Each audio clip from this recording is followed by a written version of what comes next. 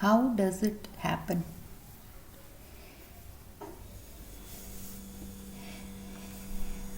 Is that question in anyone's mind?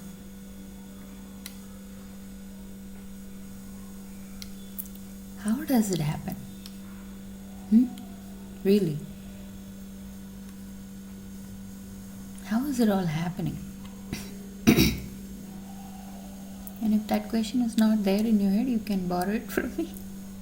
Put it in your mind and maybe think about walking this journey with me. How does it all happen? Isn't it?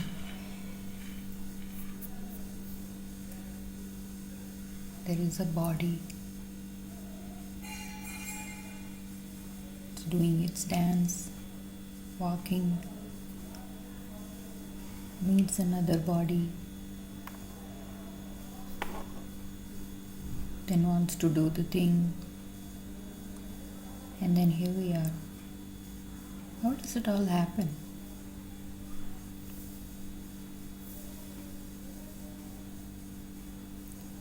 Before we jump into the answer, just sit with the energy of that question because that's how we are taming and trimming the mind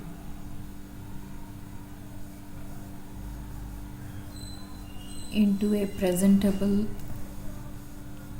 form of space where thoughts don't hurt each other. They all are in their place and with a lot of space in between other thoughts.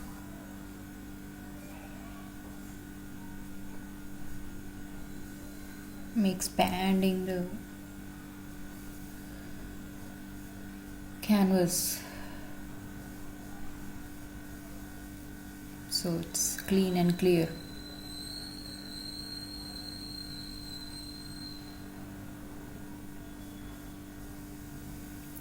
So we had a great July 4th celebration and I'm sure everybody did.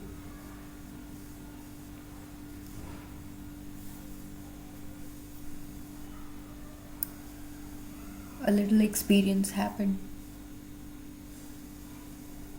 and it's taken me a couple of days to process it. I'm just sitting with it, thinking, how does it all happen? How is it happening?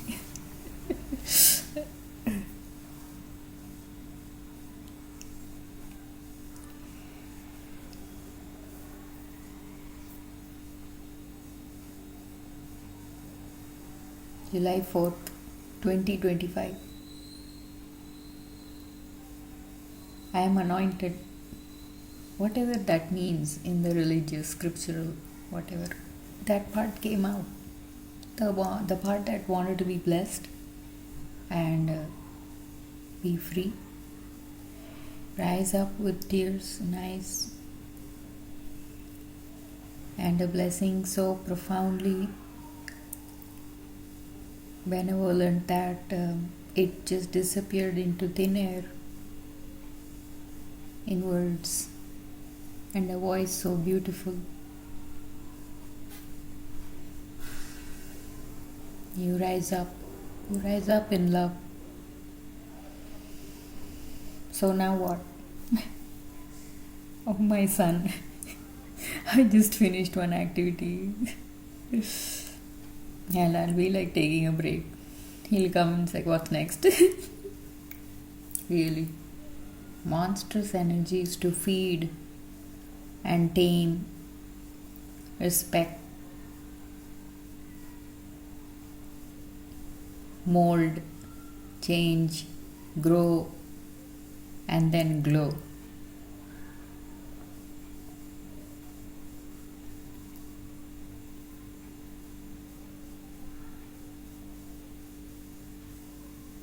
Let it grow.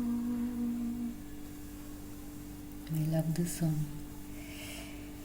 It came when I was very upset that some righteous act that I was trying to inspire in my family was not happening. So I broke off, not literally, but in the house, I just went to this next room, took the guitar, and I started to let it go.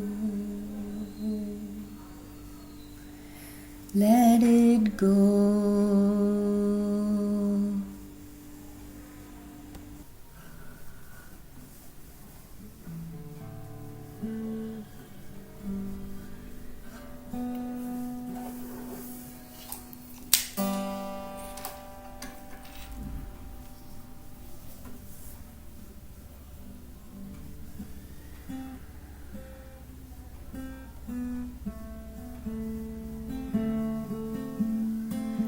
Let it go.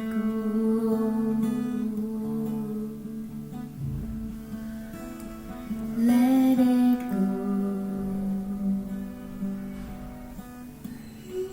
Let it go. It's time to let go of the past. It's time to fly high in the sky.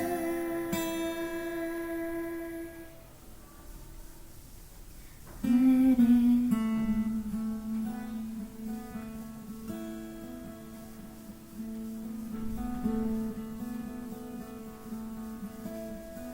It's time to find the light in your heart.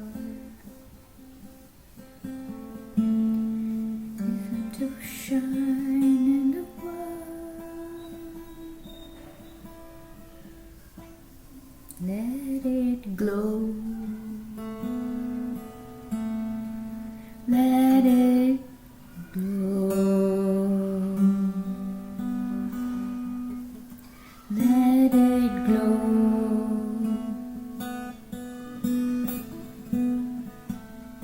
It's time to find His love in your heart. It's time to love everyone.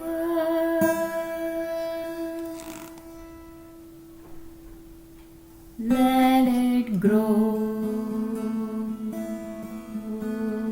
Let it grow. Let it grow. Let it go. Let it glow.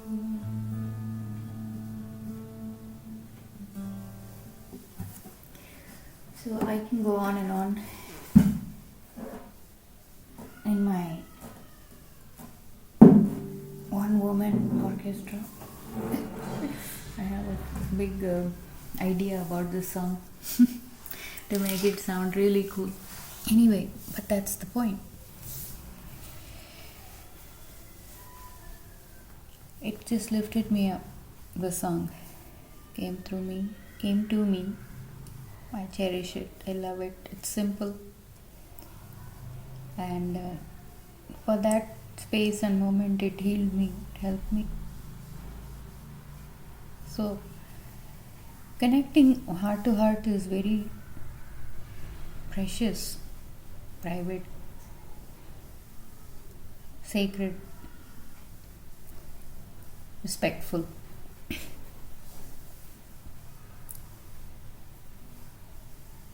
We were having a nice party, chatting, talking, getting along, and talking about this one particular person who came to our door, and we loved her, going through some painful trauma, and we hadn't heard from her in a long time. But long story short, after everything was over and we came back to our own spaces, and after a long time, this lady that we were talking about and blessing connected and shared her feelings. It was amazing, unbelievable. So how does it happen? The timing.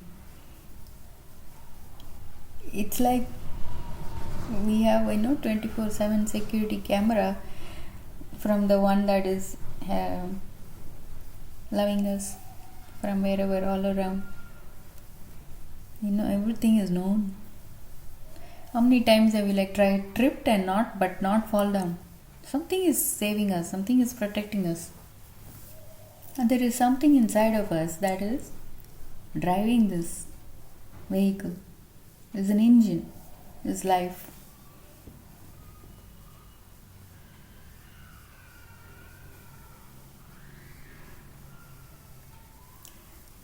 I'll leave you with that for today. Connecting heart to heart, mind to mind is way faster. Unlimited Wi-Fi, free free to connect anytime, all the time, and experience a fulfilled, complete, satisfying life. Experience it, right? You have to experience it, then it becomes your truth. Something like that happens, you bow down. It's beyond your control and understanding. How does it happen?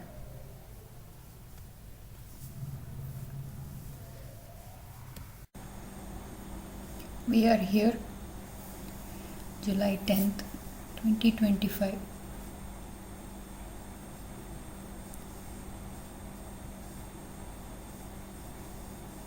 How does it all happen, right? If that has got us to start thinking, we are in a good place. Let's continue. For me personally, what has happened is what's being shared here. And for each one, it's different because we're all shaped differently. That tiny piece of the puzzle, missing, lost, whatever has happened. There's two things happening and two ways to deal with this energy combat. It's an energy combat. That's why he said for us, fight without fighting. How can you do that? If you get a word or a message and if it has hit you, take it home and think about it. Where can you fit that word in your life? There is no anything. Wherever you're at whatever state you're at, help may come if you need it. One is you try to push through some kind of a heavy energy is filled in the space with something opposite that you think should happen. Correct it. When we do that, you become light, you diffuse off all those energies and you're in a lighter place. You feel very light. You feel things are moving faster. This is science.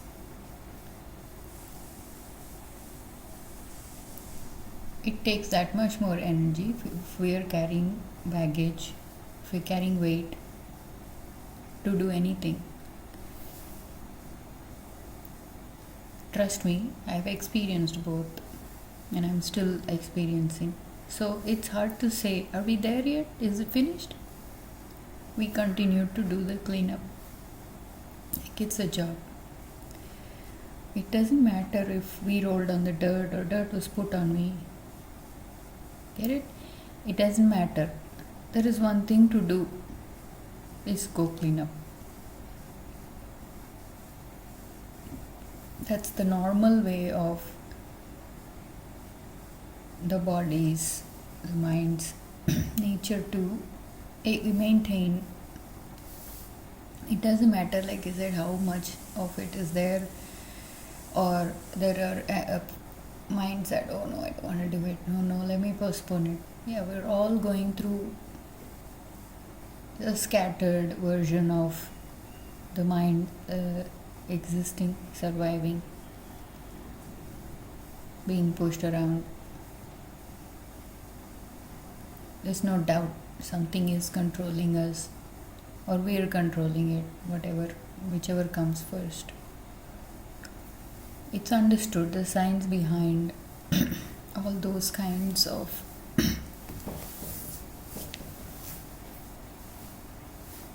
natural behaviors. It's understood. There's no need to give it any more than what we have.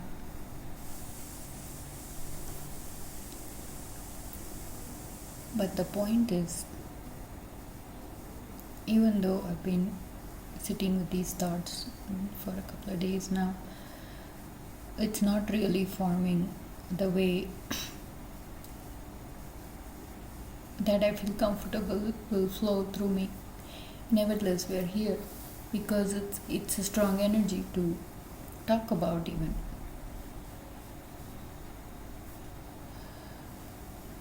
It's not anything different than, say 3 people are having a little disagreement, and there are energies of offense and anger and one another energy that is kind and not affected by that can actually come in and diffuse the energy by giving practical word, shedding light into that. See, it just diffuses, just evaporates.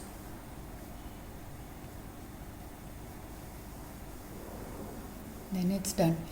Then the maintenance work is there. Knowingly or unknowingly, we've been collecting, hoarding. There's so many things that are not seen, sometimes hidden in the crevices. That's what the difference is. We are not occupying this place with something all the time. We're leaving it as space. That way, everything in the space is not scattered. I'm talking about the mind and its thoughts and how it can freely flow as words from the mind to the mouth, from the mouth to the hands to do the actions.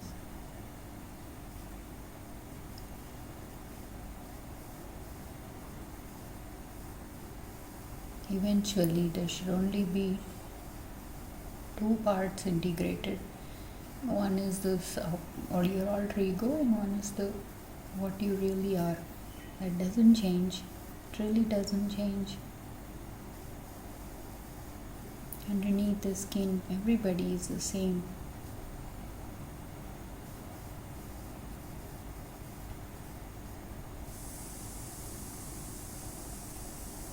So gather yourself, sit for a while, take some space, and do the work within yourself. That is enough work we have. We don't really have time to poke at anybody else, trespass, be in somebody else's mind, do this, do that. It doesn't matter, even if it's become a big chaotic, confused state, doesn't matter.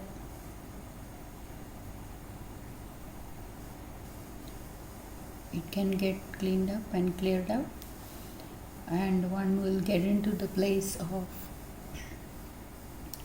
sanity, or a controlled space where we can handle things. That's where we're getting at, and that's what's happening to me personally.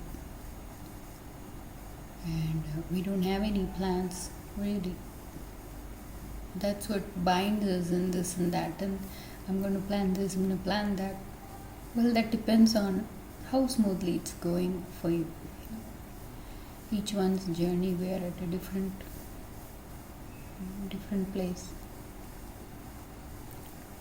But I'm praying, to unleash the blessings as we wait and look forward for many more lives to be celebrated, many more souls coming together, many more happy happenings happening, and blessing the mind and heart to enjoy life. Really, there is no right or wrong. It is how you do the work, it can become right or wrong.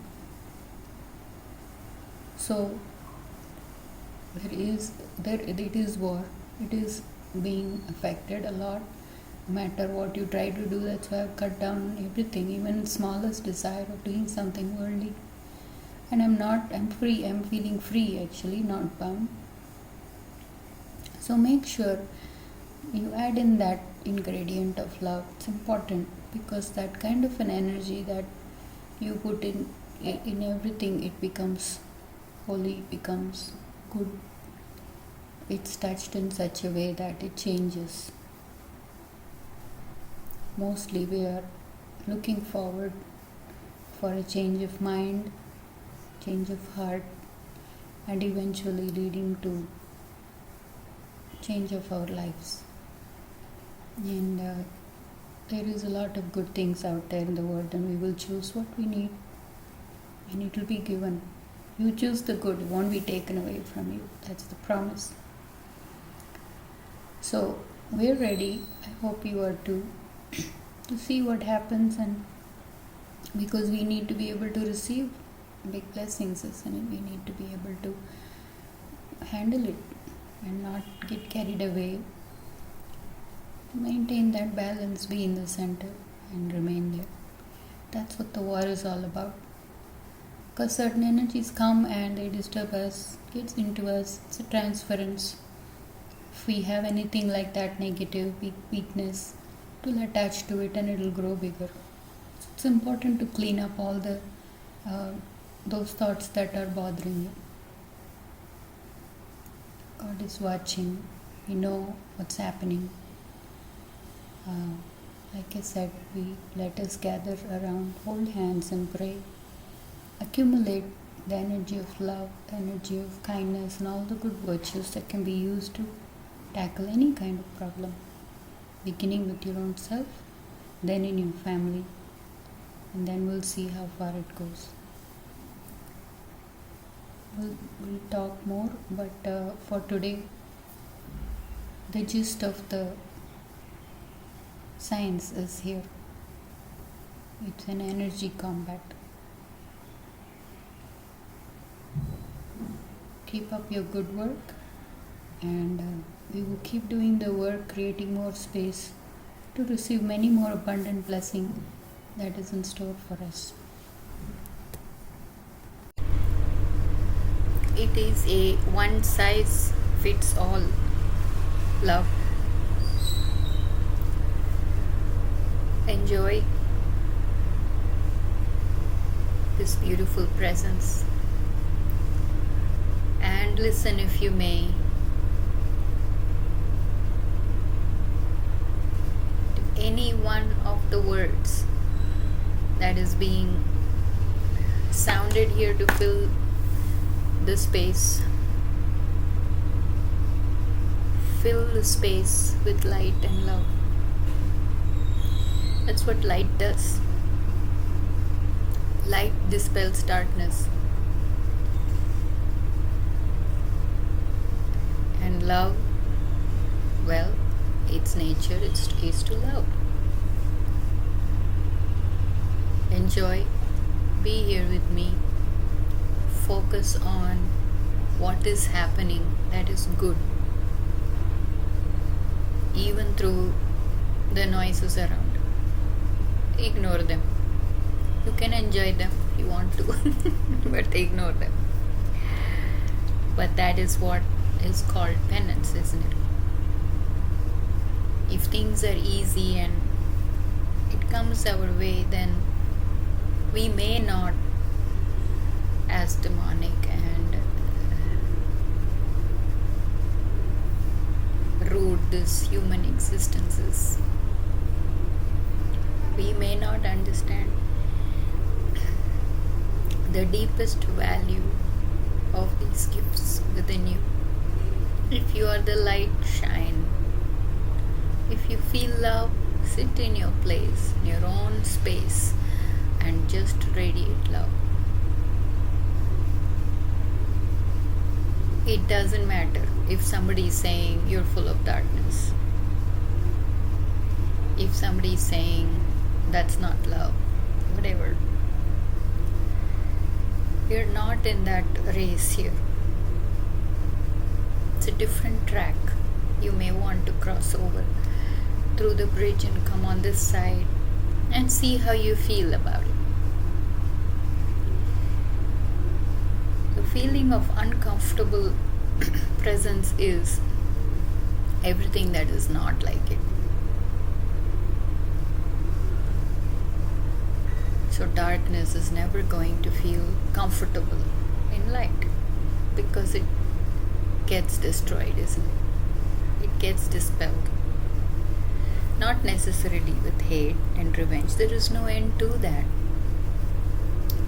I think it's time for the human being to rise and shine the ultimate glory and the ultimate goodness of what he or she can become, or actually is. These are baggages that we're collecting on our way, or some being thrown. Yesterday we were talking about clean it up, how you got dirty. Okay, you can reflect on that for some time, but right now focus on, I just need to go get cleaned up. How many of you have stepped on shit so perfectly aligned with the wrong track that you're on? It's everywhere, isn't it? Mostly it's within us. It is true. I would like to remember this one lady from Australia and UK, very robust, active, and I have had the opportunity to have a relationship with a person like that and understand and teach myself to love. She's not a very popular person. Like I said, she's got a lot of baggages. She's 80, 81. Welcome. Pigeons here also. Welcome.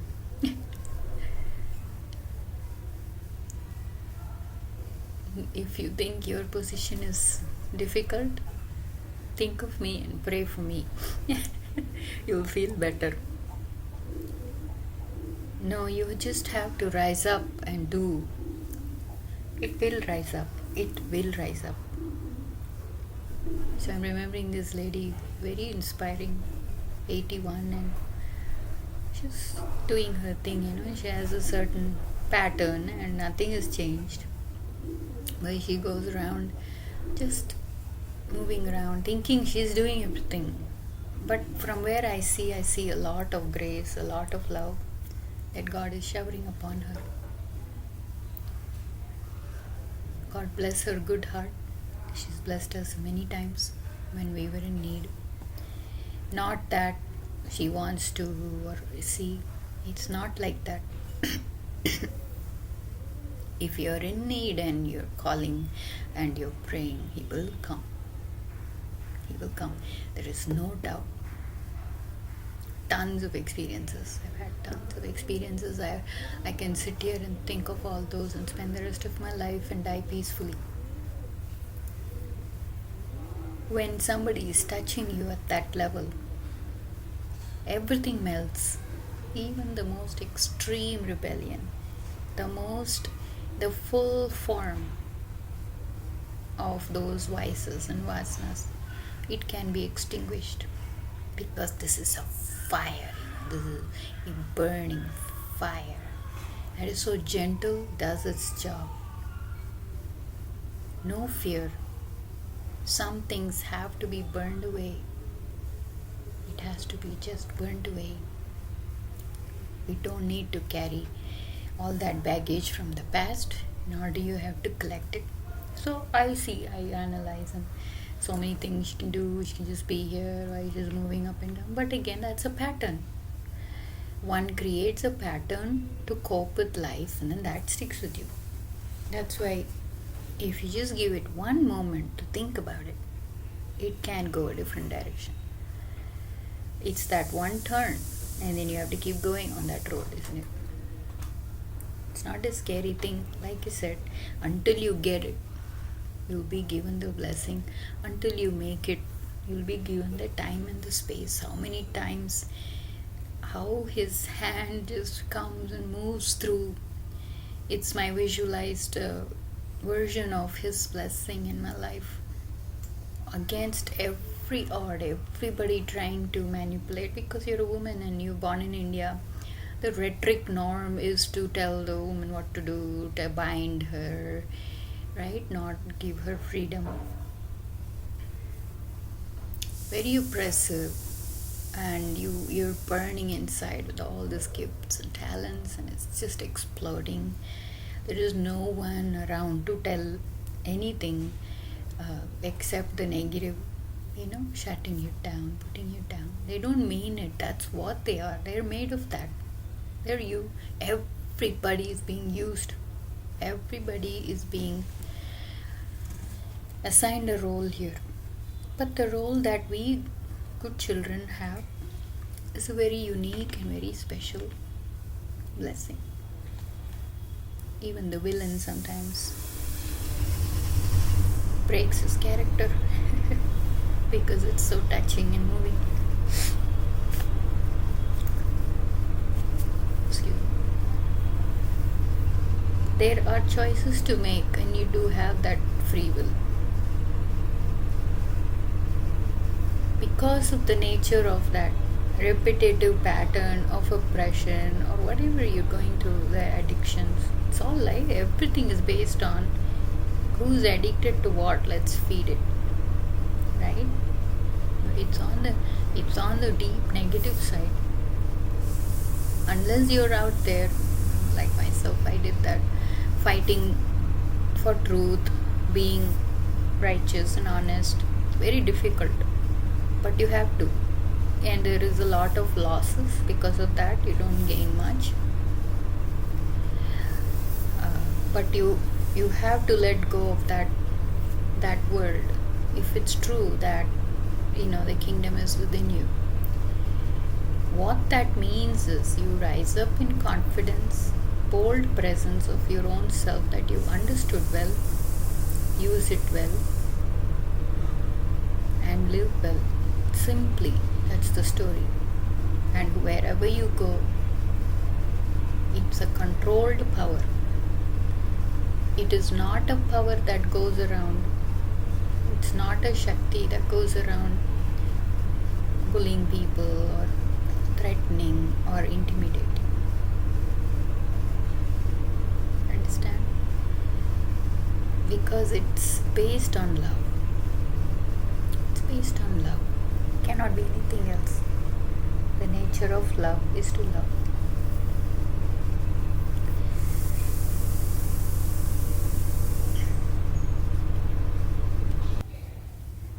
Talking about power and electricity is off. It's powerful.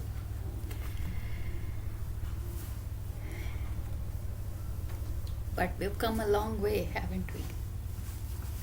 We've come a long way. And if we're still here, I think we have miles to go.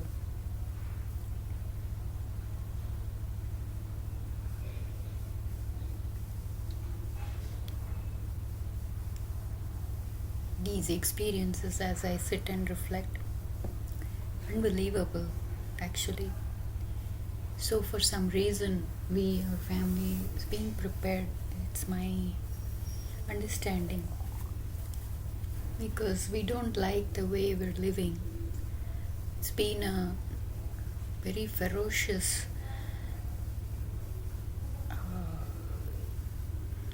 mind-bending and heartbreaking to do this work.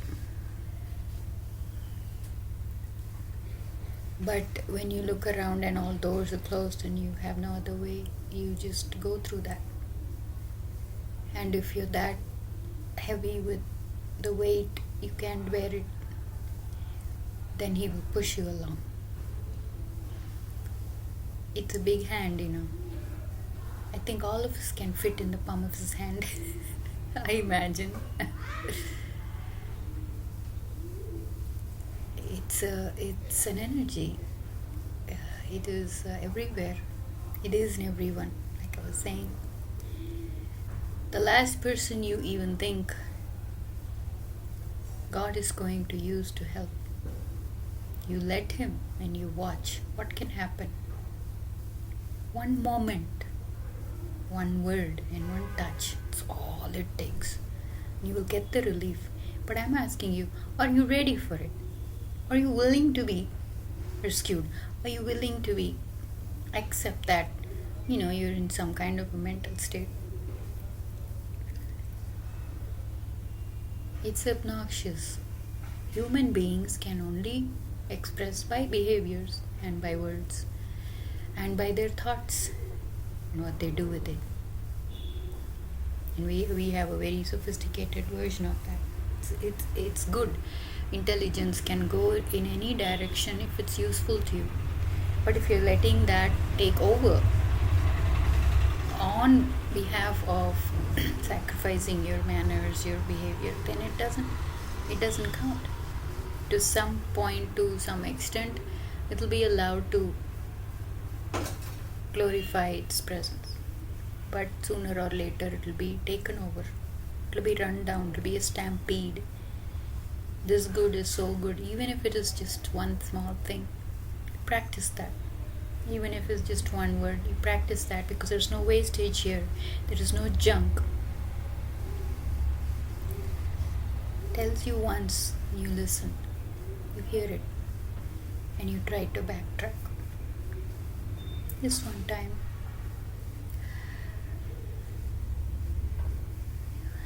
In one of the episodes, as I carry my own burden, these songs or word comes through anyone. Like I said, anyone. I was cranky and upset. Something didn't work out. I want to give, I want to do, and something else comes and stops it or throws trash on it. You know what I mean. And then I failed in executing my desire or whatever, and then I'm sitting just all cranky. We won't listen to anything but the truth coming from you, the one so beautiful, the truth. Is it you?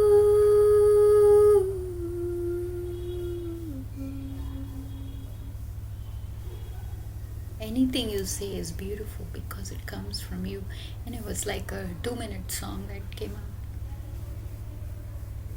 out. I heard it and I smiled and I'm like, okay, I see. An uncontrollable behavior of offense or a sadness. Like I said, it's upbringing. You've been carrying it all your life. And to this day, this song is very precious to me in my heart. I can sing it again for you later. But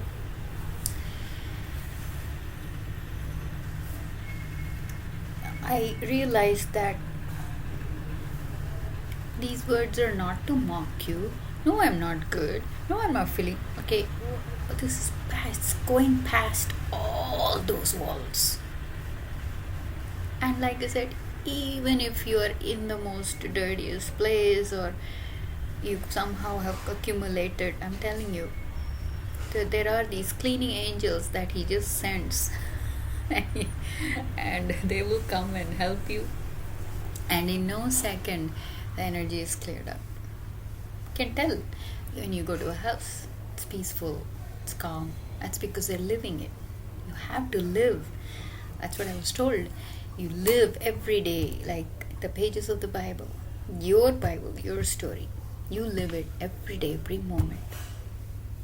See, when you get a hang of it, you're so crazy for it. That's what I think how it's gonna heal. We all have been there, we all are there, at some point we break, our mind just splits, and now we're on this rhetoric of being sad or mad. And even if we are telling the truth that somebody did something bad, it doesn't help. All it does is makes you look crazy and makes people react, put you in institutions or whatever. When you're addicted to something, you want to leave that, you want to hang on to something else. For me, it's been like that. If I track with respect to personal relationships, and you get addicted to that person, very, very needy, they're not giving this, they're not giving that. By the time they get so annoyed, they want is to get rid of you, right? Then comes the sadness or the rejection. I mean, it's endless. You don't have to write books about that. It's already there and it's been there. So what am I going to hold on to now? And this was given. This is a gift. This is it. I remember in earlier times, these thoughts would just flash. This has just come like an app. It's a pop-up notification. It's because I've allowed it. Okay? It's because I've allowed it. There is no trespassing here. It's flawless. Can't find a fault. All those finding angel, demons. I've been there. I was an expert police, right? You can totally tell. See, because when you carry offense that great, you obviously look at anything and everything that is carrying that offense, and that you start blaming that. But now you're playing their game. Let's play a new game here.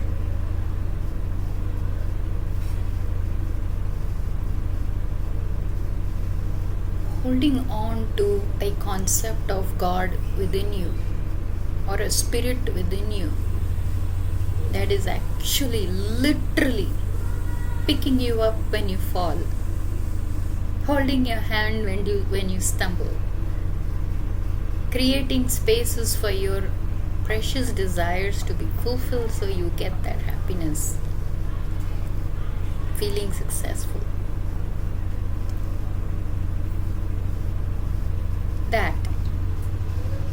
That's what you need to get addicted to. Of course, if you're not harming anyone, sitting in your home and hating and scheming and scamming, that's good. At least you're not harming anyone. See, when you understand the other person's capacity, then you have compassion.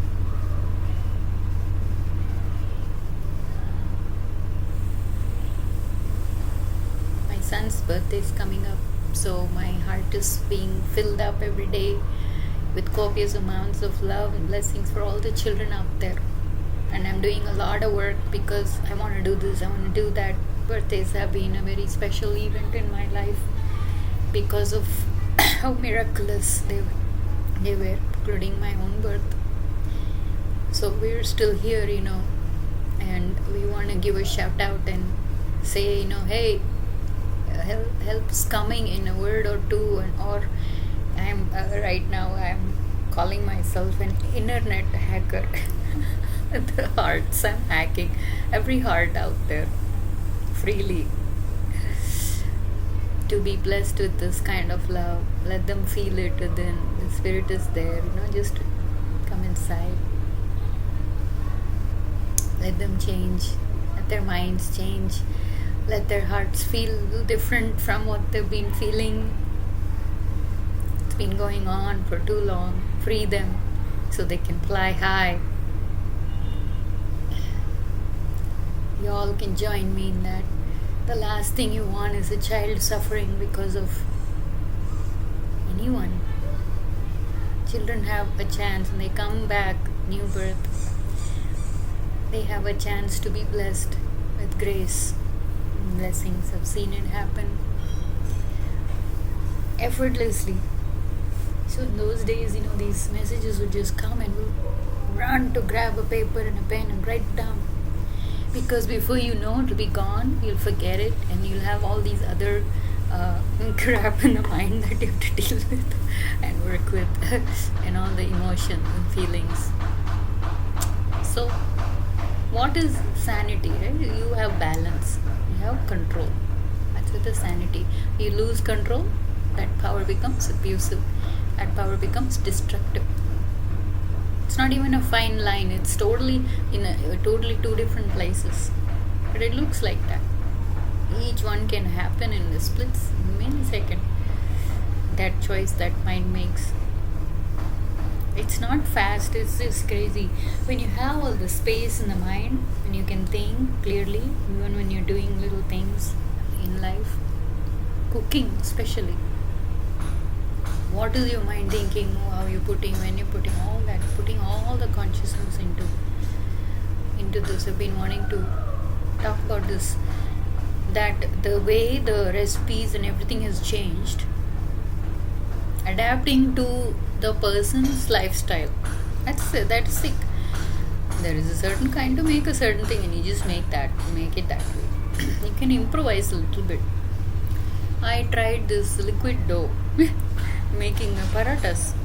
Parathas are good, when you stuff it in, roll it out. But what is the problem in that? That is work, right? That is the nature of its journey. But you want to avoid that. Then I realized that you have to stand in front of the stove for a long time before it even poofs. You have to have the right pan, and then turning it over and over again. Okay, that's going to take more than an hour or so. By then I can bust out 50 parathas. Aloo parathas. You know aloo parathas? So, everybody knows aloo parathas now. So, that's it. Then I thought, no, I've tried it out, I've tested it. It actually makes no sense, at least for me, because I like the journey, I like the experience. I like to see, I like to put in energy into every step. So what are you doing there while the paratha is boofing? You're on the phone. You're probably fighting with somebody. You don't know what is going inside that food. Think about it. Okay, then rest is history, isn't it? No, it's not easier. It's the mind that is thinking because it wants to do something else. It wants to do something else. There is never full attention given to anything, right? So distracted, especially the intelligent ones. But if your mind does click into something that you want to do, well, you're a genius. Nothing is wrong with you. There is no, all these names that are given mean it's just a creative way. It's nothing. It all comes in one package, and that whole package can be touched and healed now. I'll give you another example. So many examples are there. How my computer course, I did my computer course. See, I come from a very poor background. But my father was very kind enough to make sure that I have the education. I'm moving forward. I'm not falling backward because of oppression or life situations. He made sure I went to one English medium school that was in the next town, and I traveled. I commuted a lot, even when I was that little, the bus. And then when the degree finished, by that time it was hectic. The syllabus was I don't come under the category of geniuses or very intelligent. I work hard. And it was hectic. But somehow I was getting these dreams of computer course and all that, and I'm like, what is this? Is it going to happen? Is it not going to happen?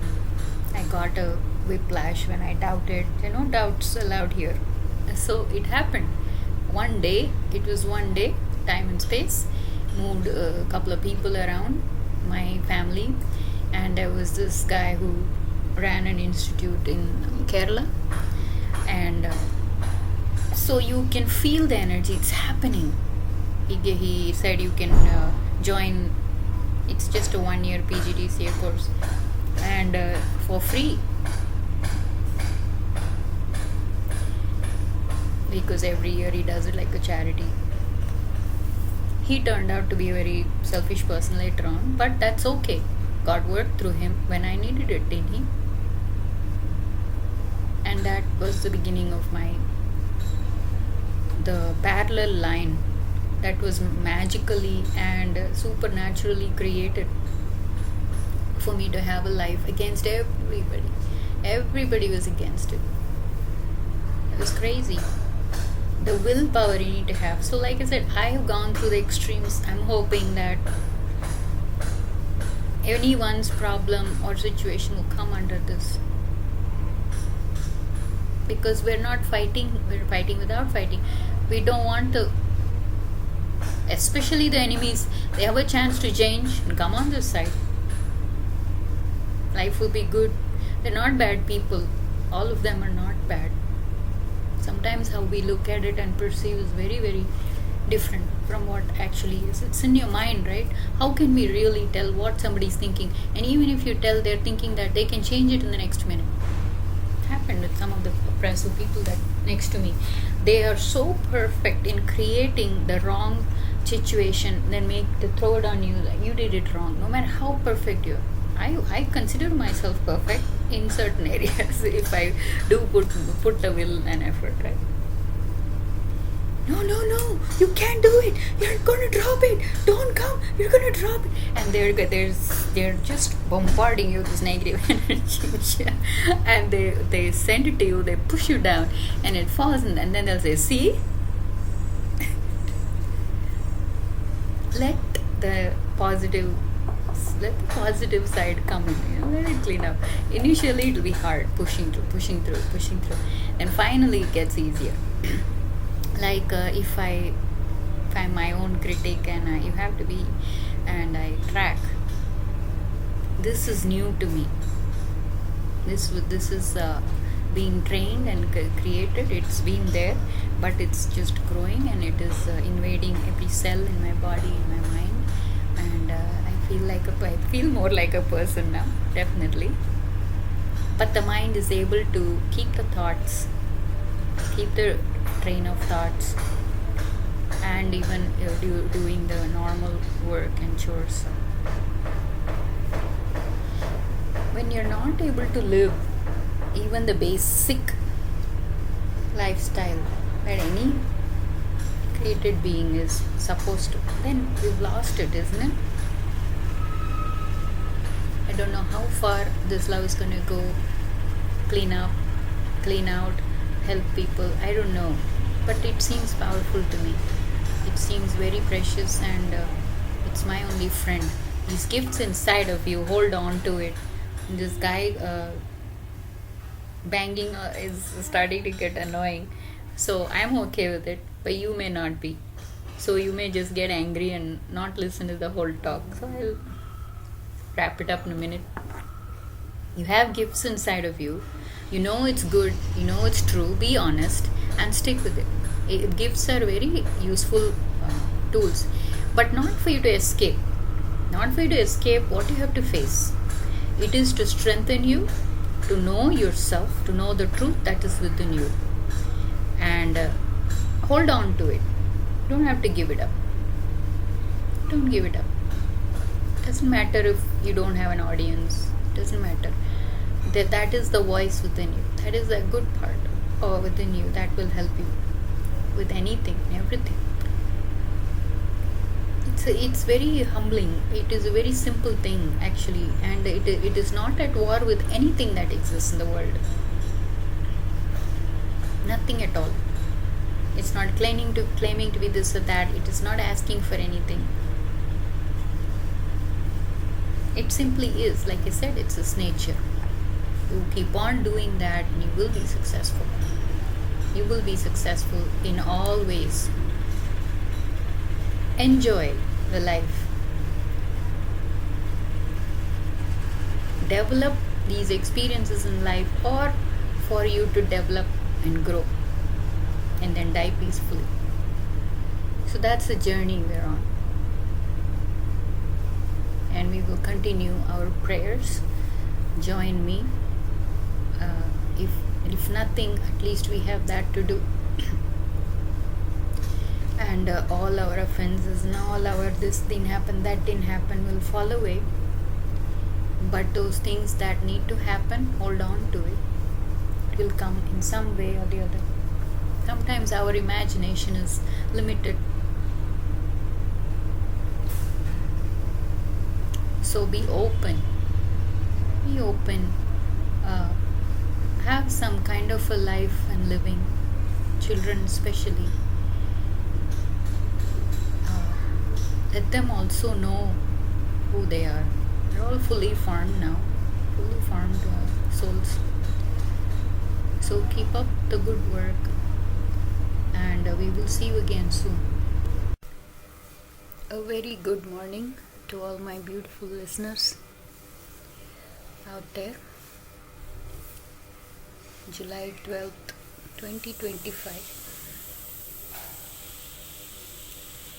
I almost forgot to put my microphone on and started talking.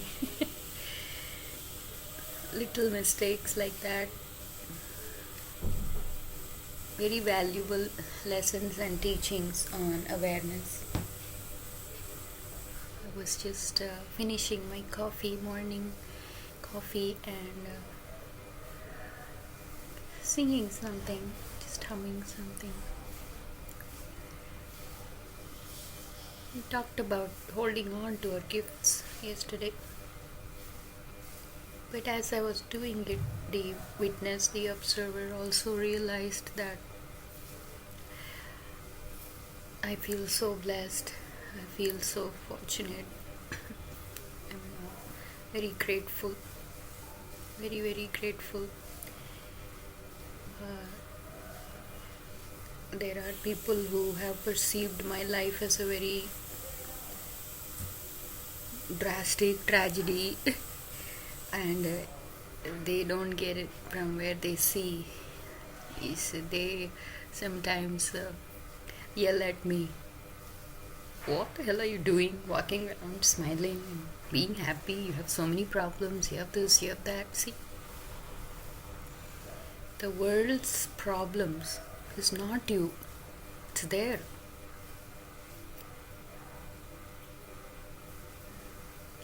A small thing like dealing with a mundane object or something around in the house,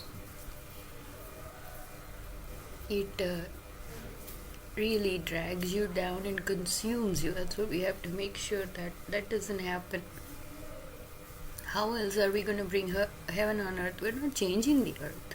Earth is beautiful as raw and beautiful it is. My throat is a little rough, so please bear with me. The love is there and the teachings are there if you can just grasp the essence. Don't let the demons come in and make you do a different choice other than sitting here with me in this presence and receiving all the good gifts of this world. Blessings. Because I am receiving it. So I want everybody to receive it. Because there's love. So bear with me as I push through and give some TLC to my throat. You also do the same to your body. Just tell it to relax and sit in this space. We will run away and do those things later. We'll get to it. But right now we're eating heavenly food. So we get some strength, confidence, and the will to live.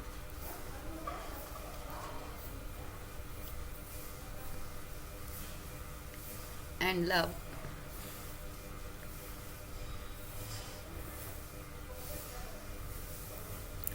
It's very difficult to be the most perfect thing to do and be so you can receive it. Most of the times, that's what we're doing. We love somebody, for example, my own case. You want them to be like this, you want them to be like that. Oh, this one did that to me, and you're right. The voice said, once he doesn't lie, he doesn't do the work. For man and woman, she's always telling the truth, yes, but the way it is told matters a lot. If the Rakshasi inside of us comes out, what they call the bitch, and starts telling the truth, nobody wants to listen to her. That's when I decided, I want to create a part of myself. I want to be that. So help me, right? So I'm an artist. Create a part of yourself that can teach in such a way that it is listened to. Otherwise, don't give it. Oh, but it is very, very strong. Want to tell the truth. I'm telling the truth. I am the righteous one.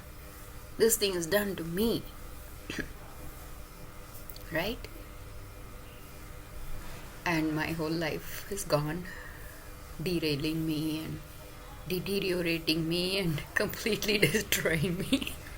Because one day you wake up and realize, what? It's not working. I remember that day when I woke up. I prayed and I asked, is there anything inside of me that can do something right? That can bring love into this family? Because our family is beautiful. And the goal of the enemy's intention is to destroy. That's what the enemy is. They don't have any other strategies in this war. There is only so many strategies, and they're trying it again and again and again. They mutate it. It's very easy to figure it out. On this side, though, there is no end to the creativity. That's why I said the sky is the beginning, not limit. The sky is the beginning.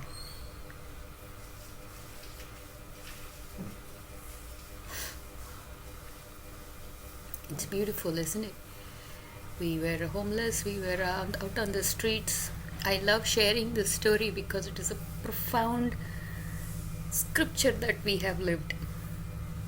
And there is no time, there is absolutely no time that would justify or satisfy sitting and thinking about how miraculous it was, how supernatural it was, how close we were to being misled, or all the things, like I said, all the strategies that the opposite energies were using to separate us. That's what they get the strength from, is to divide. You divide and then you can rule. That's what that's their motto. Here we're coming together. It's very, very powerful. Two people, two minds coming together with the same intention and same love. Oh my God, it's too powerful, right? You cannot touch, you cannot penetrate that aura. You cannot. And when three different people are coming together, you see, all of us are big ego, big talents now. The souls, I think, in my visualized, speculated understanding, all the souls are becoming whole, becoming full. That's why in this lifetime our karmic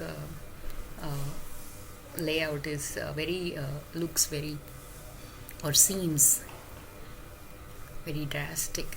That's because it's not been touched. That part, that personal part, anyone can detach from it, leave the house, go away, do meditation, whatever.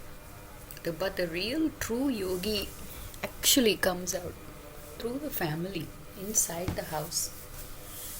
You can be a Vairagi right inside the house, and we have all these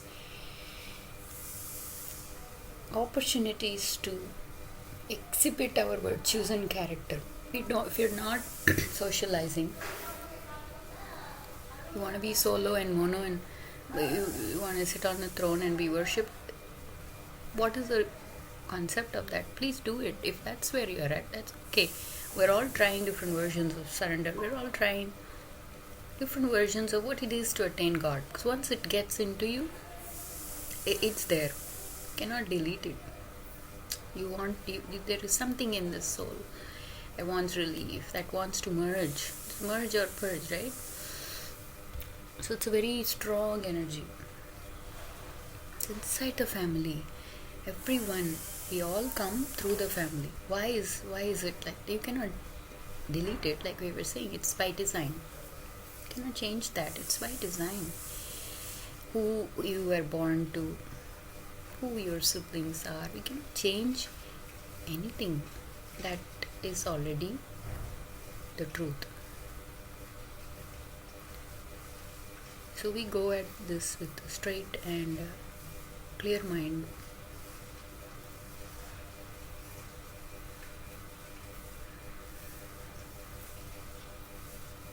Sky is the beginning. Feel free first, then you start flying. So that's what happened one day. I woke up and I said, you know what, I'm going to fight this rebellion with love. I'm going to love you as much as you hate my love.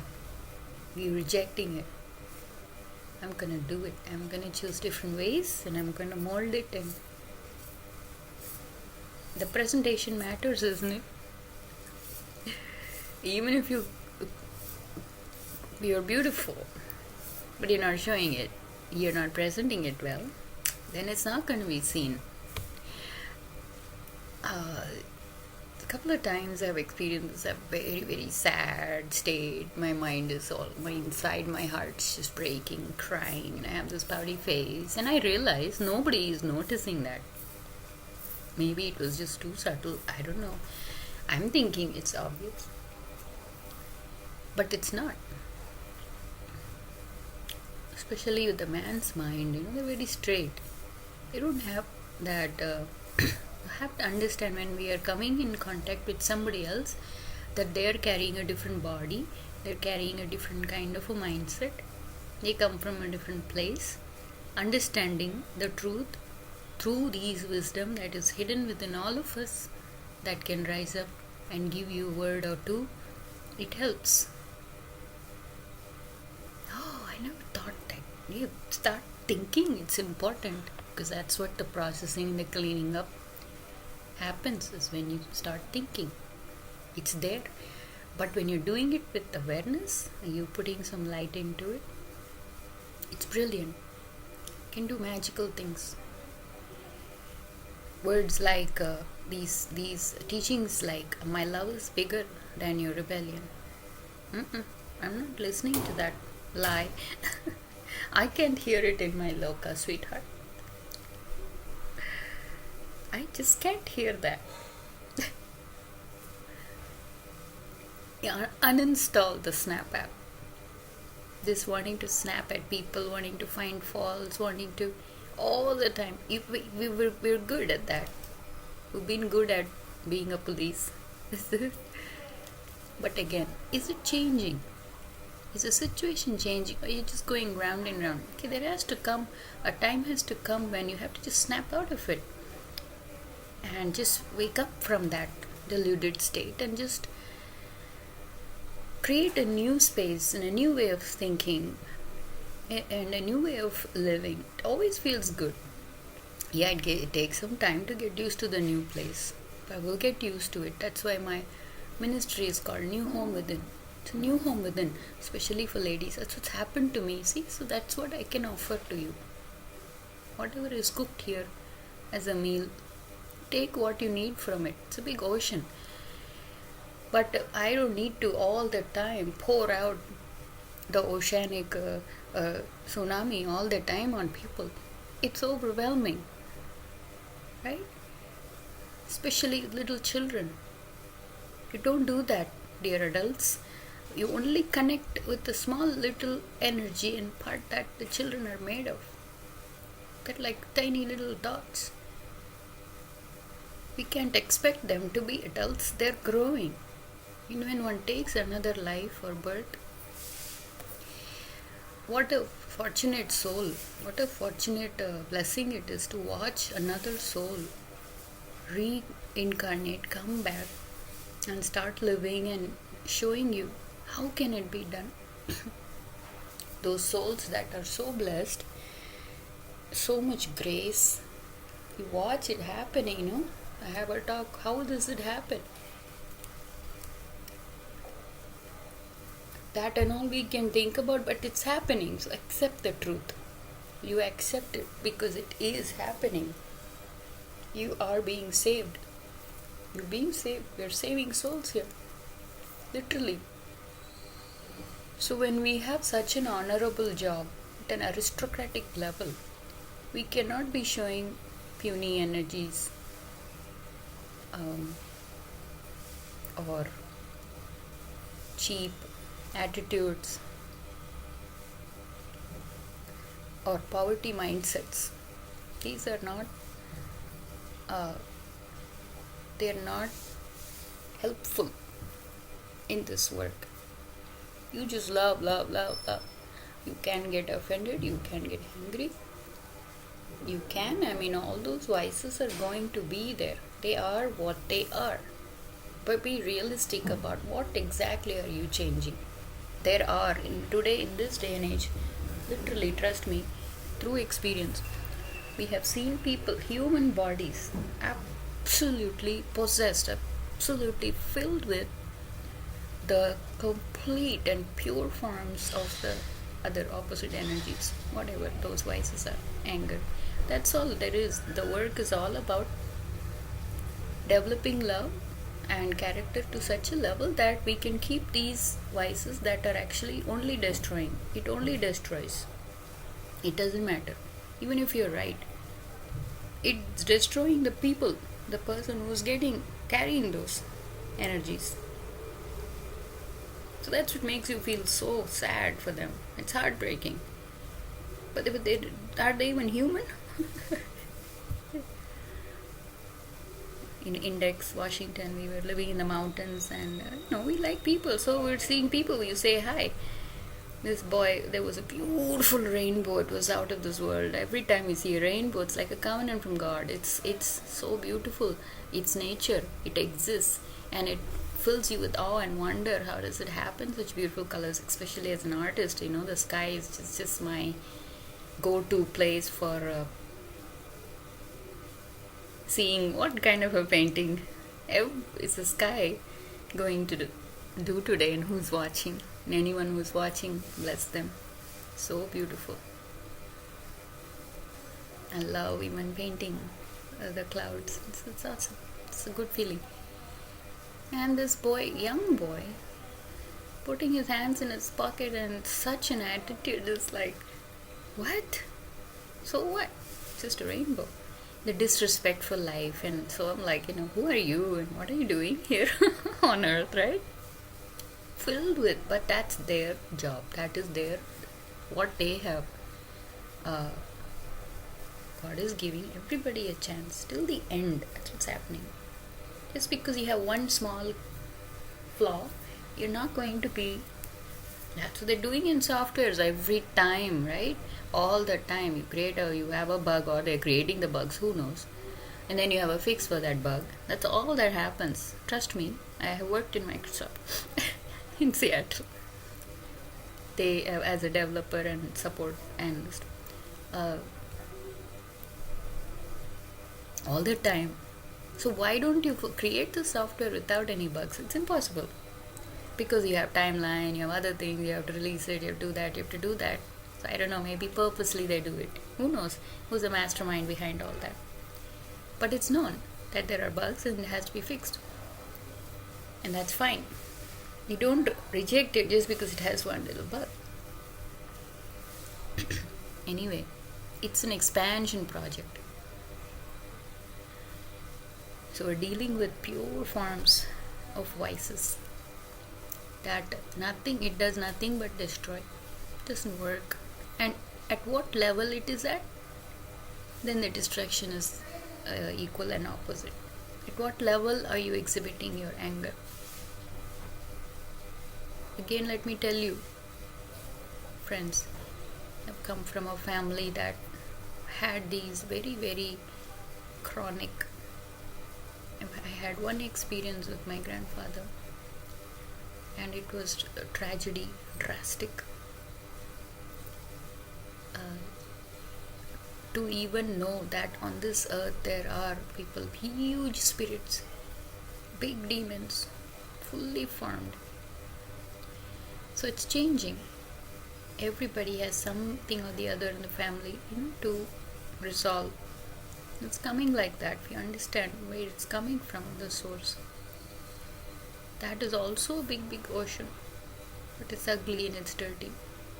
So I don't want to give it anything you want. If you're fine just standing in the shore, which is what most of us want, is just stand in the shores, let the waves hit your legs,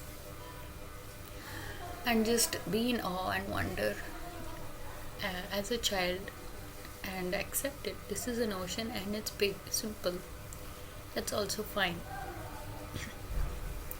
When you start getting deeper into relationships, that's when the problems happen, isn't it? Like that. Think like that. Everybody has an ocean of thoughts and feelings and karma and what they've acquired, what they've accumulated, what is being transferred organically from their ancestors. See? So it is a generational thing, wherever we are at. To whoever it may to whomsoever it may concern, right? That's why the work is important, because you have to do the work to receive. Some of them are very, very lazy, just sit around and they want you to do the work. Now you're a slave. You want that. Because ultimately it will destroy itself. It will destroy itself. Long story short, even my grandfather, when he got older, he repented. He cried for his bad actions, and even he changed a little bit. So that is a success story, actually. That's what's happening. A lot is happening in a very, very short time. We don't have the concept of time.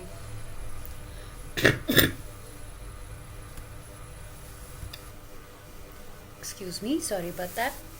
So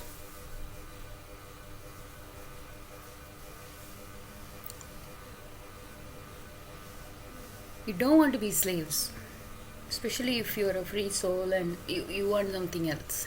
You start to feel weird after a while. But then it doesn't matter. Even for those people, there is a way out. And then there is work to do to change the slave mentality. You get used to it sometimes. You give up. Basically, you give up. You're like, okay, this is where I'm stuck, so I'll just suffer. If you keep changing your mind, it will change the place you're at. That's what happened to us.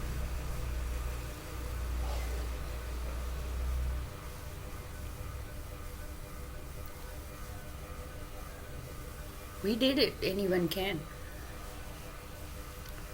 Like I was talking about when we were on the road. So many beautiful things happened in such a short time. It was miraculous. Because everybody thought, oh, so sad, it's happening, oh, so sad. But that's the negative side. You want to join that because you're only making it bigger. It feels like that you want to go tell your problems to somebody, they'll understand, and you're letting it out. But I'm telling you, that just dilutes the gravity of that problem, because they won't understand. They will join you and you'll feel good, but it's only making it bigger. You look into it inside your own mind and you fix it. It's the best way to do it. You do the work. Nobody really knows what's going on inside your head. Only you can do it. That's why some people are like that, because they're not able to. They're not capable. So as a good person, won't you have compassion on them? Right? All the energies that are fully formed will be separated and pushed down to a level where it is contained, conformed, and is not going to be coming. We're sitting in this place, in the center, confident and bold in our strength of faith and truth that God is with us. He's protecting us. He's with us, and you feel all this love bubbling in your heart. Doesn't matter if you're surrounded by enemies, surrounded by people throwing stones at you. Test it out. Test it out. It won't even give a scratch on your body. Literally, I'm talking about literal incidents where people try to destroy you physically, because if they think if the body is gone, you're gone. It's not true. The body is made of that same matter. That's why they misunderstand. Just looking at the body and the body language, we think that's what they're thinking, that's what they're doing. No, it's all deception. You never know. Especially with children, they're growing. If there is no cut and right that this is what. They're all hints and pointers. Ultimately, you have to figure out. Another good example of that is parenting. You're carrying your energy, let's be realistic, from that family. Somebody else's family that has discovered some ways to. You cannot do the same thing. Why this obsession with the wanting to copy somebody else, wanting to do what somebody else did, wanting to wear what somebody else is wearing? It's hard. So many choices are there. It's difficult. But if you do a little bit of work to understand who you are, you'll understand what you want and how comfortable you are carrying this shame and guilt that we're having. That's what we are here to do. We're overcoming it. When we're overcoming it, doesn't matter. Wear something that's comfortable, and then you can now be a human being, can be a person, and you can radiate all these wonderful virtues and character and love, beauty, and touch many hearts on the way, whoever He puts in your life. Be that person. Very, very strong teachings are coming, and I'm doing my best to, like I said, we're translating something divine into something earthly, and we're trying to connect because we do love the earth. We want all the good stuff of the earth. Trust me, even having awesome gadgets, it's okay. It's a part of your life, but you cannot use that as an excuse to disconnect the human relationship or destroy it. That is going a little too far, isn't it? You use it like a witch. That's what people are talking about. See, I understood this very late, that word, because usually it's used for somebody who's having doing adultery, but that's what used to offend me a lot, because I'm sincere in my relationships, and I'm just a natural friend, sincere friend. You can trust me on that. You can count on it.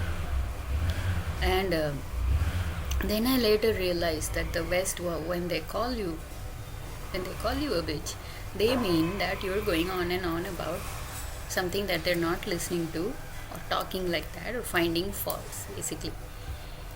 That's what the nature of sin is. It should not be touched. You cannot really, oh, you're lying, oh, you're doing sin, don't do it. You cannot talk to it. It gets angry, gets offended, because that's its nature.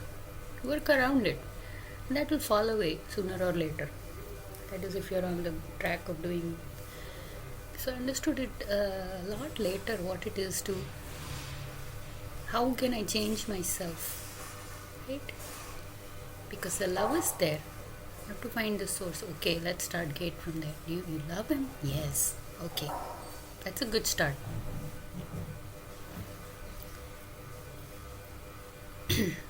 So we are powerful machines, powerful, capable, but we have to use it right and experience the beautiful nature of a human being and live that way. That's all we can do. The life we have, body will go. What you left behind as a fragrance of you. Beauty is what will be remembered. So go home today and ask yourself, how beautiful do you feel? You feel ugly, you feel bitterness, okay, there's work to do. You're angry, you have all these problems, okay, then there's work to do, right? Until you reach the state where you can always love, you can always give, and you always have this mind, it's a robust, refurbished, very goodly working machine. It will find a way. You don't even have to rehearse, you don't have to do anything. You have to be in the space and maintain it. That's what the work is all about. You have to maintain it. So coming back to, it doesn't matter whether you got dirty rolling on the dirt or the dirt was thrown on you. Think about it. It's just one line, but you can give a sermon on this. Just one wisdom key. Whether you rolled on the dirt, everybody knows when you do something. You cannot deny it. You know you're doing it. Or whether somebody else is lying about it or pouring it doesn't matter. You look at it, you got dirty, you have to go. The first thing you do is go clean up. You don't carry it around. See what you did. See how you did it to me. Right? You do go glorifying the dirt that is on you and telling everybody this, that, and then adding on to with their own dirt. No, it stinks up the whole place no matter what. So the first thing you do is what? Yes, go clean up. Apply it. Apply this teaching in your life, in your character. That's what we're here to do. Wake up. Beautiful human beings. No computer is greater than that. I'm not prophesying or anything, but the way it's going, from like an IT critic, the AI is... it seems very childish to me. It will destroy itself. It's not perfect at all. It's full of mistakes. It's taken from data that is a lie. So whatever, it will destroy itself. You can have a relationship with something that's not real. Unless you're fully gone on that side, that's fine. We want all the dirt to be finished. We don't want a little bit remaining here. How many of you clean up in the house? Or have watched somebody else clean up the house? How many cheatings they do? How many corners do they cut? How many times do you have to tell your servant, hey, you missed over there, hey, you missed over here? Right? It's all about cleaning up nicely. You begin as a therapy in your house. Dear ladies, go home today. Bring out that part of yourself. Dress decently. And when you do the work, you focus on the work, not on what your body is doing, but on the work the body is doing. Not on the body, but the work that the body is doing. That way, not all the time radiating an energy that disturbs the men. We can make them stronger. We can make them a little more acceptable. Definitely. We can do it without men. It's a balance. It's not a one man that rules the world or a one woman. It doesn't work that way. We all do it together. I'm talking about garbage, and the garbage truck is here. So I'll just pause it for a minute and I'll get back. So we'll finish this while we're on the road. Like somebody said, it feels good after you clean up. And imagine that inside of yourself. You don't have to worry. You're sitting in the center. Like I said, everybody's throwing stones at you. You're simply sitting here in your own presence, in your own self, with faith and confidence that God is watching. He knows. He will move people in the spaces around. He will manifest the blessing for you that you need. You prepare yourself to receive it. It will come. Nothing, no fears, no tears, no sorrow, none of the enemies weapons can penetrate this bubble, that you're protected, you're safe. You have to experience it. Then you get that confidence and you come out of it, and who knows, even the enemies may change their mind. They'll drop it and go. They won't have a chance against. Oh yeah, I'm hating you, I'm fighting with you, and I'm angry at you, and you're saying I love you? Yes, I am. Yes, I am. Because that's what's happening to me. So that's what I'm going to do to you. That's what's changed in me. I told my mom recently, you're not going to find the old Jyoti here, no matter how much you dig. And I can see from here, when I did all the cleanup, it's done. Wow, how far you've come, and how much work they haven't done at all. So you can sympathize, feel sorry, but you still continue to love. That's your job. That's your work. There's no other way. We've hit that. We've hit rock bottom. We've tried everything. We have run away. We have rebelled. Nothing else works. So we'll see. It's still work in progress. Construction is still going on. Just hang in there. And let the garbage collectors do their job, collecting all the garbage and take it where it needs to go. Bye bye. Thank you very much for doing this work. I appreciate that. Really, I mean it. I'm not saying it just like that. I mean it from the bottom of my heart, the full of my heart. Because this is a village here, and remember, in between we had this big garbage war. And it was going all around, from Pati, Paris. Everywhere there was this garbage strikes. Or everywhere there is this lift problem. See, it's a big tangent, but there are these energies stuck in certain places where the same kind of problems again and again and again come. Somebody breaks the lift, they're not using it properly. You see how we live. Like, I have my washing machine. It's running for like 30 years now. Yeah. How you use it, how you use the machine matters, isn't it? Same goes with the human being. No oppression. We start doing it ourselves. Nobody else does it to you. You're choosing it. Nobody else can make you eat what you don't want to eat. Children are brought up that way. Parents want to feed them. They want them to eat. But they're not connected really. Really, they can't understand so much energy, confused energy. They don't understand their emotions and think. And before you know, they're growing up into this monster. Even if you do the work from childhood, sometimes it's difficult to change. So wake up again. Let the carriers of energies do their work. Don't try to change them. That's where they belong. They are here to collect all the nasty energies, and that's their job, and they're doing that. Give it to them freely, and you'll feel clean. It's fine. You see in this show on TV, Dirty Jobs, amazing how many people are working on this earth to keep it clean. God bless them. I have another friend that is virtual. I watched this this one live camera, and that this trash can comes so strong, full of spirit. He throws the big garbage bag from here to there and falls into amazing. I think God's in him too. Absolutely. Thank you, thank God, because without him that place wouldn't be clean at all.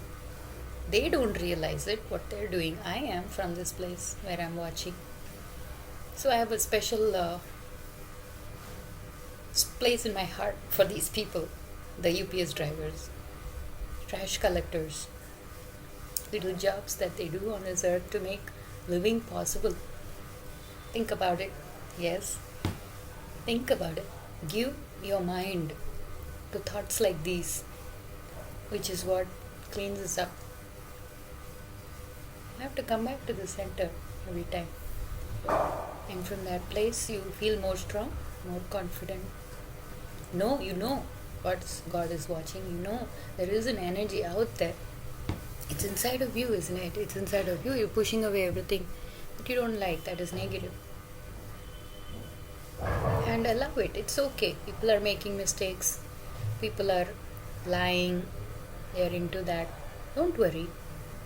Ladies, be patient. We are embodiment of patience and love, and if you work on those characters, it is massive. A woman has the power to build or destroy, isn't it?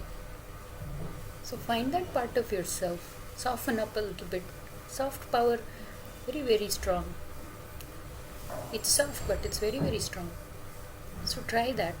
Try a different technique, different kind of work. Let the garbage collectors collect all the energies, and it will be recycled. It's getting better and better. Keep up the good work, and we will see you again soon. Heaven on earth. What heaven literally means is something good. When you think of heaven, if you're thinking, if the gadgets and the people around have given you a little space to think, hey, but you're here, so welcome into the space of love and goodness. This is heaven on earth. You think of peace. You think of wars ending. You think of resolutions. That is how it's going to be. Practical. The mind wanders. That's what it does. It has thoughts, ideas. But what ideas can actually manifest on earth? You have to be practical, because it's earth. It's a demonic place. It's a place full of stuff.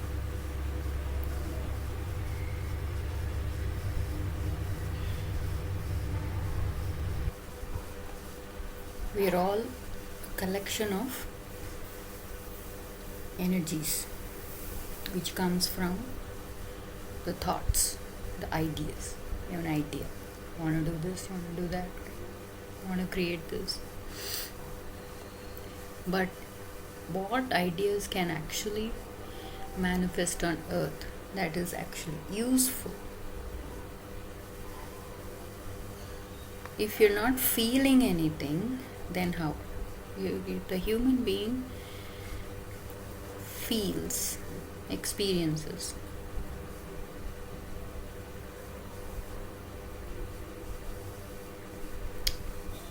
You're alive. You have a spirit. And that justifies life, living.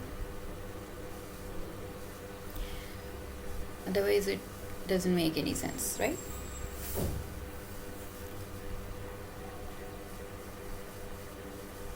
The heaven on earth begins within you.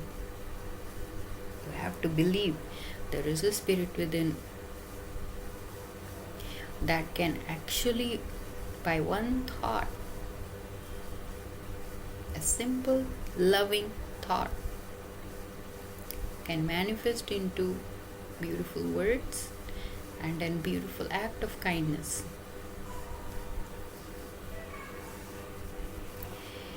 That is how heaven on earth is going to apply, at least for me, in my experience. I'm sharing what's happened to me personally. I'm just like any one of you. It's an honor. People are carrying collection of energies. We were talking about garbage collectors. God bless them.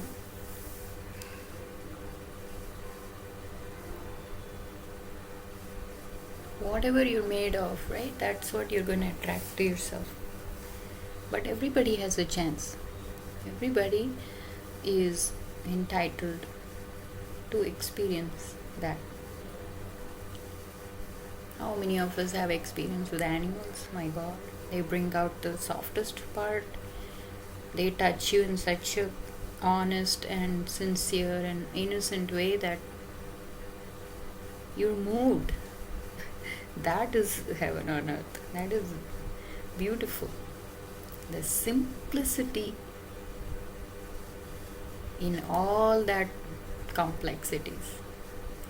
That is the essence. Human life.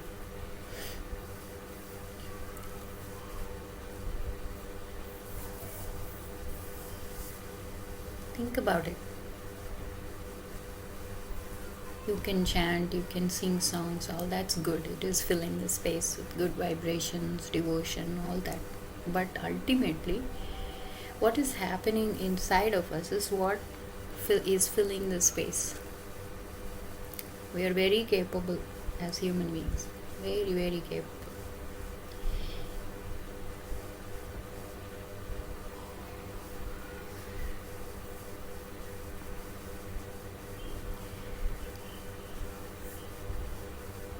I also have ideas, of course. I'm not saying I'm free of it. But if you have a little bit of control and if you're awake, aware, you can check which one is feasible, possible. You do that. You've done it all. I've tried all the complex ways, but ultimately you come around, it's that simple.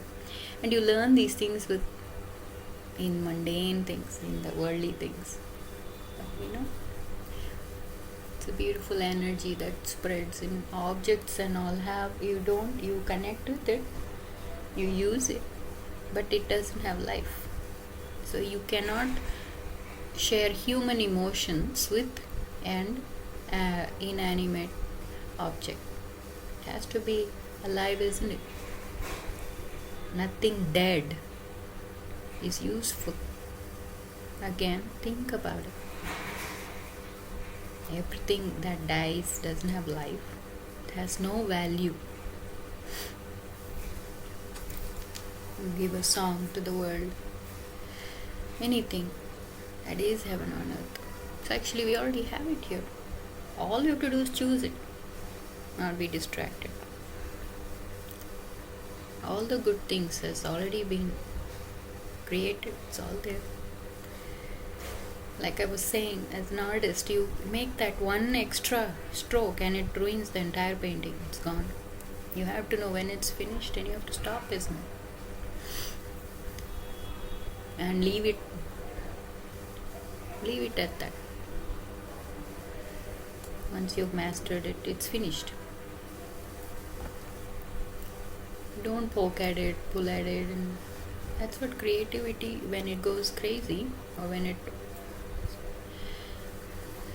skips that line, then it gets a little annoying to the human spirit.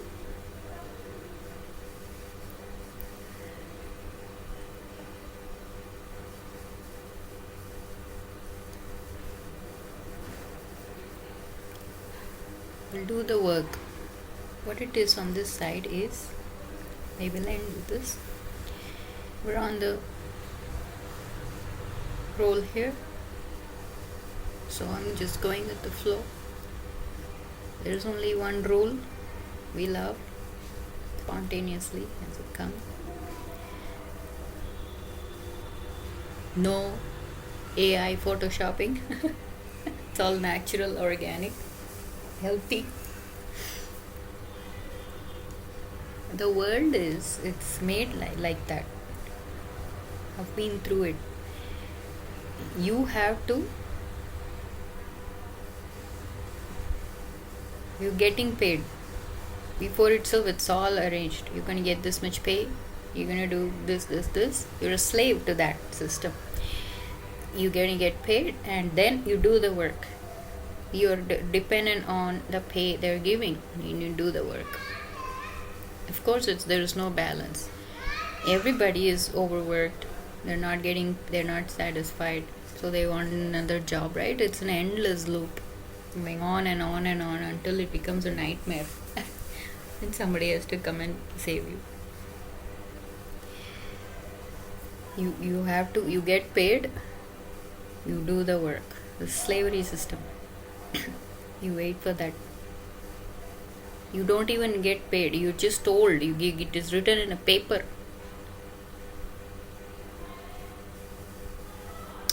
Just be with me with this thought. Do all this work, you get paid. But here in this world, we do the work, we get the result.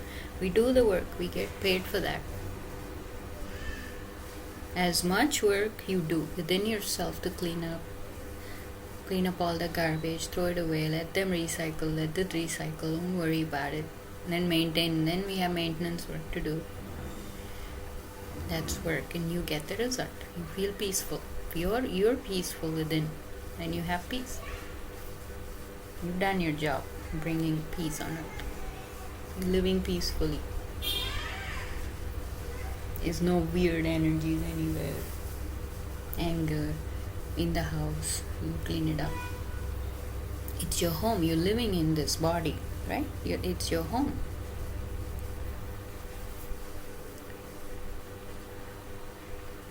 You just do the work.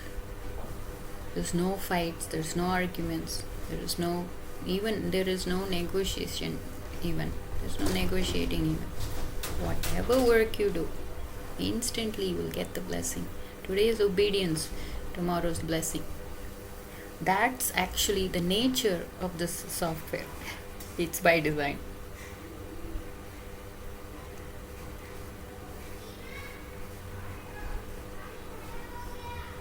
We are not thinking we're gonna get the money, we're gonna do this, all kinds of that scheming and scamming and teaching, those kind of cheating. It's cheating.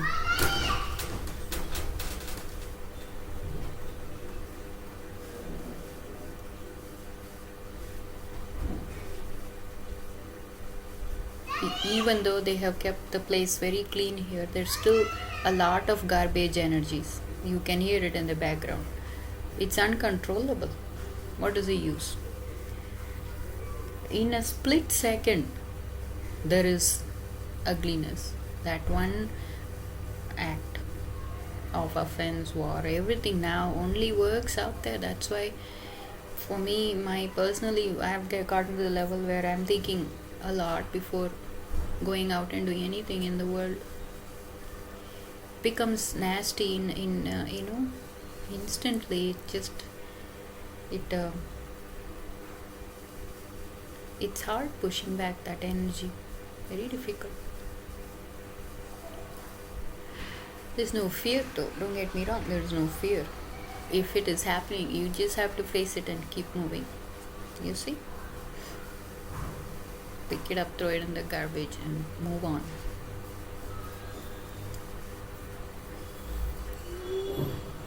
But for now, what is in my control I can do, which is clean up within. If I'm here and I'm living and I'm breathing, I want to bless this earth with all the goodness that I'm made of. Especially love that has created me, So there is a difference. There's a big difference. Although the same words are used, the intention behind is different. The same energy moving through an evil person, say they have all these ideas about violence and hurting others or whatever that is. It goes through them, that's what they're doing. It goes through us, even that energy becomes useful and it becomes good. That's how good this filter is. Anything that goes through, it actually gets cleansed. It actually gets, that's what that symbolism is, the meaning of the Holy Spirit.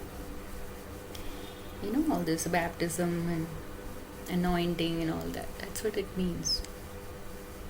It doesn't stick to you as dirt. Now, you have the concept of self-cleaning ovens, right? You just turn it, keep it on. and it cleans itself up. So there is no fear that somebody is going to hurt me. Even that fear is a big dilemma. It's a big deluded energy. You have to have it. Then you have to face it. It comes automatically. The spirit, it just rises up. Very spontaneous. Instead of running away because something's going to happen to you in fear, what you do, you face it with confidence and you go through it. Then you're in the next level. See, you're not circulating round and round and round in the same loop.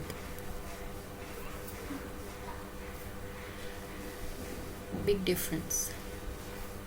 If at all, if I have a company, which is another idea, I don't know if it's going to manifest on earth, but feels good thinking about if I have a company, how it would be working with the employees. You love it. You love to join my company. It's nothing like what's out there in the world. The rules and all that comes only because that system knows that there is a potential in a human being, and if it crosses the road, then it gets threatening. It threatens the system. So we have to abide by the rules. I was a great citizen, an immigrant in the US. Followed the rules. I'm in another country. I have to do it. Simple things. Many Indians are there. Simple things. Simple. You have a shared laundry. You have a different place. You have to go do your laundry. And there is a washer and a dryer. The system is different there. And it takes a little time for Indians to adjust with all that. But again, if you have a crappy character and you're not aware of your lifestyle and living and all that, your mind is ahead, your body is you're doing routine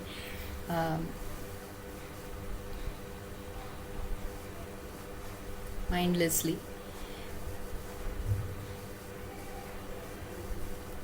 There is a dryer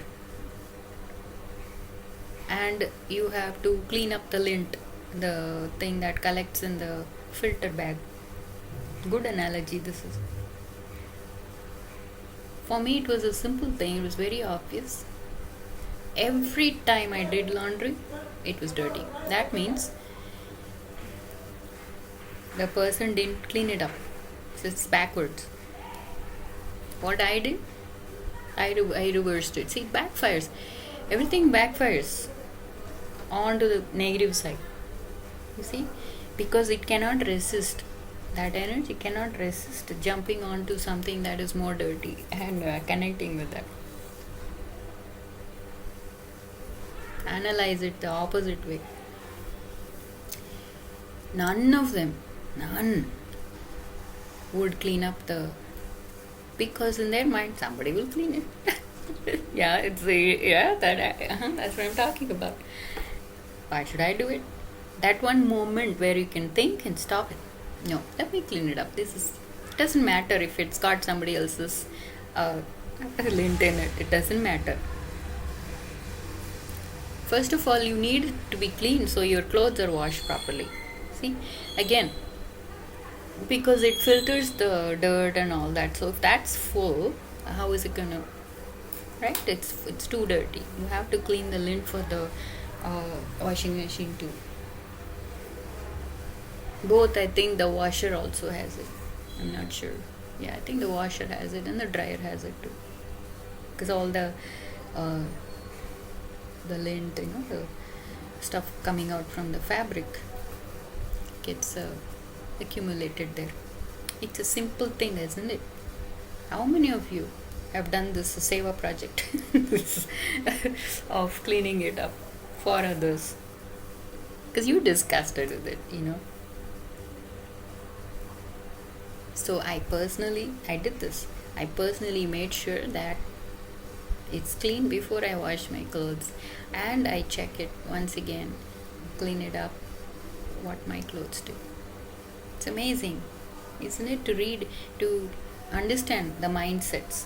See, when you understand it, then it gets easier. Simple thing.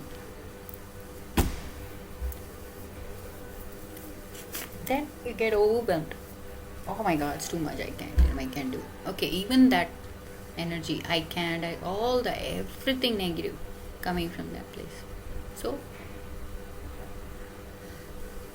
like I've said it before, you don't clean up with a dirty scrubber. You have to first create a part of yourself that where you can work from. You can come out of it. Just clean it up. And then from that place, you clean up. Then it gets clean. Then you maintain it. Then it's an accumulative energy. Work is there. Nobody just sits around and do nothing. Especially when you're alive in the body, there are certain things you have to do. You have to do it. So this whole concept of even not wanting to work, want somebody else to do the work for you, how? It's your mind, it's your body. You're collecting the experiences. It's your memory. No two minds are same. Like I said, it's a very rare thing that two beautiful minds come together. That's all it takes. Even if you have one mind and the heart, one mind and heart together, we can totally create our own heaven on earth. It's possible. Even a drop matters here. Even a drop. We cannot underestimate a drop, isn't it? Drop by drop.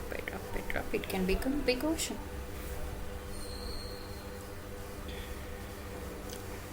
So in your life, it's all it takes to change the mind. It's not hard at all. It's actually way too simple. That's why you let it accumulate, and then with one weapon, one slave, everything is gone. Clean.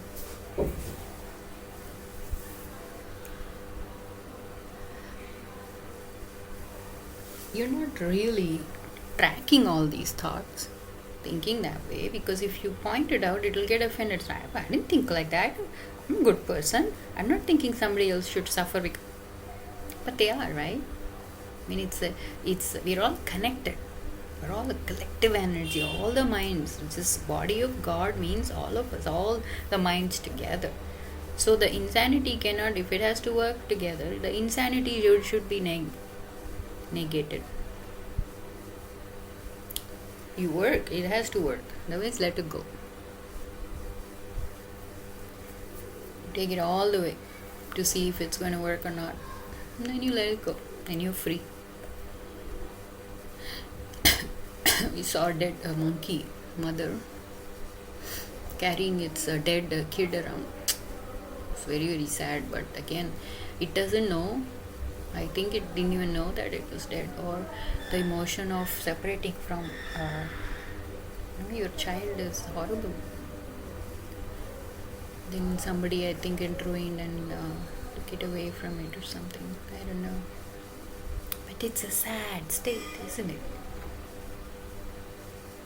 So even though, find the connection between what I'm saying with normal living. How are you living in your house?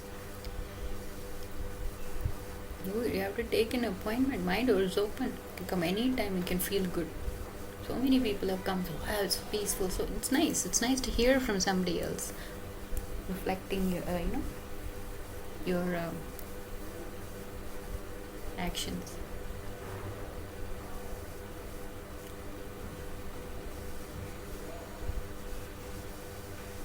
Feels good to be beautiful.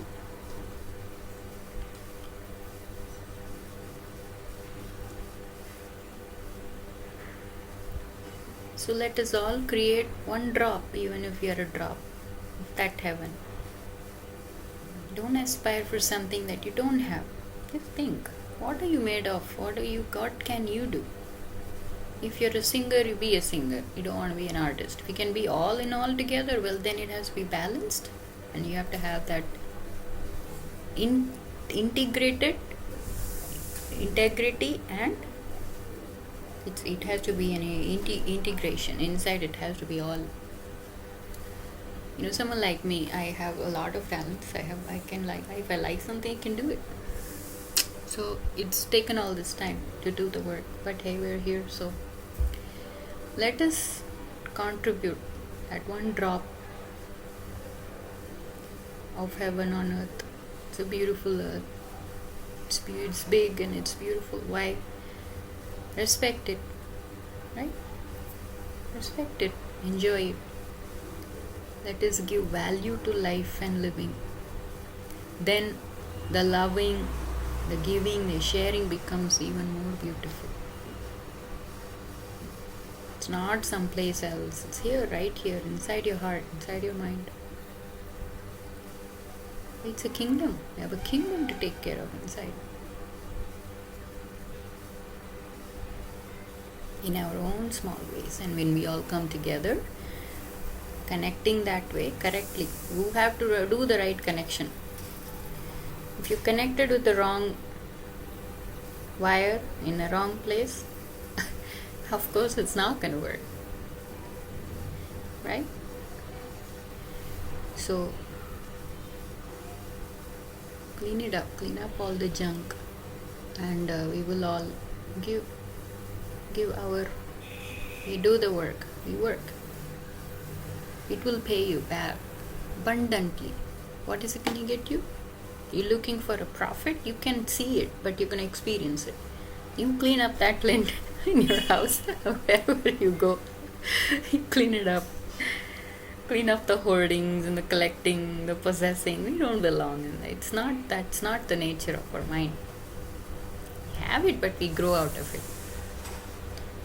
Becomes smaller and smaller, right? We grow, become mature,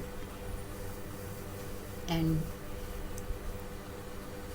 we human beings, everybody's counting on us to bring that heaven on earth and the peace that everybody's praying for.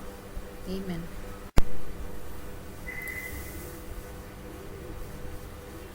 I know that some of you are going through nightmares. Trust me, believe me when I say we've been through it. If we were the chosen ones to experience it, so be it. I welcome it anytime. Very honored. Nightmares that cannot even be written in book out of imagination. Like my friend said perfectly, I quote her, chaos beyond imagination. Yeah, feels like nightmare, but again, hang in there. Hang on. Find that little voice within you to know that nothing's wrong with you. You're not crazy. God is watching. Somebody is listening. Will anyone come and answer our prayers? It's coming. It's coming through somebody or through your own self. It will rise. You will find the answer. You will find the outlet. You will wake up and you will walk through that door, never to return back. We've gone through that. Some of the stories that we've lived, it is scriptures. It is like the pages of the Bible. Really. It is new. It's a different place. It's a different kind of experience.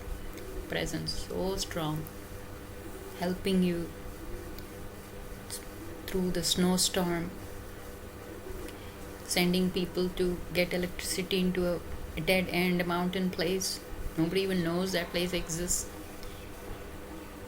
Saving us with an inch difference between the tree breaking, coming through the shed, literally. Then we started to say we don't die. So many times we have been attacked that way. Supernatural. It feels like it's not even invisible. Somebody is right there, doing it at different levels, from the mundane to the most high. We have experienced it. The memory sometimes fades and creates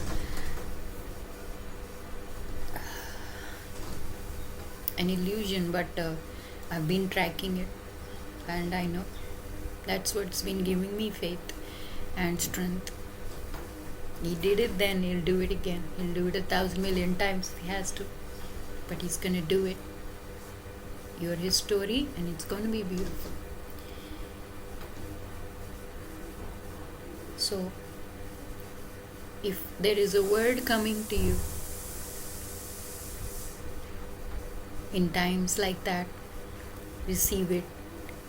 Think about the word. Keep repeating it in your head like a mantra. Chanting does help a little bit. But you also have to fix your lives a little bit. You also have to start cleaning up. We were talking about garbage collectors. If you have collected all that, be humble, clean it up, clear it out. Find that little heaven within you and drop it on earth. And we saw this sign one time. He would talk to us through everything and everyone. It was amazing. It said, from a nightmare to a dream victory. We've experienced that in little ways. Little child getting a prize, or what he wished. He got it. For me, the story is a little different, a little extremes, if I may say that. All those things were removed, or I wouldn't get that. I wouldn't get it when I wanted it, but the next time it would be like a dream victory. I mean, way above and beyond. So basically, hey, I have a bigger gift here. Let go of that tiny little doll. I have a bigger gift here. You see? Letting go of that little doll to receive this big gift is so difficult. That's how the energies are sticky. It's possessive. But then that only accumulates more garbage, you see. So, and I realized, wow, I've been through that a lot in my life. Too many experiences, actually. But it takes what it takes to clean up an ocean. If you're an ocean, take that much time, it's big. But when it's all integrated and you can see it from a different place, makes sense. Totally. Now I'm like willing. Before I'm like, don't do it. I don't want it. I want this. I don't care how big of a gift you have. I want this, right? Shake up from that, and you open your eyes and you see it. You will receive it. You will accept it. As big as you would want it. And be happy in that. But that's work. It's work. From a nightmare to a dream victory. We don't even know what that dream is. We don't even know what that victory is. But we have to be prepared to experience it. We have to be prepared. Have you ever experienced some people that you give them the best of the things and they still don't like it? They will find some faults with it, or they will lie. Yeah, anyone here? They will lie that it's not good or... So, as a perfectionist, as an artist, it hit my ego quite strongly. Find that too. But it backfired, actually changed me. Because the spirit knows who you are. It's made of you. It's made in the shape and form that you are. So that grit, you have that resilience. You think you're fighting against the ego and getting a point back, but actually it was used as a the reverse technology. This technique, their own techniques, right? That's where you find out what the enemies are doing. You find their ways, and then you reverse it back. And it backfires. In a good way or a bad way. That depends. Case by case basis. But it's all happened and it's happening. Accept it.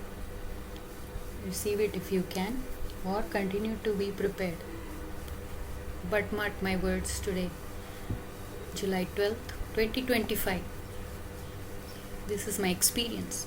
I'm not pulling it out of any book or imagining. No. This is word of truth. From a nightmare to a dream victory. We saw these words. And that gave us hope at that time. It's been 15 years since then. But it's coming back. Full circle. Finished. Nightmares are finished. Because why? We're not dreaming anymore. See? We're coming awake.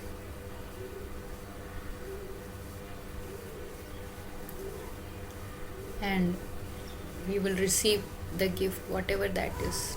And that will be the dream victory. Be your soul, be your body, be your mind, be your spirit. Totality. The ultimate. Understand what it is in your own way. Don't get in anybody there. You cannot have too many minds in the same place, see? Unless, like you said, you're connecting the right way. Otherwise, there's going to be chaos in the cloud system. We will get there. We're almost there. And we will continue. We will continue. The whole purpose of this work, what we call the work within,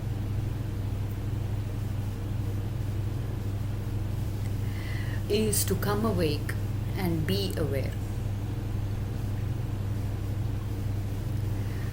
It is a little different, a new way, and a perfect way if we choose to. Mission impossible. if you choose to accept it.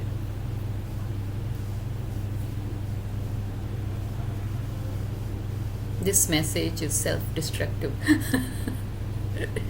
Anyway, it feels like that though, while going through the work. Impossible. You would not even think, for me personally, that something like this can perfectly penetrate my rebellion, my strong will and wit and stubborn, adamant attitudes. You bow down when there is, if there is any humanity or goodness in you at all.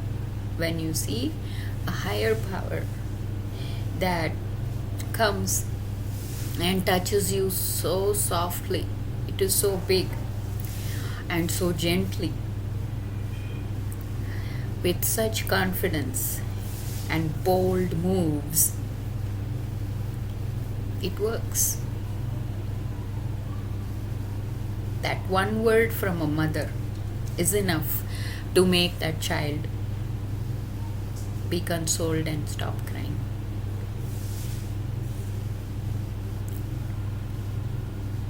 We talked about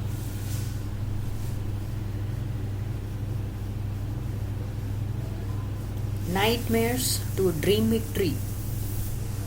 Exactly when we need to hear a word. He has given it.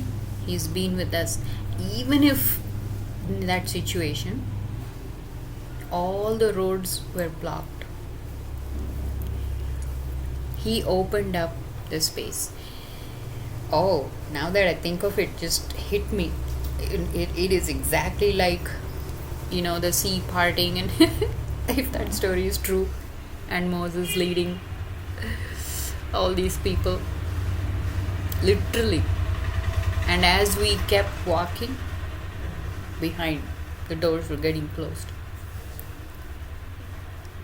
There is no competition here. that kind of will, that kind of a state of mind, you think it manifests. You just think it manifests.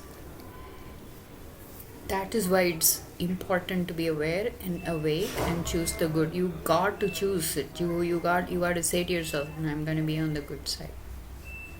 I'm going to come from a place of goodness from within. And you have to check it. If you can take some space and time, it's possible. But you have to begin to start the work. Once you start the work, then it's one thing leads to the other. One day leads to the other. One moment leads to the next moment. You can't go backwards. Once you started it, that's it.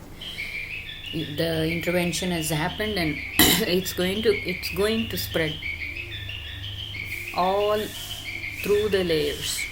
Talking about layers and layers and layers, it has to penetrate in phases. So we're all getting grouped. See? As people do their work, all the people that belong to the same category, we're all getting grouped. We're getting separated. We're getting. See how it is manifesting.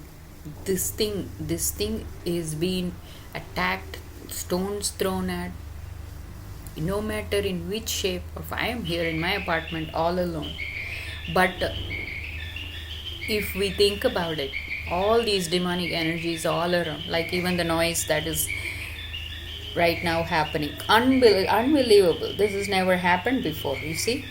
So they're so creative in trying to stop this from happening. They want to stop this work from rising.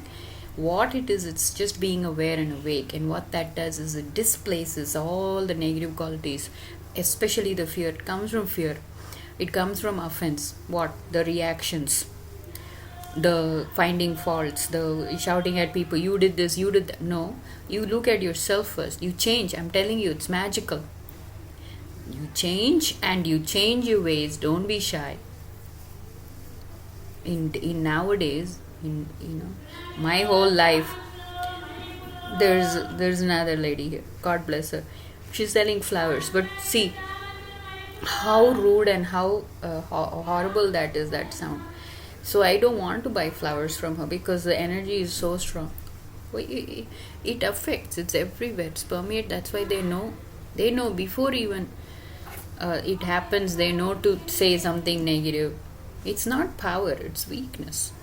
If it's not building the relationship, if it's not helping anyone, it is not power, it's weakness. Using anger and shouting and dominating, those energies are actually weaknesses. As a human being, we are so capable of loving, sharing. This gift is given to this creation. This is the soul story of creation. We are at the highest place. But think about it. Yeah, you got to start thinking. We used to teach our son, if you start thinking all these demonic energies that's blocking you, that is not letting you do it, that is just stopping you from, I can't do it, I just can't do it. No. Yes, you can. All you have to do is think, yes, I can. We've done it. You create a part of yourself that can do it. See, it's new. It's a new way. It's so parallel. It doesn't even mix with the other things. So when that becomes big and strong, what happens? It displaces your alter ego. And you become that self. For me, this work has been enlightening. It's been a journey to know myself. And for each one, it can be different at whatever level. Here it's been extremes because I guess we are honored to be the ones to be chosen to do this work and then probably teach others, whoever is willing and wanting to do this work. So it's very humbling. See, there is no power that this is not a power that it's a soft power.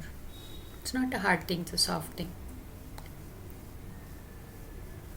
So we're going in layers and layers and layers, and when you remove all the layers and layers, you go deep, deep, deep. And you become the self that you really are. And you come awake. When you're awake and you're aware, nothing can touch you, nothing can penetrate this. You can have the fear still linger around because uh, it's a memory, but it's not happening, and that's okay. You can remember it and reflect on it. There's no end to this as an ocean. There is no end to how much wisdom that can create and come and help you. It's in the mind.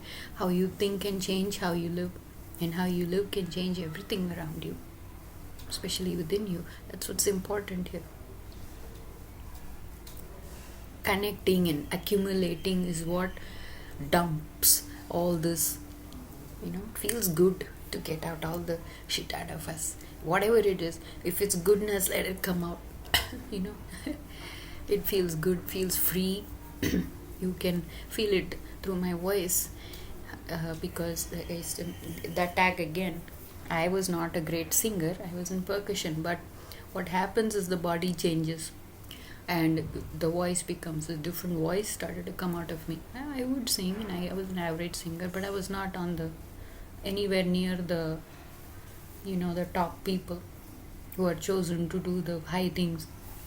But again, I'm not even in any competition. What I have figured out, this is so divine and this is so beautiful, blesses me first. So this is not a performance. See, this is sharing of a gift. It's different. Nor am I asking for any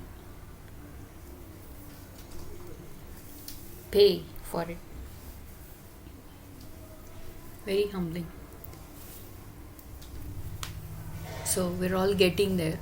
The work is still continuing, but for me it's been a on the job training, because that's what happens when the negative forces are attacking you. It's actually becomes good for you. The blessings also come early, but God is watching and He is with you. Never ever doubt that. Never ever have a thought that underestimates the power of God's love or misunderstand it. Do not mistake a gift that profoundly affecting your life. It's happening. And the times when it was beyond our control, He literally creates the space. It is a magical, like a fog. Your mind cannot even comprehend how does this happen. Even the biggest ego melts and bows down to it because it's happening right in front of you. Seriously. At the last minute, you fight, the war is going on, why is it going on? That's how close it is. Last minute, it's called divine deception, isn't it? That's divine grace. It's not something wrong. Matters a lot from where you see it. For example, if a mindset has scheming and scamming mentality, or stealing and lying, that is what it is going to look at. It's going to look at this and say all that. It doesn't think, it doesn't analyze. It directly, that's what it's going to say. Yeah, how many people have people around you that is always lying about your goodness? You do something good, it's bad, right? Nothing that you do pleases them. It's always wrong. That's because their mindset is like that. We understand it. So when you start to understand yourself, then you start to understand other people's mindset, and that changes the whole dynamics. If you're a good person and you have the heart to serve and give, it's magical. Instead of reacting that you're hurting me, you're doing this to me, you turn it around. My mother used to say, don't use anger, or just nicely, cunningly say, because her mindset is like that. So I said, why not? Because I will use the same techniques, but I will use it for good, right? You use the same knife to murder somebody or to cut vegetables. It's your mindset. And now the garbage collectors are here. See, so it's one after the other. I'm excited. I'm not even angry. I'm saying, bring it on. Because when that thing is happening with such intensity, I think God's energy and God's love and God's blessings is also coming down. It's going to flood this earth. It's going to come for everyone who is troubling, who is troubled, who is stuck, who is, in this situation with it. They think they cannot get. His hand will come. Just let him come. Let him come. Let him come. Put his hand inside your heart. Mold it, change it, fill it with love, and we will start this new path. We're not even at war here, you see. We're just doing what is in our nature. Human nature. Beautiful. It's beautiful. But you become superhumans, and nobody can touch you there.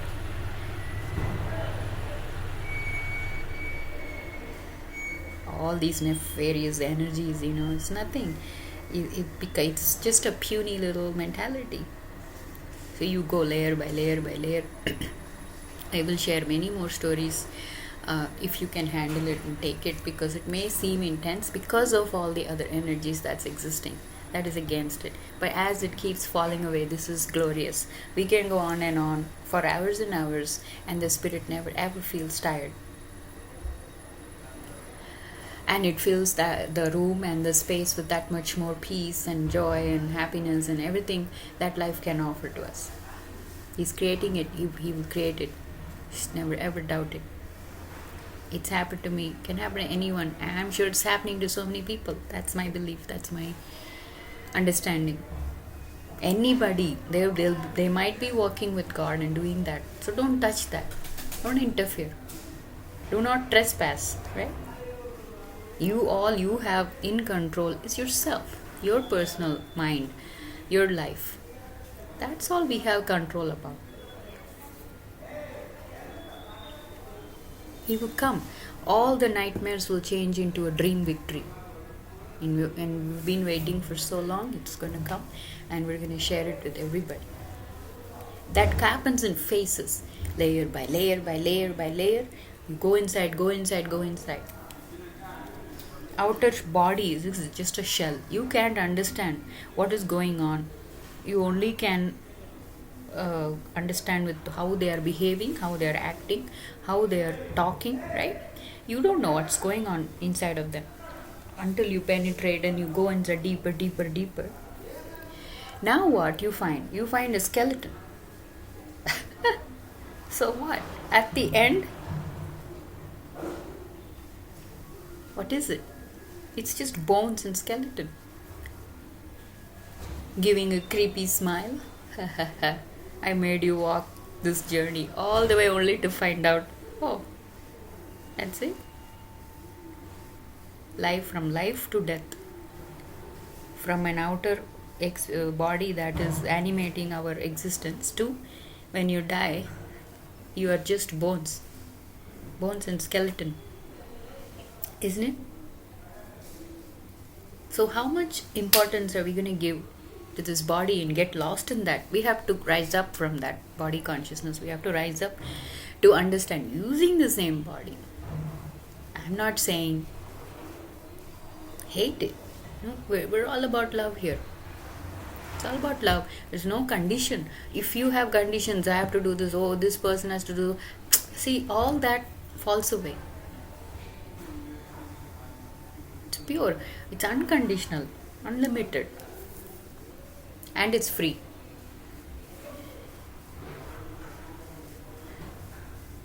So once you figure it out, nothing touches you. You look, just by a look and your presence, that energy flees from within. It flees. There's no more thoughts of fear that's driving you, pushing you around, making you make the wrong decisions. I've been there. He didn't let me. Even if you fall that deep, He's there. He's holding you. He won't let you go wrong. Even if it feels, because that's it. It's frustrating when somebody is cleaning up. It's frustrating. People get angry sometimes. It's all being scattered and then it's going to be put back together. So let's live life like we mean it, like we understand it.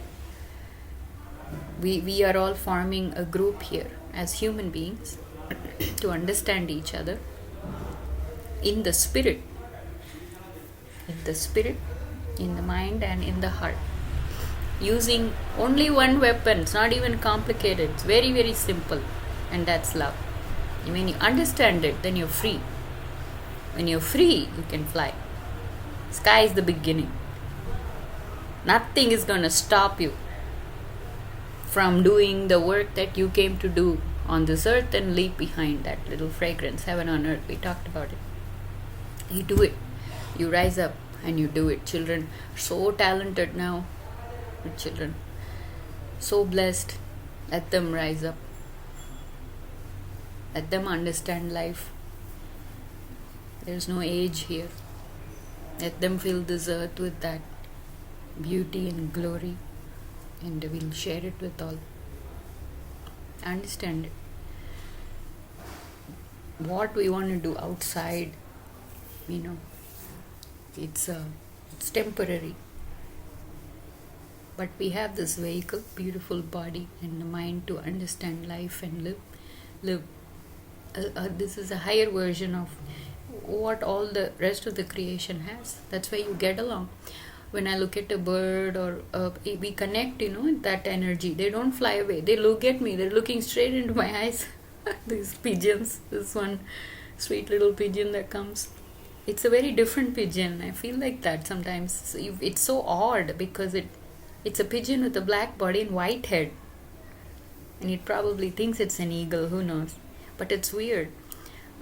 Probably a white pigeon married the normal pigeon, and this is what came out of it. Who knows. But we're having a relationship now, looks at you, and it's, because I have had a bird. I've had experiences with animals and birds. Precious moments. Precious memories to carry. If even a little goodness has happened in your life, begin from there. Keep those memories. Keep thinking about those memories and fill yourself with the happiness and joy that you got when you experienced that. You accumulate that. And slowly all the negative thoughts and feelings and attractions to everything that is destroying this body. The body is going to get destroyed. One day or the other, it's going to go. It's going to become that bones and skeleton. But it's just a skeleton, see? There is nothing there. We can have relationship with that, right? There is nothing there.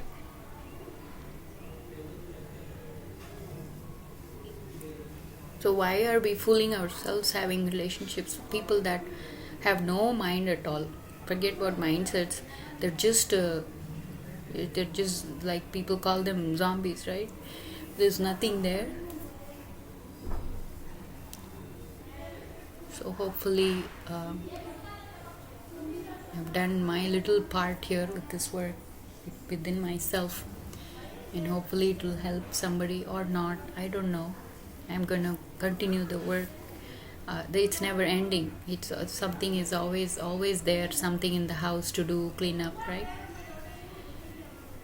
I'm working on my house, and hopefully it's not a distraction from the real path, but the path to the real path. It leads us to our own self within, in understanding, wisdom, and above all, love. So good luck, all of you. Happy journey. Let us enjoy this trip with me. How may I serve you, my Lord, this day? How may I sing for you, my Lord? His glory, His glory.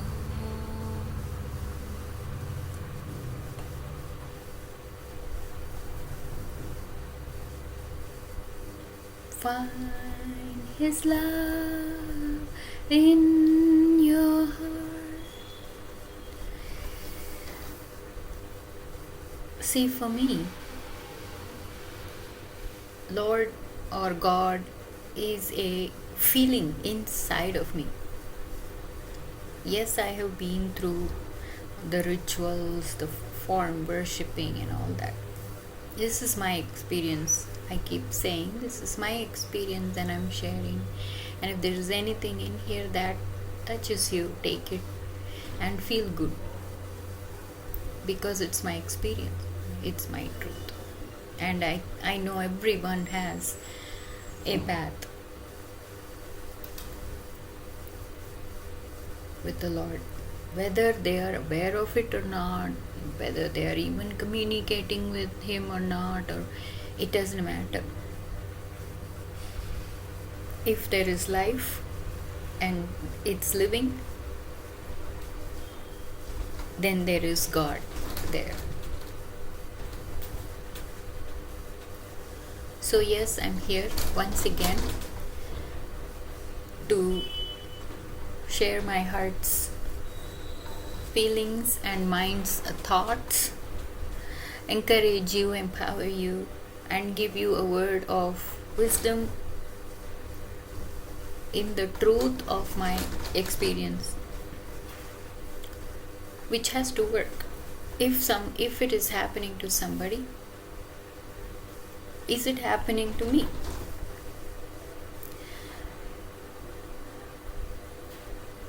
So there is work to do, to think, clear out the disturbances and distractions, and find Him. If you look inside, you will find Him within you in so many forms. Not just one form which is outside. That is just one phase of this journey. I'm not against anything. I'm not here for war. I am here to collect hearts in love. Well, not personally for myself, but if that happens, wouldn't that be nice? We all come together in love. It only takes one person to do it, isn't it? And if that's me, I'm fine with it.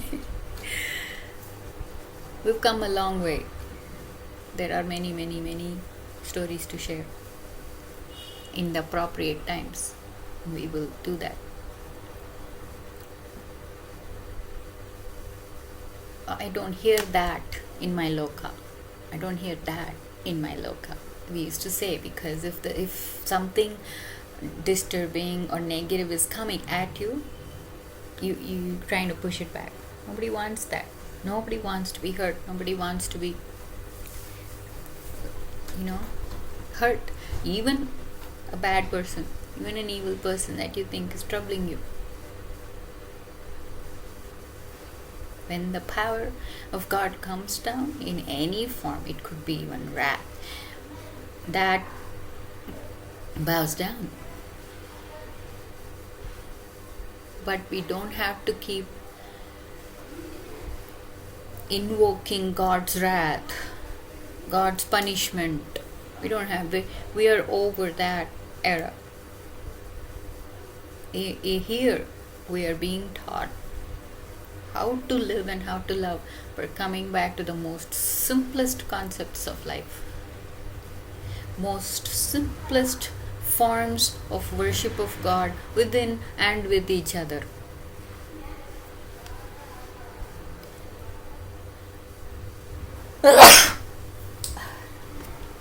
Excuse me. I hope somebody blessed me. Sorry about that. That happens. See, because it's a feeling and there is an energy rising up, and sometimes it comes through my nose and that happens. But we're not going to be distracted by the outer appearance and the body. The body is here, yes, we're using it. Thanks so much for being a nice vehicle.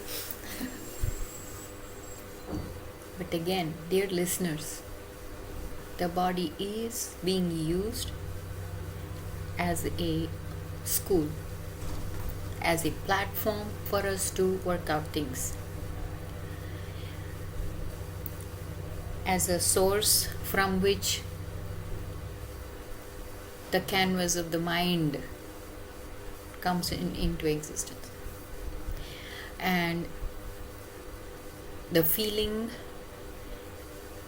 that comes in your heart moves you with that emotion that only a human being can experience, or any created being can experience that.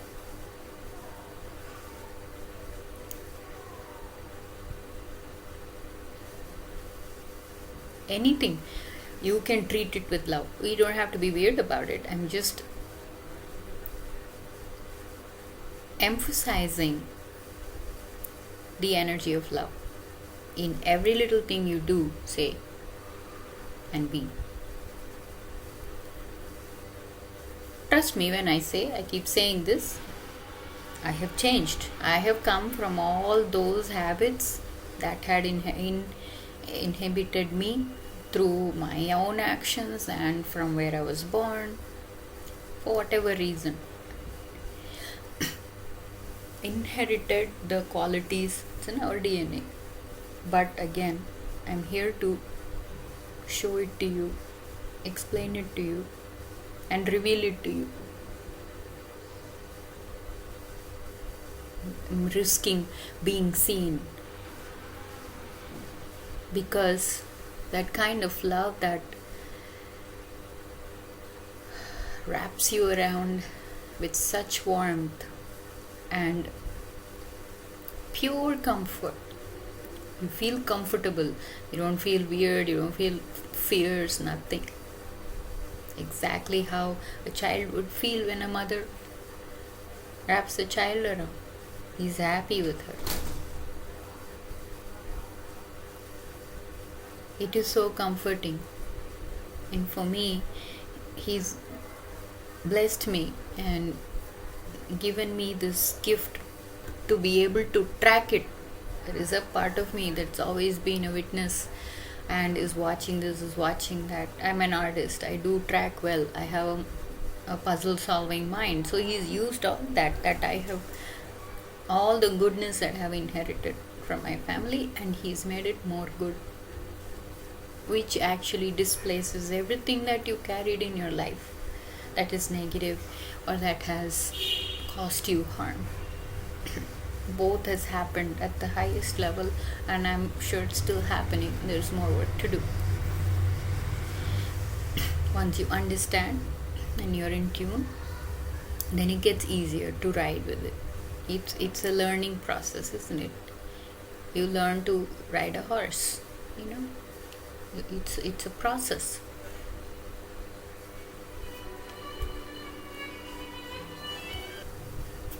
Sorry about that, I had to take that call. See, it goes along with everything that I'm talking about. It is so amazing. You feel so in tune when you're open. You don't have any restrictions, you don't have any rules, or you're not bound. Basically, you're not bound. He told me years ago, you either hear it in your voice, that is if you're alone. For me, it's been a very aggressive and very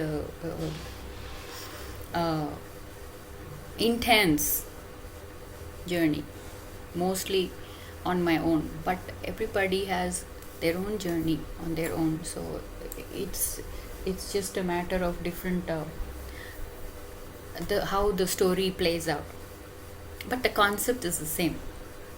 So I had to take this call. Simple thing, I had sent some mosquito net to some amma, old elderly amma that's living in the ashram premises, but she hasn't received it yet, but it said it's delivered. So small things like this, for me it's been very clear. You don't just let it go, otherwise there'll be like so many open files that is not resolved, then it sticks to your mind and you don't know what to do about it. But anyway, these are just little things that happens in life. It's actually teaching you. Any small thing that happens, she's teaching you something. It's taking you somewhere. One thing leads to the other. So I would encourage people to be open to, you're praying for relief for those who are crying and those who are stuck in that. So you've done everything, you've done everything, still there is this energy that comes in and ruins it, spoils it, because it's like a naughty kid. Yesterday we were talking about bones and skeletons. There's nothing there. There's this creepy smile in a skeleton, right? But there's no life, there is no living, there is no giving, there is no sharing, there is only taking, there is coveting. This again, we don't have to glorify the demonic side, the bad side, or the evil side. I think he's got enough attention. But you do have to track it, you do have to face it, you don't have to run away, you go through it. We're going through the fire here to be baked. We're not going to be burned. We're getting baked here through every little experience like that. You watch how your emotions are, how your mind is working, how your heart is feeling. All this is the work that keeps you in balance and keeps your faith going strong no matter what is happening in your life. That is a connection you have within yourself, which is God. And we don't take it so seriously. All the bad things it's happening for a reason. Sometimes we don't know that something is dirty. No, we're not completely aware or we're a little distracted. And he understands that. As a father, as a mother, as a brother, as anything, anytime, anyone, and anyhow, that intervention can come knock on your door, give you something, and bless you with the gift.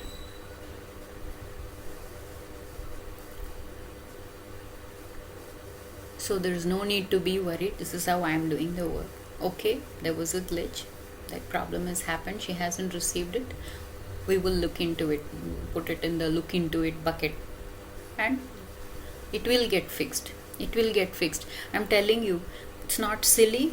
It's not like God is only asking you to worship and all these mundane things are forbidden to bring it to God. No. You bring every little thing to Him. You start thinking within yourself. Okay, she's saying something. Okay, I have this mundane. You watch.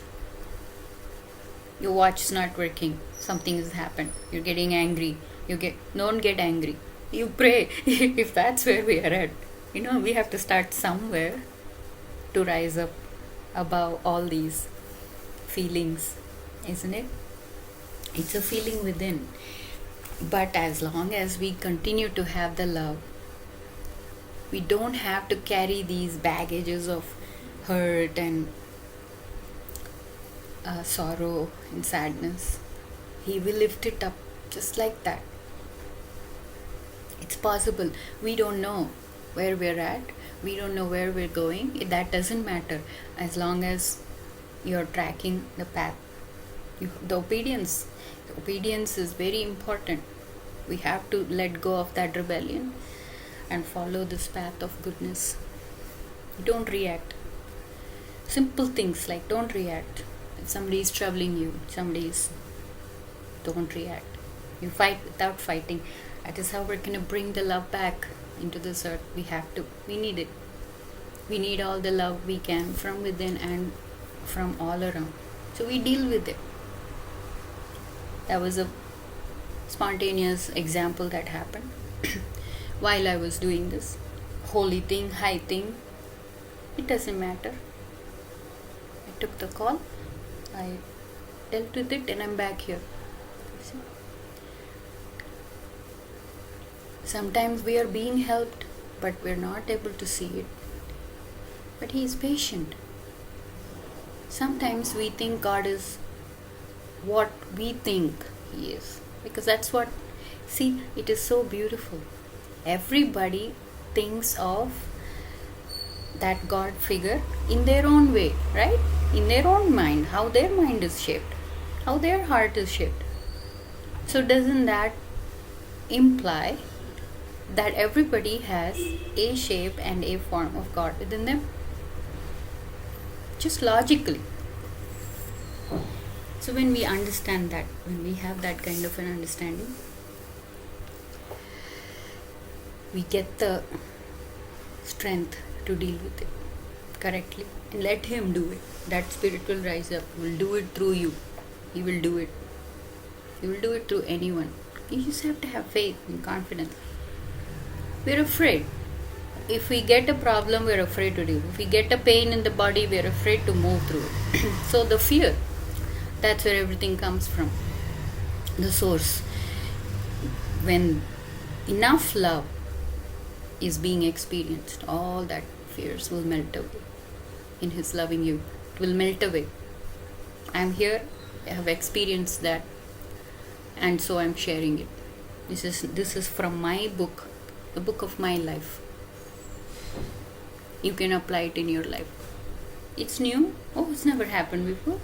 That looks weird. That sounds weird. Try it. I dare you to choose love. Challenge it. One by one day at a time, one thought at a time, one feeling at a time.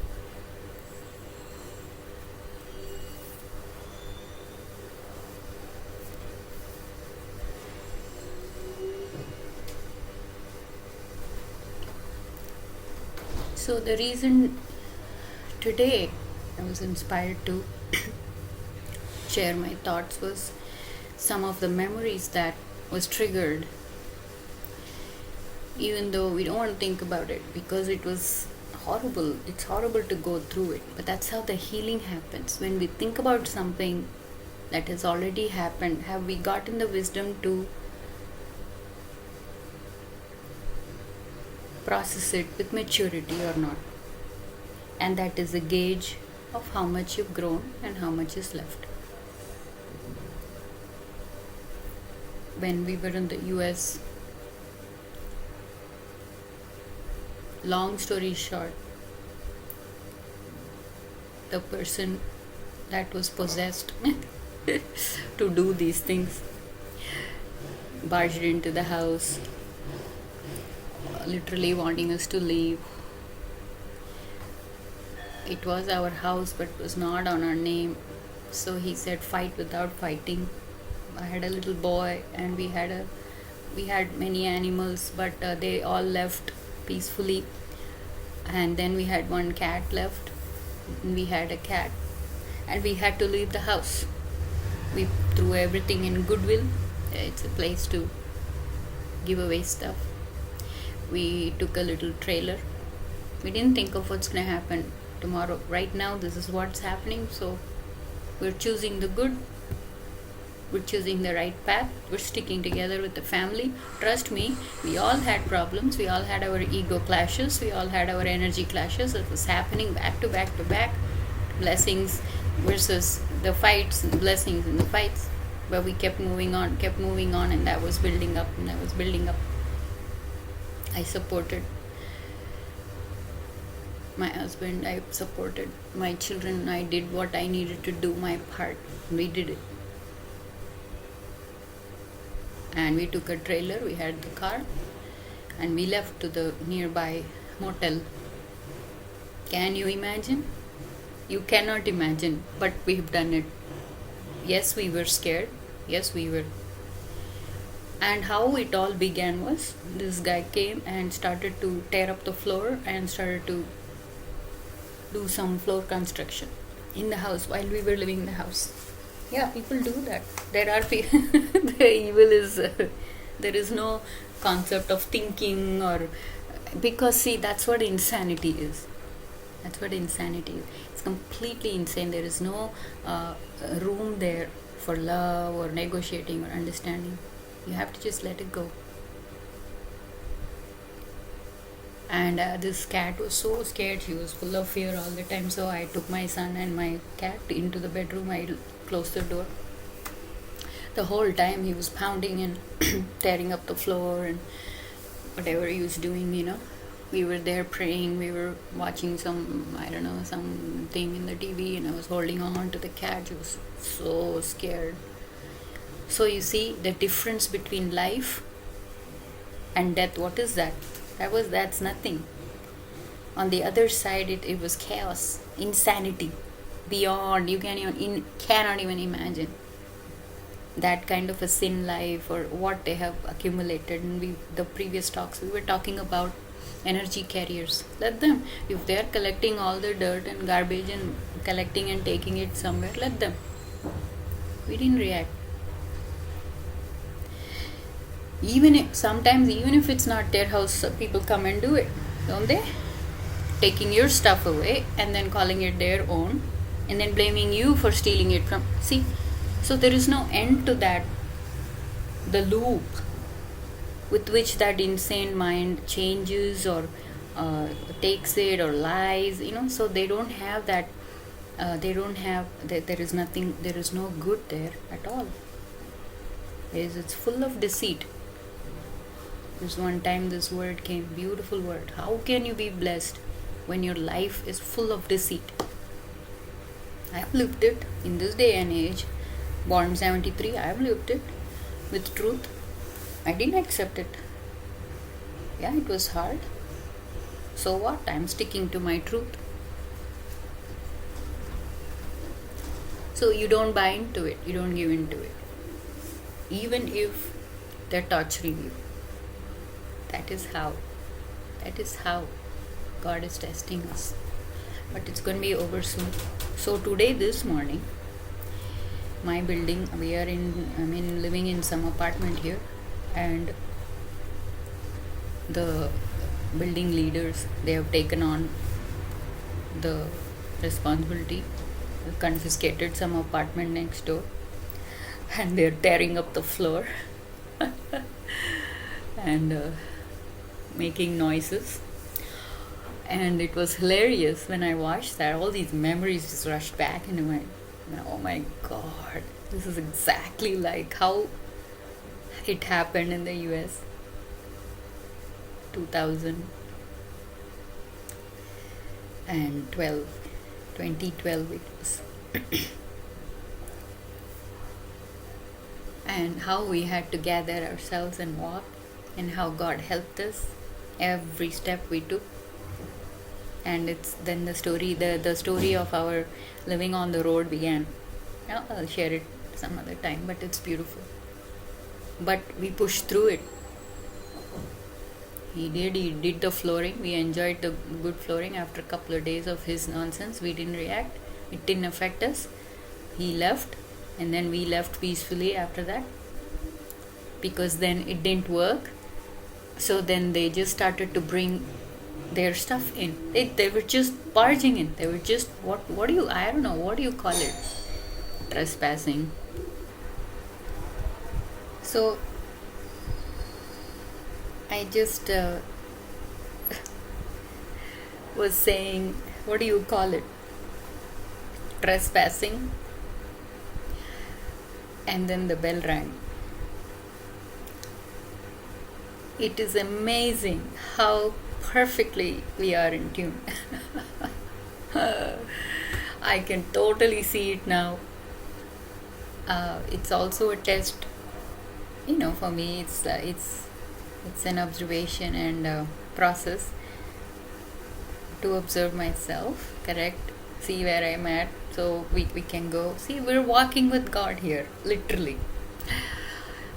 So I had to take a hiatus, and I've just come back to finish the session here. But how interesting. This has been going on from the time the intervention began. And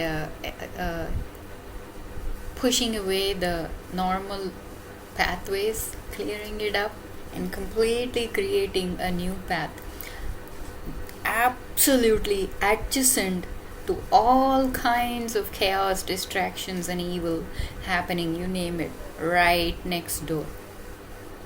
And the same thing happened today.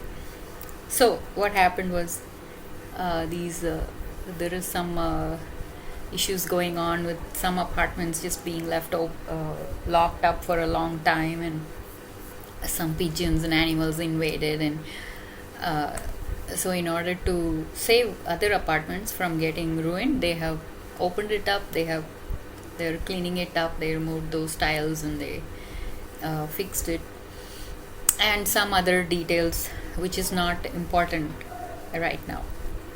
What is important is, how did I react to it? How did I deal with it? I welcomed them. I allowed them to use my electricity to do the work. I was very aware, made sure that I didn't add to any of the frustrations around. uh, I even gave them coffee, the building in charge. They're doing a good job, uh, because again, see, we have to see the good that they're doing, and we have to cope with and tolerate the side effects. We're all doing it, right? I mean, everybody's on some kind of a medication, whether it's helping or not. They're being addicted to these medications, and then they're putting up with the side effects. So for me, the medication is God's love, God's presence, love's work. That is my way and path. If it is extreme for you, doesn't matter. Everybody's life is not the same. But since I have a big range of experiences from this end to that end, I am absolutely sure and certain that some things that I have learned and I'm sharing will be useful in your life. That is, if you want your pathways of your karma to be cleaned up and you are ready to receive a better life. So my the memories of what happened in 2011 or 12, during those times, it was very, very hectic. It was inside the house. They were doing it right inside our house while we were living it. Can you imagine? And we pushed through that.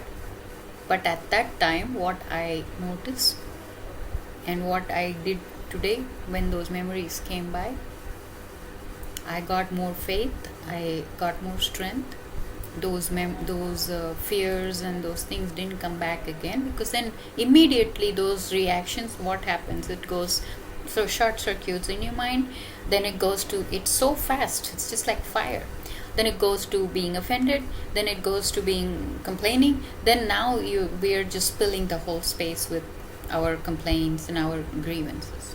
When actually, if we just take a little space, breathe, and look back, hey, it's gone, it's all over, we were blessed, nothing happened to us, they couldn't even touch us, they didn't do anything. In fact, from where I see, they were all used as a tool to push us from the place we are stuck in, to remove us from the damaged spaces we are in and brought to a different place. I have to agree and say yes to God and yes to goodness. So there was no reaction, there was no fear. I said, okay, I will face it. I am prepared. And because I was ready, I was tested. Everything went fine. The work actually got over even faster than I thought. And I'm thinking, at least it's outside my house. The attack is outside the house. So now I'm thinking I have to sit here with, the noises and all that. See, that's how the mind is. It's fast. It thinks it's fast and it's intelligent. But even a computer needs a person to handle it. Our mind and if you're not dependent on something else, because this is spontaneous, anything can happen.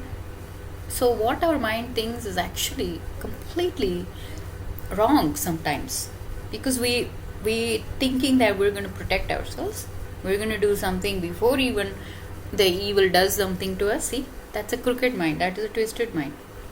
No, we be free in the space, and then when it comes to you, you deal with it, you handle it, and we move on. That is the work. That is how we accumulate the goodness. We accumulate the power of love with it. No fears. There's no fear. How many rules and protocols, demonic protocols, that we're going to follow? It's too much. It becomes a big baggage. How many things are we supposed to, ladies, right? How many things we're supposed to remember? That we should not do this, we should do that, we should do this, oh, this one will get angry, oh, that one. Don't you want to be free from all that? We're all the same inside. God is everywhere, in everything. So how we live, how we eat, how everything matters to face a situation like this when it comes at your door. Like we said before, if you're living a life full of deceit, it will backfire on you. So that's what's happening. Even if you're thinking you're drowning, but you're thinking, no, I can swim, I can save, no, but you're dying. So sometimes we are so lost and deluded in our own mindset that we don't even know that we're getting hurt or affected. Mothers will agree with me. How many times, we've gone into that state of panic because we think something bad's going to happen. No, you let the child fall and get up and let them grow and have faith that God is watching and God is with him and he's protecting, and they have their own pathway of your karma. You see, we're not overlapping in the spaces too much. We're free, and we're allowing the others to be free, and we're moving freely in the space where there is harmony and peace. And then eventually we'll get there where we're also happy and joyful.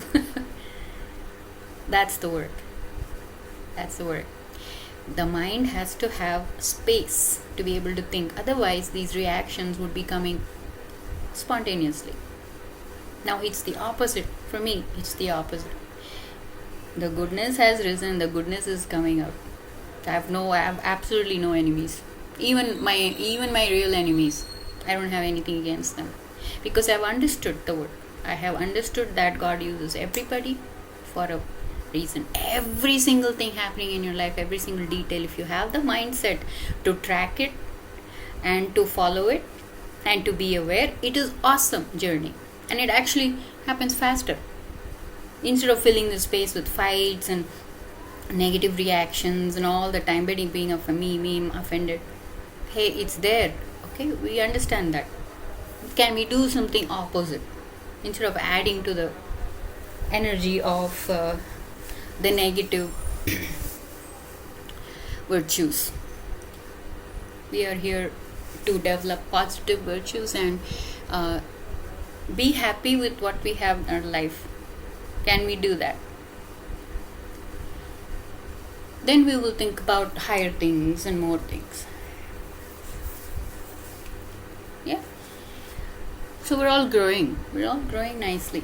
So the experiences of what we had and it shouldn't be it shouldn't affect you. It should teach you a lesson, and we grow and we move on. Basically, the maturity has to come. We have to live it. You have to live it. Then there is value to life. And that is what is God. You don't even have to even mention God's name. There is no worshipping here. Every moment you're living in this space with Him, as Him. Comforting, isn't it? Do you want an experience like that? We all do, don't we? There is at least one time in the day, there is some kind of a grievance, some kind of a problem that we have to fix, this, that. So we're all stressed out all the time. There is stress, there is worry, there is this, that. But then I told myself one day, I'm not going to do that because that will be an insult. All the times He has helped you, all the times He has brought you up, all the times He has lifted you up. Who do you think is doing all that? We? No, there is a spirit within, isn't it? It's moving us, it's animating us. We need to come awake, right? We need to come aware about what's happening instead of being lost in that spell.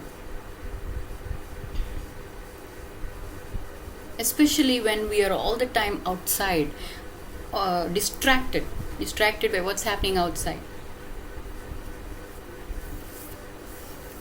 And then that is meant to be, because when you're in a place with this much tests and challenges and all that, most of the time you just want to run away, you want to go somewhere else. We want to do this, we want to do that. I've tried that, trust me, I've done all that. And then there came a point when it was stopped. No, we're going to go through the fire. We're coming out what? We're coming out baked. We're not going to get burnt. And when you join in instead of rebelling, you just obey, you do the work, what you have learned and accumulated in your life. Good things, the memories of good things. All I was thinking was, at least we're together as a family. You had to look for that one positive thing that is happening and you hang on to it. That's it. You will get the strength.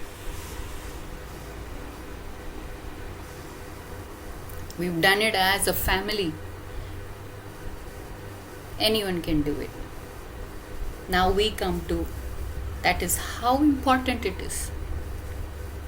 You came from your mother, you appreciate it. Your relationship is not good, you're angry, it doesn't matter. As a mother, you do your work of just sending love, not being offended, not depending on the child to bless your emotions or whatever. No, we all can do our work on our own. It's important. Waiting and expecting somebody else to do the work is not practical. It's easy to do the work from within on our own. Take help only when you need it. Basically, respecting each other's space.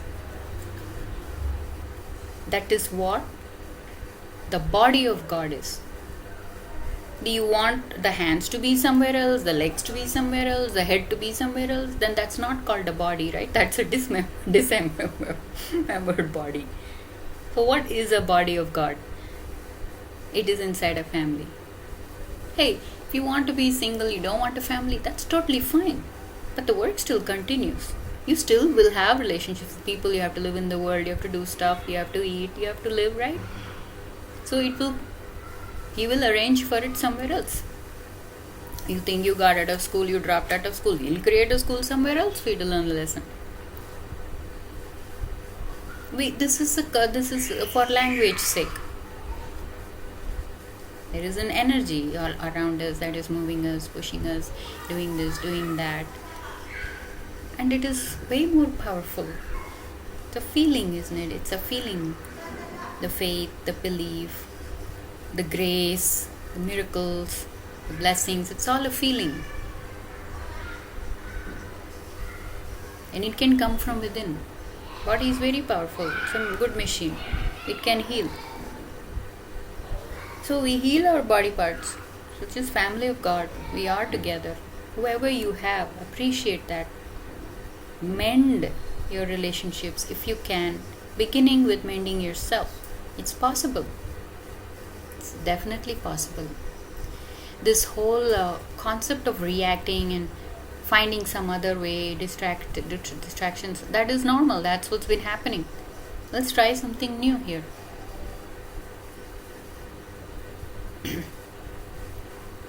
Body of God is family of God together.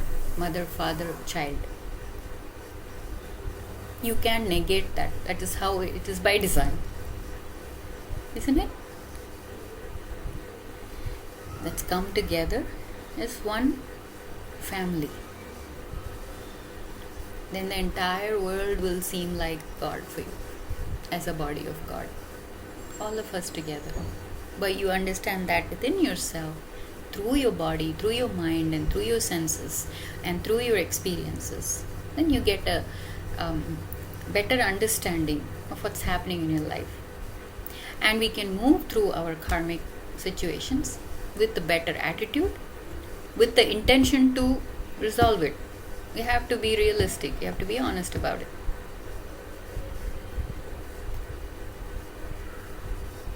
Machines are machines. They can only do so much. But the intention of love and serving, it's a different experience. A machine cannot experience that. You have to be alive. You have to be real. Don't be afraid of experiences. That is how we grow. That is how we get molded and become something that we need to become. You realize yourself. Don't need to do anything. It's actually very, very simple. Very, very simple.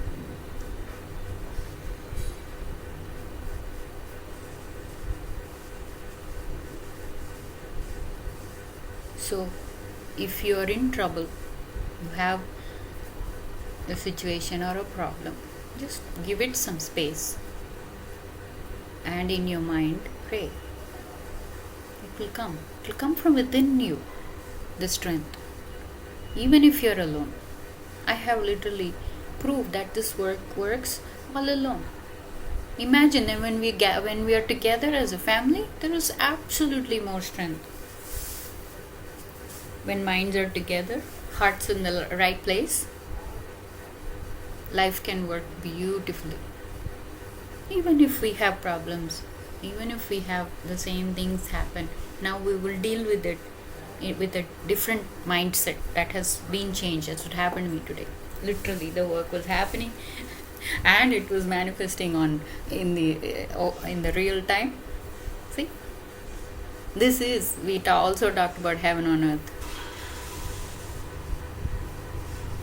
It's a choice to make. You want to take that as a negative thing, or you want to really see the truth of what's really happening. Nobody is perfect. Sometimes there are hidden dirt and crevices that, like I said, he's drowning, he's thinking he's saving himself, but he's not. So some higher power, you're a blessed child and you're a child of God, something will come from outside, pull you out and save you. So many times it's happened to me, so many times. So it's an insult to that energy of God in the space, all around us, within us. If we do anything but love and be good, and from that place you will find the good virtues, the fruits of the good spirit. You will find it, even if it means you have to sacrifice something or bear some pain. Pain is the only real thing in life. It's okay. It matters how much you are experiencing the pain in the real time, without deceit. It can be healed. Body is a powerful machine. Like I said, it heals. So we've talked a lot today and experienced a lot. Maybe you can go and take some rest in the space. Allow the body to heal and the mind to feel free. And may His presence soothe your soul. Let love happen to you, from you, through you, all around you. Because really, nothing can stand beside it but love. That was a song that came. Beautiful songs. We were blessed with so many beautiful words that gave us strength throughout our journey. Where the enemies were right next door. It was happening. And it's still happening. But I'm not threatened by it, or I'm not even reacting to it, even if it's happening. I'm asking myself, what can I do here? What can I do to be of good use to create a space where it's peaceful? And I'm grateful for today. May these words of love be your strength, and may you also find your own way to love and to live life beautifully. Give value to it, respect it. It can happen, and you can spread that joy all around. Even help others. There's no copyrighted anything here. It's free and it's for all, and because it's the same. We're all sharing it together as a family of God. Be good, take care, and we will see you again. Siddha Yogi,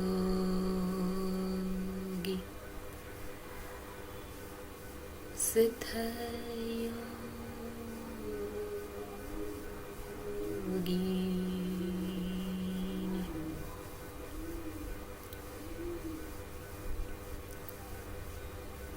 Good morning, everybody. Pardon me, my voice is not at par to perform.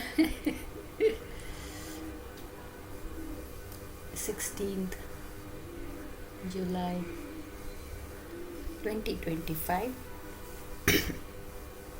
But I'm inspired to share a few words from my heart.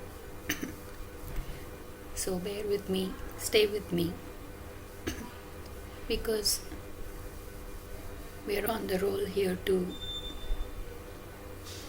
clean up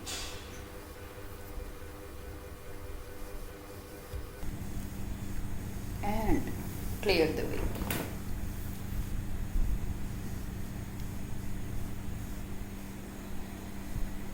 I've said this before. I'm living in an apartment,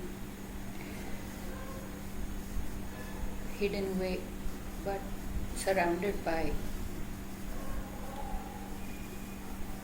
if that's what hell is, very busy mindsets living loudly, including birds, animals.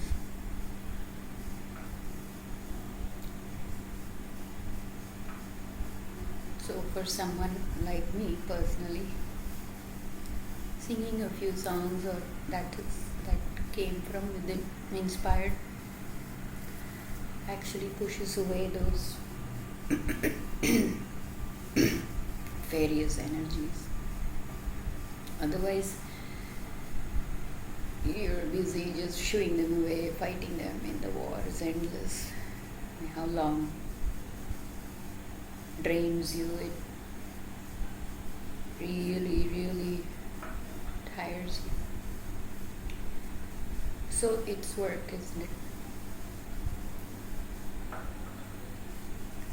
No, it's impossible. Can't do it.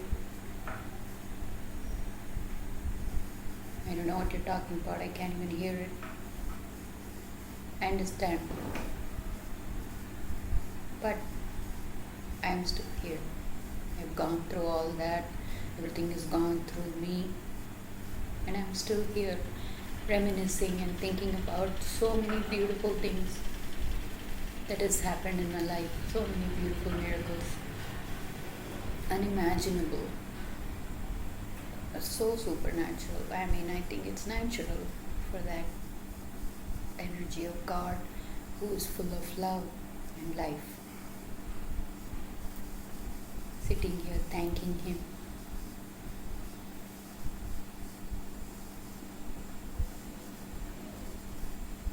For me, it seems like a reverse, tracking backwards to back to who you really are.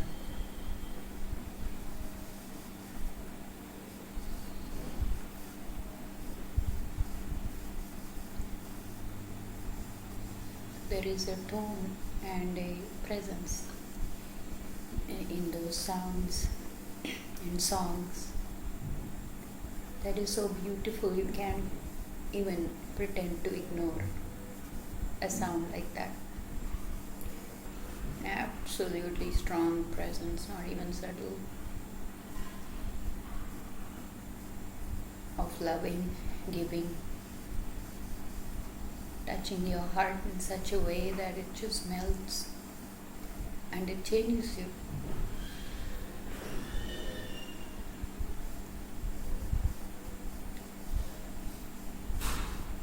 Even if we think we're doing everything, I am.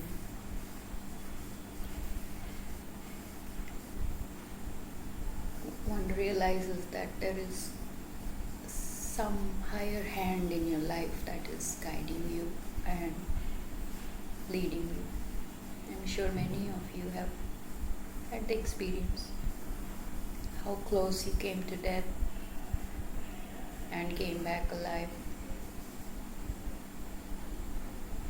You feel very grateful for life, even if you lose a limb or a leg, isn't it? And your life changes after that. For some, it is intense, an intense journey, depending on how much work there is or how big or small you are.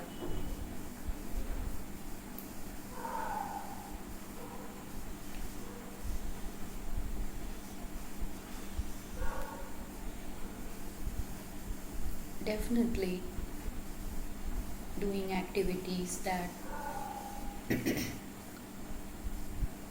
generates peaceful energy, music, whatever you want to sing a song for God, whatever, all those things, it helps.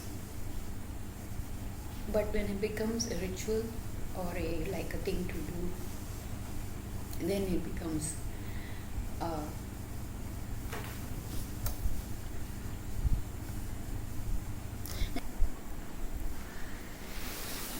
everybody goes through life that has been given to them, or our own actions have led us there. It doesn't matter where you are at.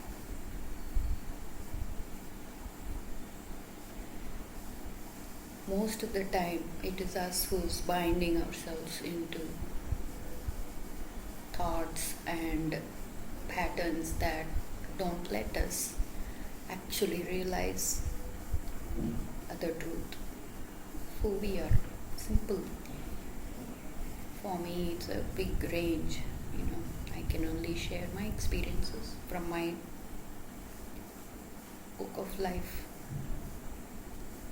And if it makes sense to you, then you can apply it in your life. There is no shortcut, there is no somebody telling you do this and it will get fixed. It gets complicated because no one else can understand your mind and what's going on within you better than your own self. That's why it's called self-realization, right? No one else does it for you. Or that awakening that you get one day, wake up, what am I doing here? What am I doing going on and on? So there comes a turning point in your life, there comes a shift. Even when the body keeps growing older, it mellows. Certain things you don't want to do. So that's the journey. That's how it is. It's by design, right?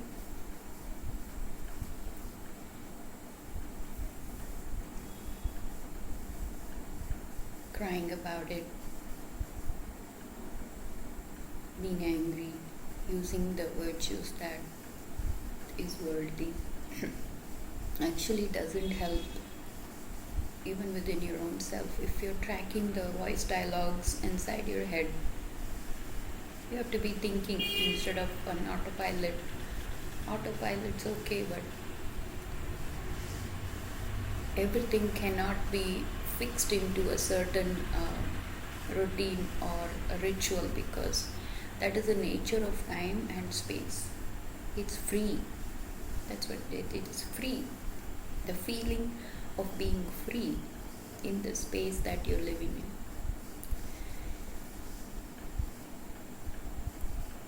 Just this morning I was thinking, I had some dishes to do from yesterday's. I actually slept good after a long time yesterday and woke up and I cleaned up the dishes really nicely because my bones are achy and done a lot of chores and work in my life.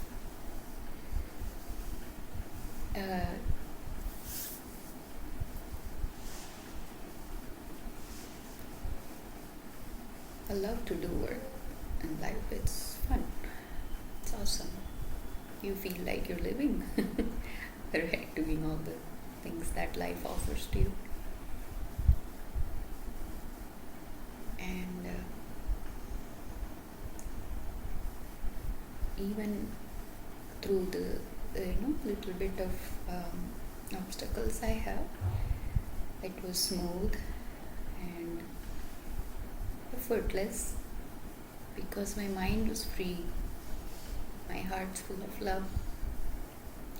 Whether you feel it or not, realize it or not, that is the truth. I don't know what you're talking about. I can hear it. I know, I understand. I've been there too. I've also had those dialogues with myself or God. Whatever relation you have, a relationship, there is a relationship, basic relationship going on.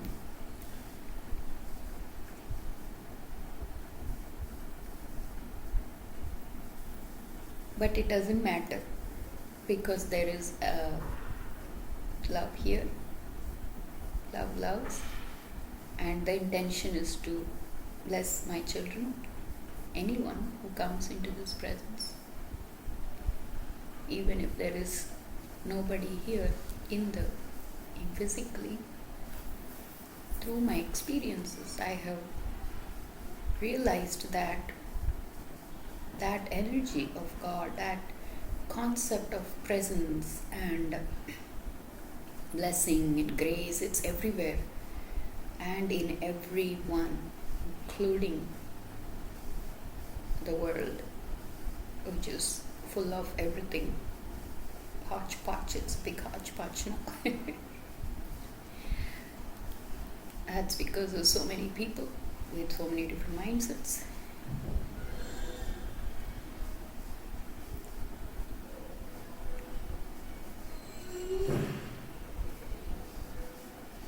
Doesn't matter because there is an exchange of energy happening, whether you know it or not, whether you realize it or not. Being a mother has been the biggest blessing for me. Bless all the children out there. Again, whether they know it or not, there is a part of a woman that completely changes when you become a mother. You have this burden of protecting, loving, and it's automatic, that instinct to save the child, protect him. But that cannot dominate. That is one part of the mother, which is an overwhelming emotion that nobody can touch. I'm personally sitting here blessing all the mothers out there. Bless your sweetheart. Continue to pray. Let your children go. Let them experience. God is with them. If you've lost a child, bless your sorrow. Rise up above it. Don't let it consume you. Ultimately, you also have a journey to continue as a soul. And I pray that they may be blessed with a little bit of relief, understanding, wisdom, and rise above it all. And any miracles can happen anytime.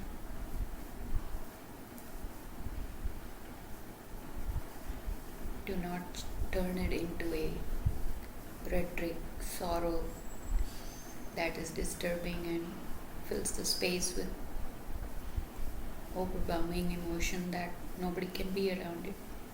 That part we have to control and tame. It's important. That's how big the woman's heart is. It's an ocean.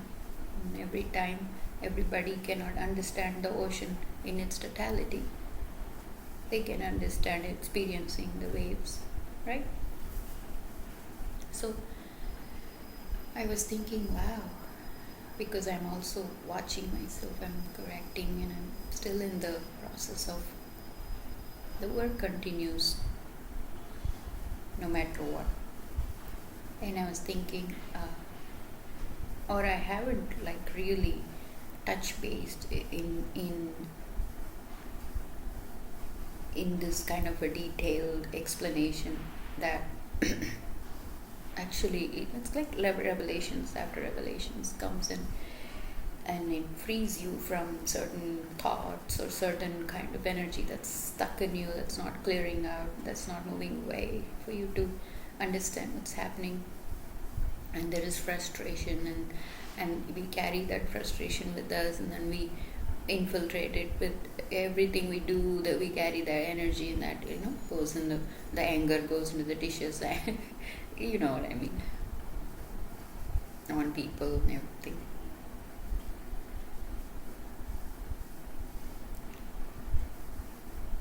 So it's important to understand yourself. That's what I'm doing. That way you get the maturity and the elevation to understand others' mindsets. And then from the part of you that is good, obviously you want to be good, don't want to hurt anyone, you do what's best in that situation, and then you move on, filling the space with love and leaving it with the an energy of understanding and a memory that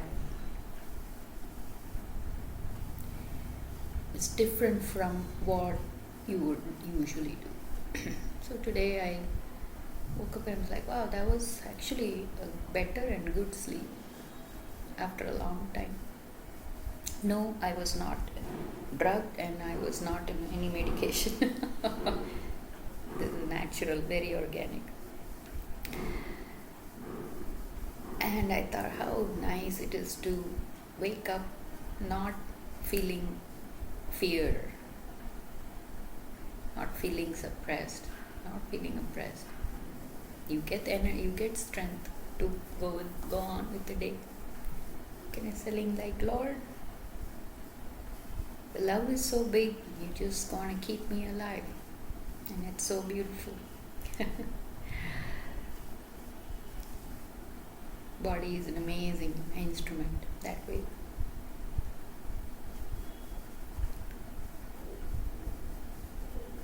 And I right away go into praying that, wow, if every woman can feel this way in everything they do, what the wonderful things they do, the wonderful food they feed.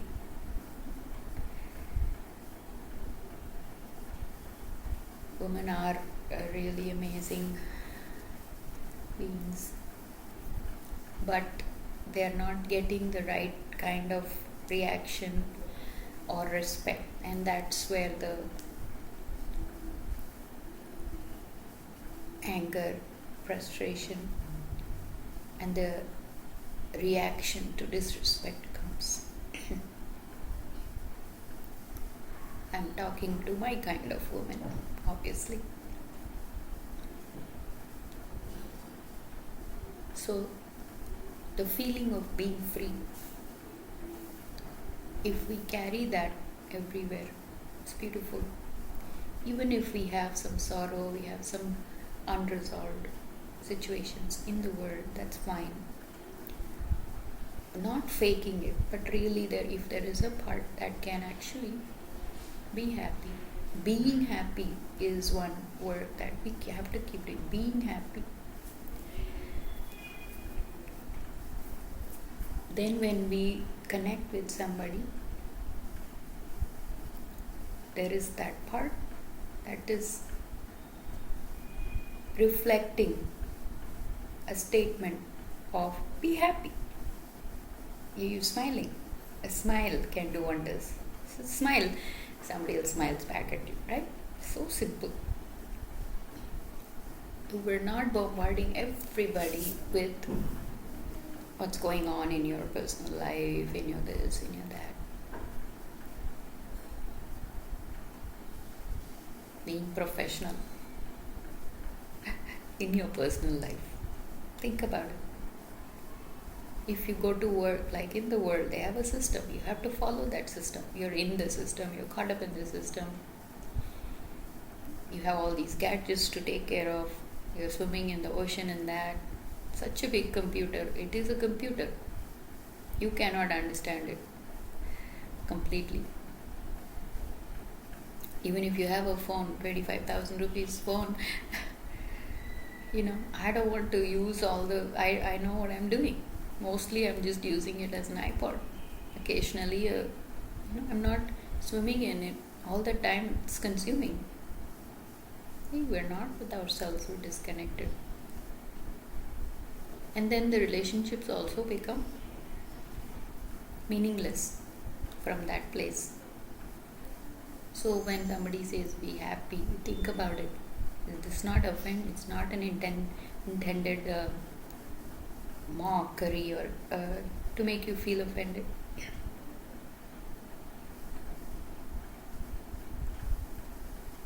It is valuing what we have in life and using it well. Be happy. That one part can change everything. So, but when they realize, wow, so much is going on in your life and you're giving me a good word, and I really am grateful. It fills your heart with joy, and you do connect, and you do realize if one person is doing it, it's inspiring. Yes, it can happen. It's happened to me. It can happen to anyone. It's probably happening to so many other people over there, especially children. Now, my son, he's going to be 18 this month.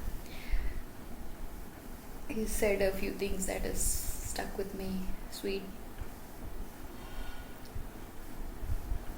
They are not into any rituals, religious, anything.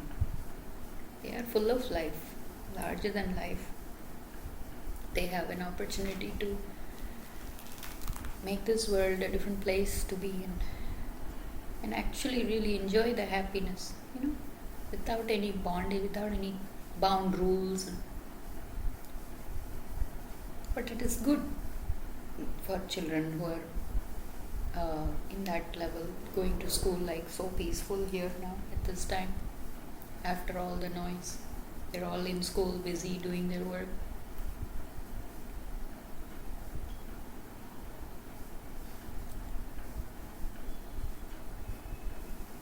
Sooner or later in your life, when you grow up, you have to realize where you're at in the journey and where we're going.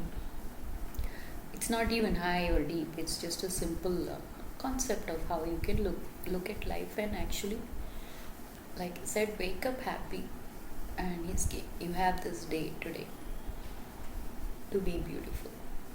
It's okay to be beautiful. We had a song, beautiful word of God that came. It's how you say it, isn't it? And with what intention? Melts your heart.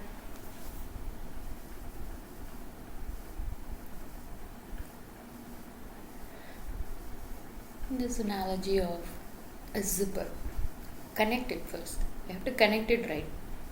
Yeah, we struggle with that sometimes. If it's a crap and it's not done properly, then even the first connection is hard to make. Apply that to relationships. Then when the first connection happens, then it's an easy way all the way up to zip it up, while all the teeth connects, filling the spaces, right? Then we zip it up. It gets easier.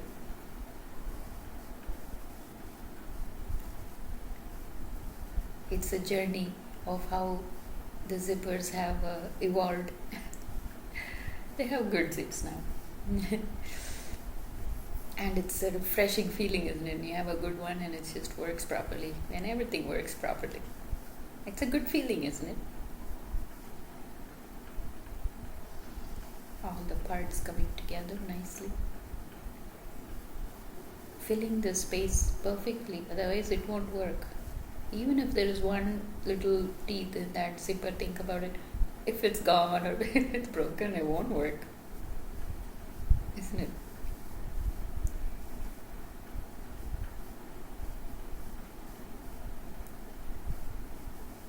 Because ultimately, inside all of us, we want to be happy. We want life to work.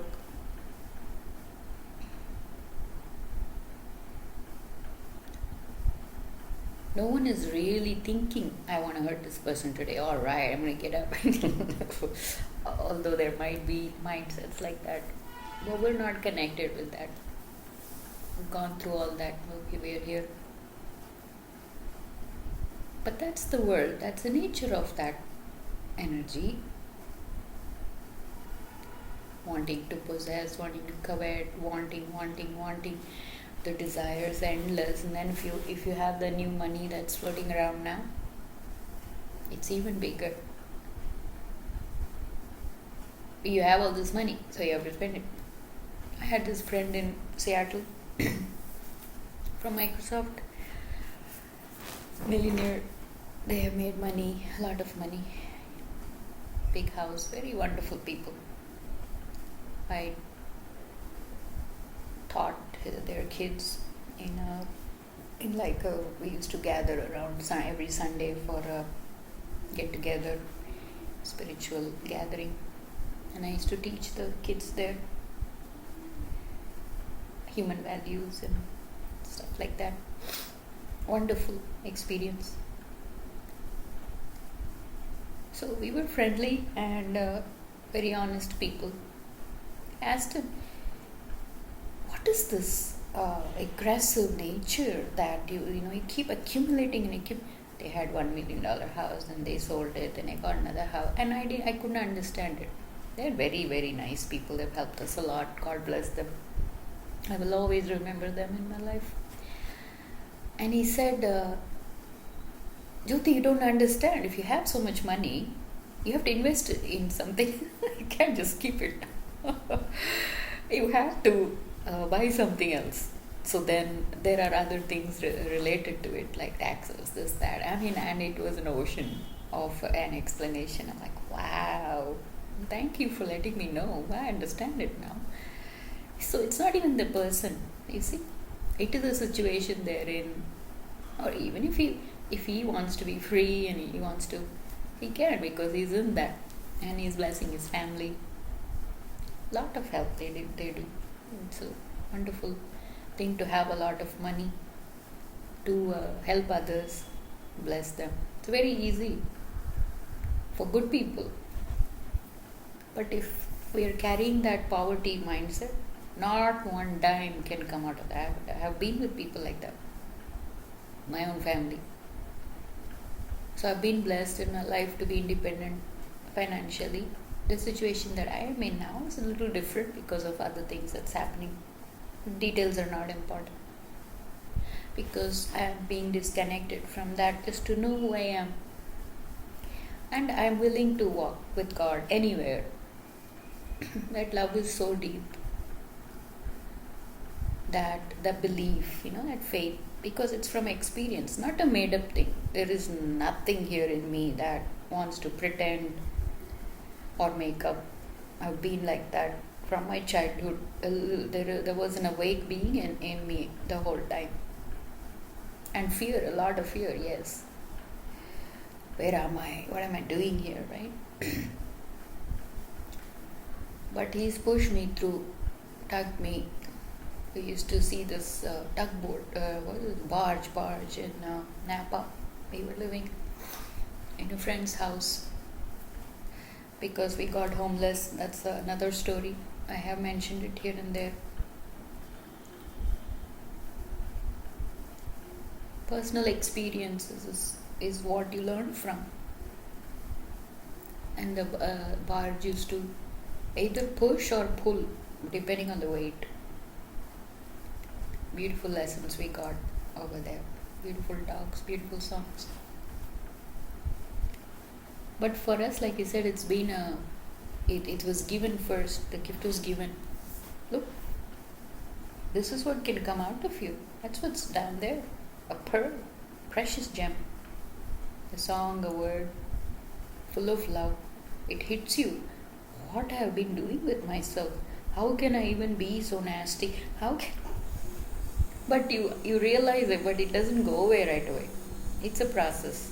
Layer by layer by layer by layer, it cleans up. The chunks are being...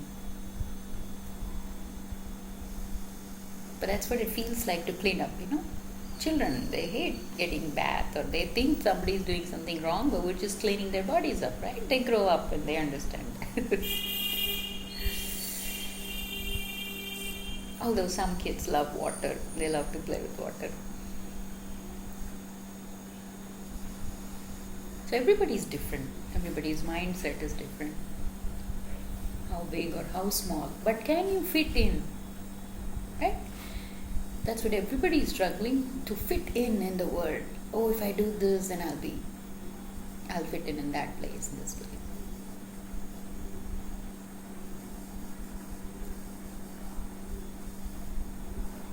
It'll be nice to see what's going to happen from now on. I don't know.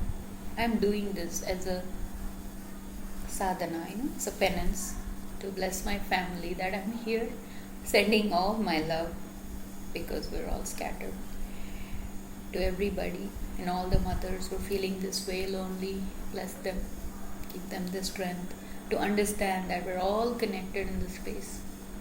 It's all there. We're not separate at all. So giving an emotion to some deluded thought is not. We have to fill the space with happiness and joy now. Let the children be happy. Let them be happy. God knows what's happening. Let them have their own journey. Let them learn through their experiences. Let them rise up to what they can become in His loving and giving.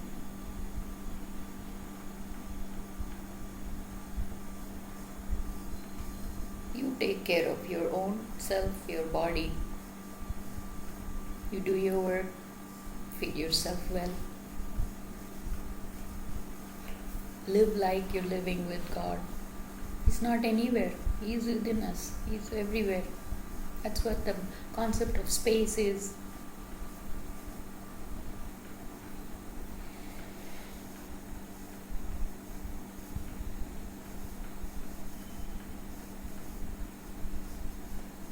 We cannot become the ocean, but we can certainly understand its nature. It's salty, it's beautiful, it's big, it's vast. We can enjoy the waves of the shore, right? So thinking, I want that, I want this over there. But if you're not capable or you're not eligible, then it's not going to happen. Then we're going to go into states of disappointment that we didn't get it. You see, but we were wrong to begin with. That's what they say. Began with the wrong foot, right? Be careful out there. We're all on a journey and it's going to be fine. Whatever happens, keep doing the work within to balance your emotions and find that part of you that can grow stronger and stronger to master your mind, to know what's real, what's really happening, what's not. Basically, we're all letting go of that selfish part of the human being. Then when we become a selfless being, then it's easier to give. It's easier to share. It's easier to experience the joy, the space. What else do we got to do in life but share our love? It does double when you share the joy. It's within us now. It's all inside of us. It's all we were already there. It's just that you're covered up with. We are contaminated and diluted. So we are not able to see it clearly. So let Him clean Him up. Let Him give you the experience. Let the space, let the people around you give you the experience, because that is all God. Not separate at all. That feeling of oneness, when you experience that, you're a changed person, You won't do it in the presence of God.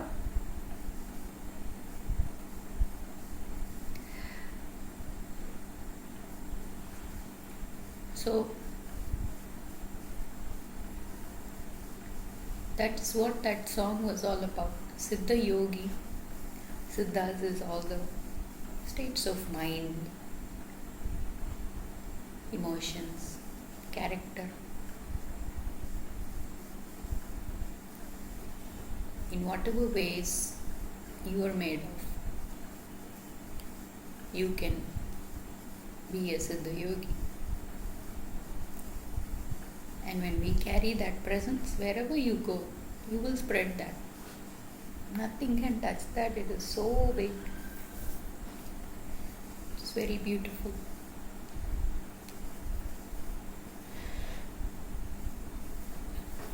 So we'll continue our work. Enjoy the beautiful day.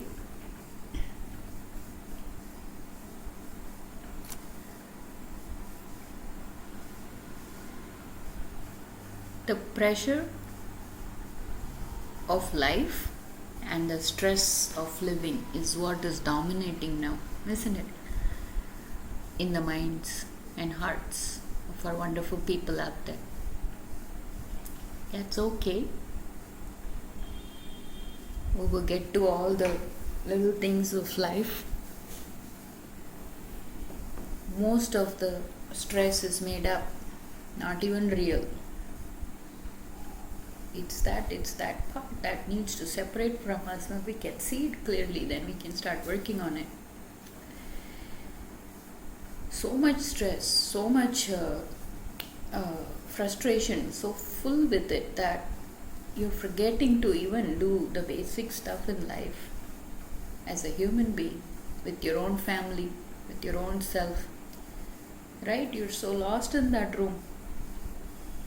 No, we gotta come out of that, rise up. Just break open from this veil of deception. It's just a veil. You can just go through it, come out.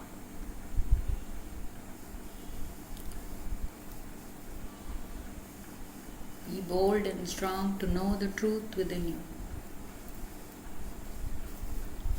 We don't have to carry that stress everywhere. Even if it is there, we'll look into it. Be cool. Just hang in there. It's all scattered up so we can put it back together. Something or someone will come help you out. That is if it's real.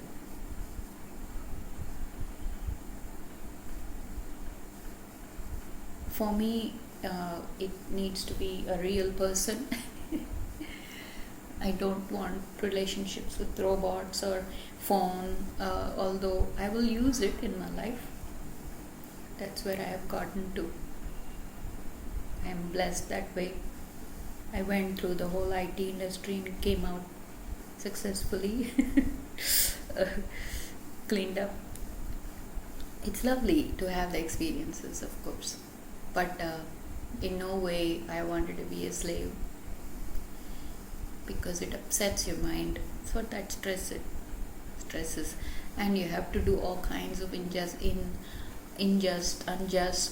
actions and this and that, and fighting that is it just drains you to be righteous, be dharmic. It's very difficult because that's the system out there. It's okay, you can, but if it's transferring into your own life situations, which is what is most real, is your life. You're living, you're breathing, you're having a relationship, you're having children. That part of life is what for me is most important, and what I'm becoming in all that, what I'm giving from what I have become, and all that wonderful stuff. No stress. Stress-free living is what makes you feel free, and it heals you actually. There is no, magic or miracle that happens without a scientific and a practical experience.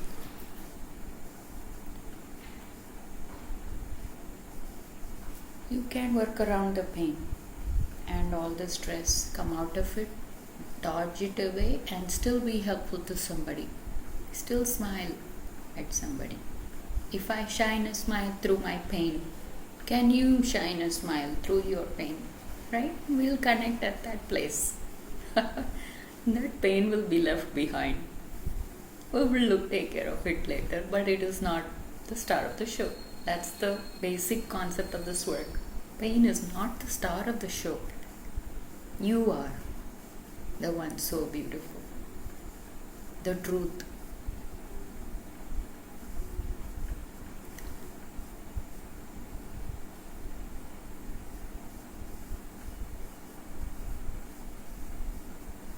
So we will continue our praying, blessing the fathers, the sons, reconcile, let go, let in. You have to begin somewhere. But we were told that beginning is in the sky.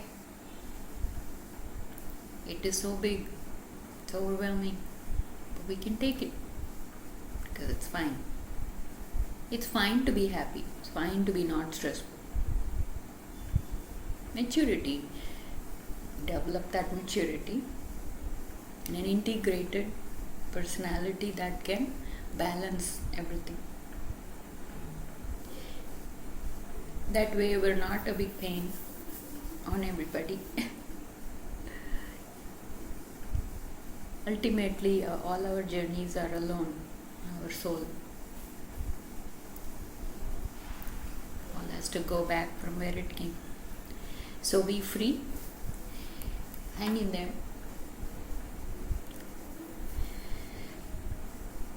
We love you, and everything is going to be alright. I love you, Lord. You make me see you in everyone, see you in me. I'm in you and you're in me.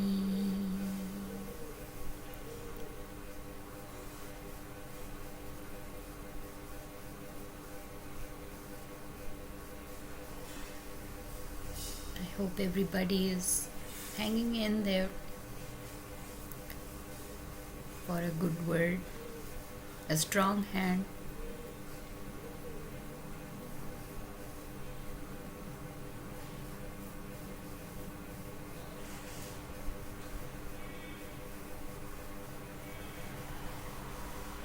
Being in the space as space.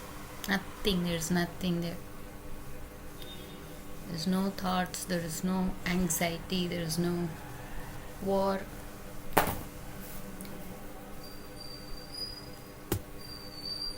It's a space full of love. You feel free to be yourself.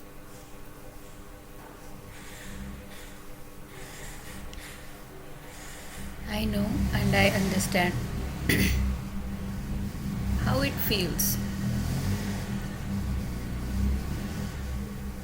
Both have been happening for us.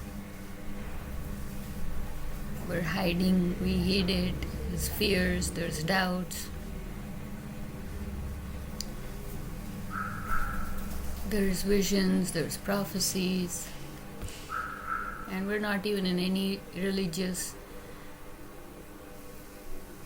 anything here. This kind of love is for everyone and anyone. There's no agenda. There is definitely no expectation. Until we get to a point where we start to ride with it. Because you become one. See, for me, it's like I've said before, it's been a backtracking event. And the transformation has been going on. Then it started to reveal itself.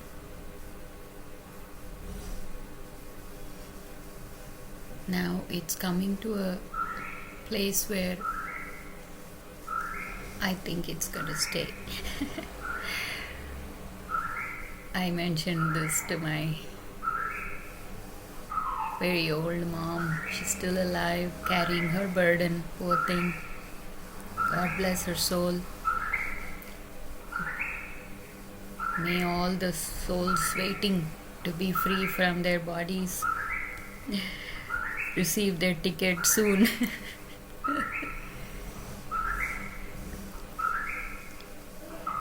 I was telling her, it doesn't matter how much you're gonna dig in and look for the old Jyoti, she's not here.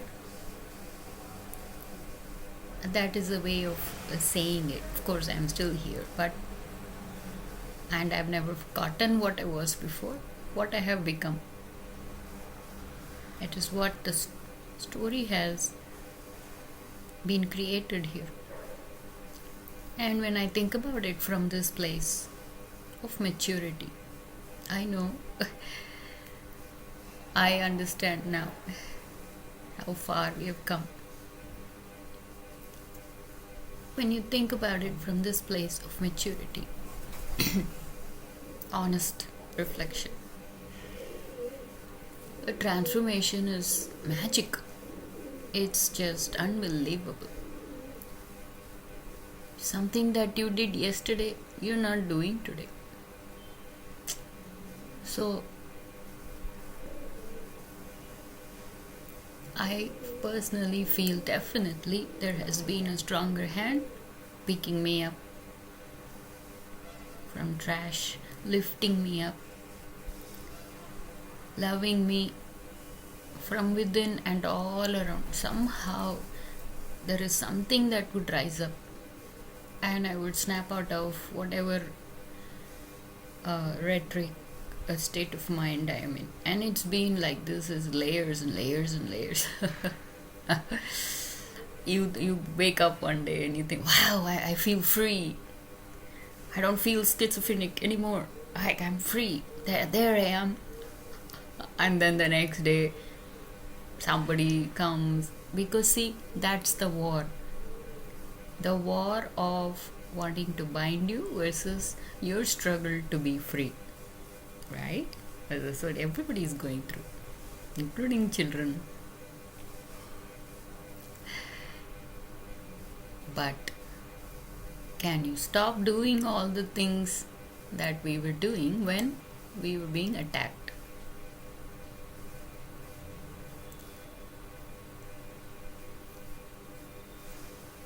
Let's get to the body, beginning with the body. I have seen plenty of pain, and there was a time when the attitude I carried through the suffering changed. And every time it's like everybody's, my father went through the same kind of experiences, so I understand now. Everybody's at the edge of their seat thinking that I'm dead, or I'm for them they feel like the suffering is it's deadly, and it was many times. Hey, but I'm still here. My son and I, we used to joke, we don't die. The nature of this kind of love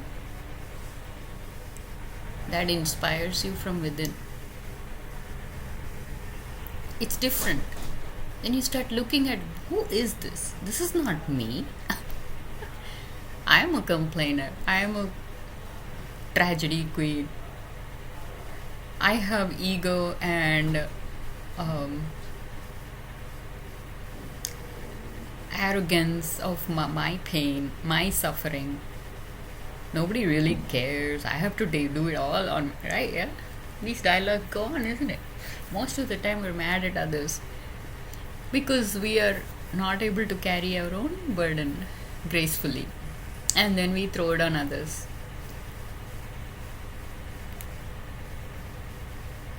But as a good person, I never wanted anybody to share the burden. I felt that about others and their suffering, I would be there for them. But when you're suffering and when you're in pain, like leashing it out on others, getting angry, I didn't feel like doing that because I know it will hurt them. How will they know? Especially children. How are they supposed to understand what is going on? Especially for a woman. So we are all here looking for a balance, beginning with yourself. And you will find those goodness within. You will find those virtues within. That's what the kingdom is within you. Even though all these sounds like Christian philosophy and all, I'm not really going anywhere. I'm a very simple-minded person. I don't have any big knowledge, or I don't have a very argumentative mentality, or there is no intention to offend anybody. It naturally happens when people see that uh, someone is reflecting qualities of Christ. That happens automatically. But there is no religion here. Christ was the best example of how a human being can be on this earth, a greatest yogi in some sorts. I still love Shiva.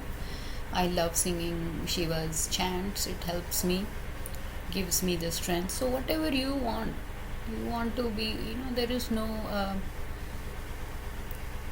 concept of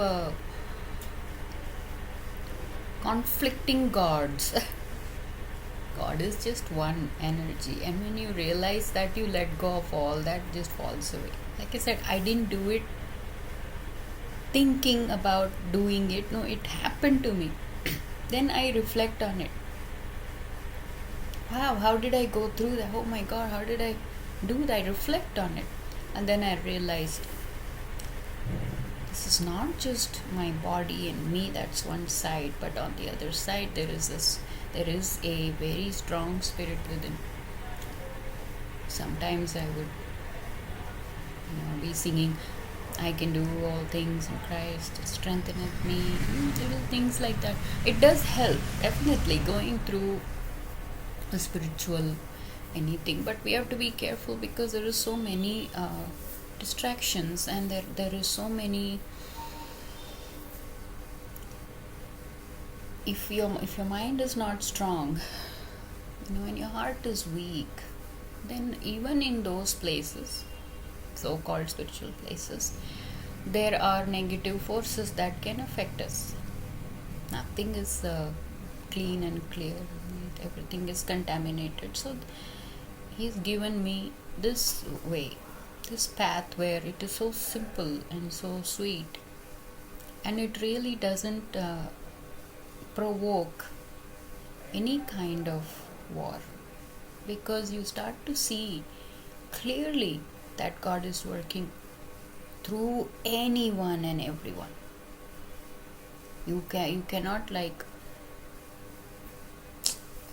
misunderstand it, and you bow down to that, whatever that is, until the time comes that you realize it's actually within you. You can do it. There's no magic, there is no witchcraft, there is nothing here that is threatening, or like I said, looking for an opponent to fight with. That is what the whole concept is, for us to find our way to freedom, to salvation, redemption, right? All those beautiful words. It's there in all religion, yes. But sometimes one gets stuck in a ritual, or you still don't find that peace. You're not satisfied. So for those who are still struggling with conflict, or with all the things that exist in the world, I am not shy to accept hardcore rebel. I had to fight my way to just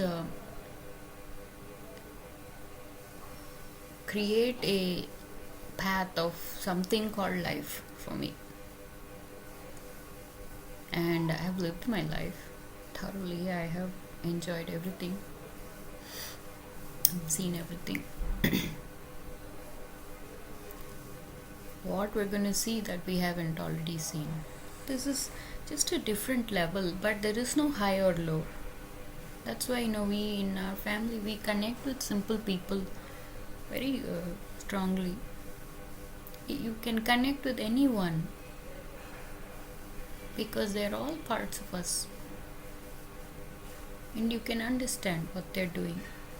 Always look at the good. even if that person is carrying a million problems or wrong, that you want to be a police and find out, there is that energy, that looks at something and finds faults with it, and even if it is right or wrong. My mother did it all the time, poor thing. She just couldn't see it any other way, because that's what she was made of. Whatever she went through in her life, I don't know all the details, but they're so unpleasable, right? And it's unbelievable. That's why they can't believe it, so they reject it.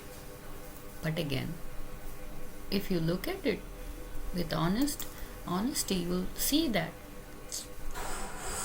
something is there that has changed. Right? So I would say this is a big intervention in a way, and then you start doing the work with it.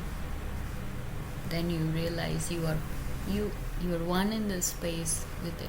Doesn't matter what's going on all around. You connect with that one part that you strongly know is God.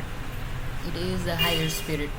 It is the power of love. And then you start practicing it.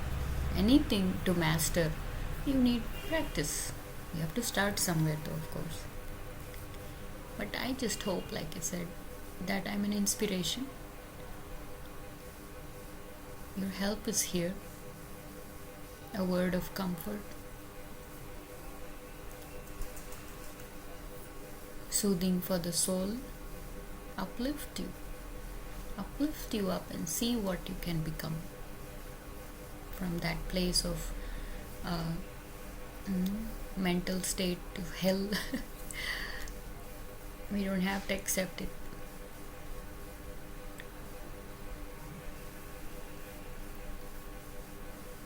And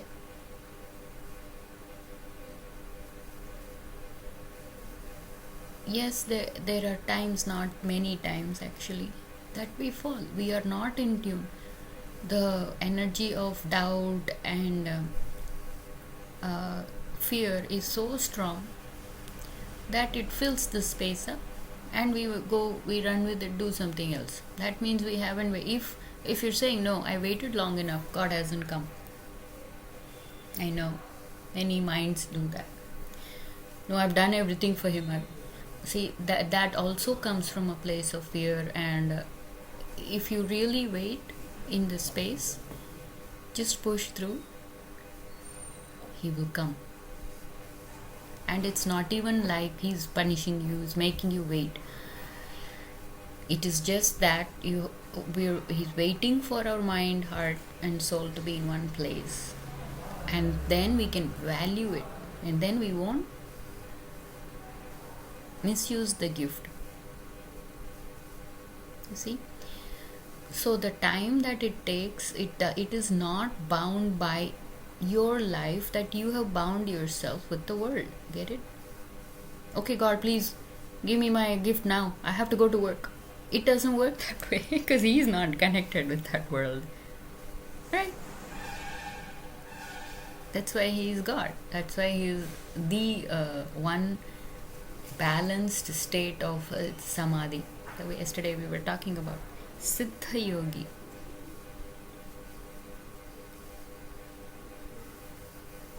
For me, it's been a path of attaining that, reaching that heights.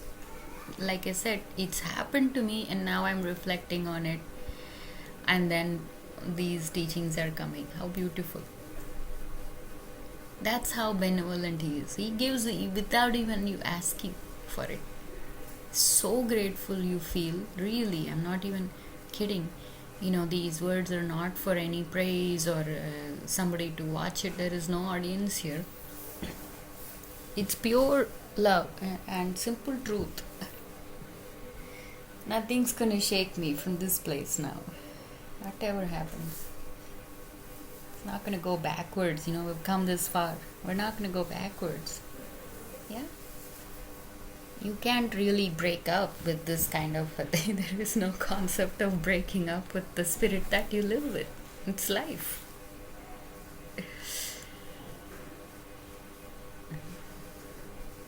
All that tantrums, hating, all that is just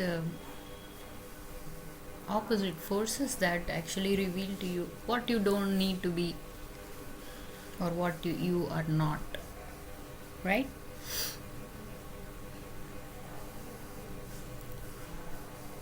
So for today, push away all those negative energies, the doubts.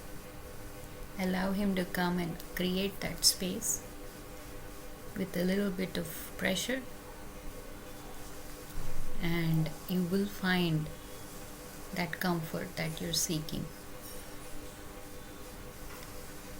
There is no concept of giving up here. It's a very strong, a way stronger one. One day I just woke up and I told my son, everybody goes through.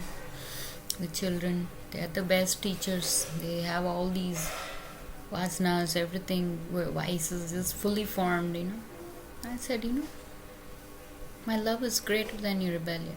He looks at me and he goes, wow, that's a good one. you say the truth, you act it out with that inflection and the energy. It works. That's why I'm here to prove it to you that it works. Good morning, yelling guy. These vendors over here in the small businesses, they have become so loud and so aggressive. It's really weird. And nowadays everybody has this speaker. They just recorded. This guy is the original original track, but all of them have this record, and they've recorded the whatever they're selling, the advertising method. It's kind of cute, but it's gone crazy. It's gone haywire. Well, that's what we're here. We're here to eliminate that kind of an insanity that actually short circuits your mind and switches you over to that state of mind. Whatever they have name for everything now, right? All kinds of dysfunction, they have names out there. But this could be the truth for you, that nothing's wrong with you.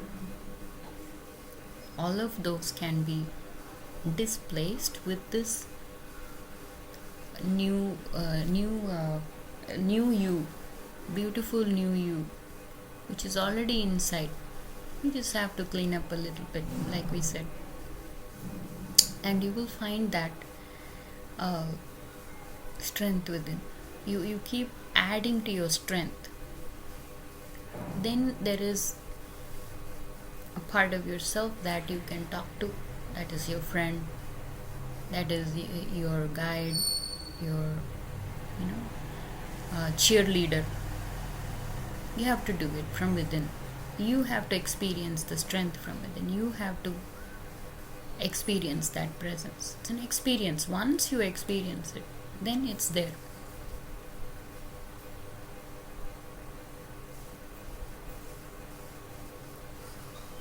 What the world told me, or they tried to create a rhetoric story again, it was all denied and defied, and deny and defy what you need to deny and defy, not what is existing and is the truth.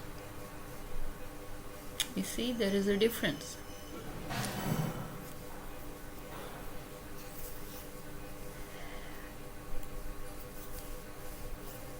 So I hope that this journey has it's made me strong. I'm a different person, or I am the same person. I just realized it. Nothing really falls away. You still have all the parts of yourself. It's just mature and it's grown up. You look at it a different way. Your attitude matters. How you go through your suffering matters. I asked him once, why this much? Why my stories are all about but the healing came. I have many stories. Won't get into the details now, but I said, why? And immediately the answer came. The download, right? The answer in words and thought forms came. That's because the experience of my love is that deep. As deep as your pain was, you experienced my love. Because the healing came. I didn't go to a doctor, I didn't go. Nobody needs to follow my path, but that was just my path. It was an extreme level of suffering that the world didn't really understand. Or once or twice I went to the hospital, but it was meaningless. I just came back to the same state, and then I took off from where I left off. So then I stopped doing dragging my body through the fears to do something from outside that intervened this path that I was on. The healing came. Technically, I shouldn't be alive. Scientifically too. I know many are going through experiences like that. I know that. It's a collective consciousness. It is happening to many, many, many people. Some at one time even lied about my being in the hospital and dying. Crazy. So anyway, let's just wake up and let us connect. We think we're alone. That's why we're scared. We don't want to show the real light that is within us, because then you're scared of somebody putting it out. No, they cannot. Once it's lit, your switch is on, it's on.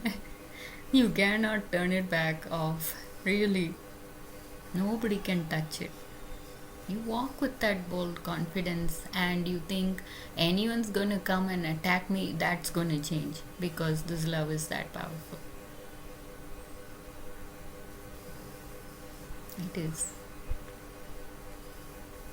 When we stop reacting and feeding it the food that it wants. It wants your hate, it wants your fear, it wants your doubts. Don't give it. Because we are dignified souls, we are here to walk the path of righteous morality and experience the highest potential of a human being. Intellectually, yes, but there has to be a balance in your way of living and loving also.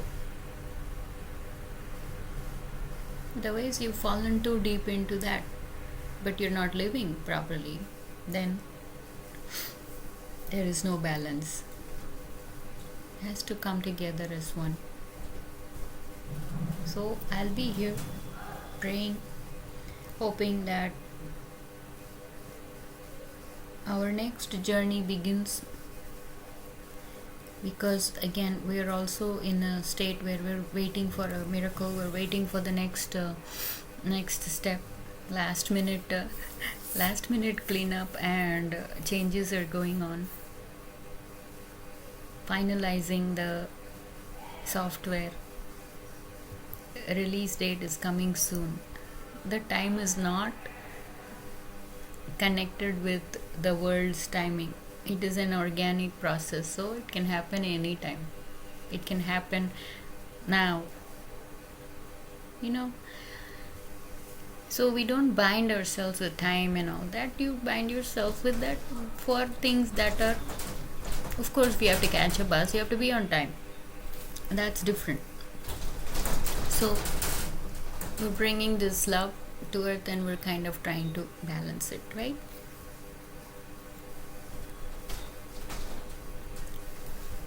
So we'll see where all this goes.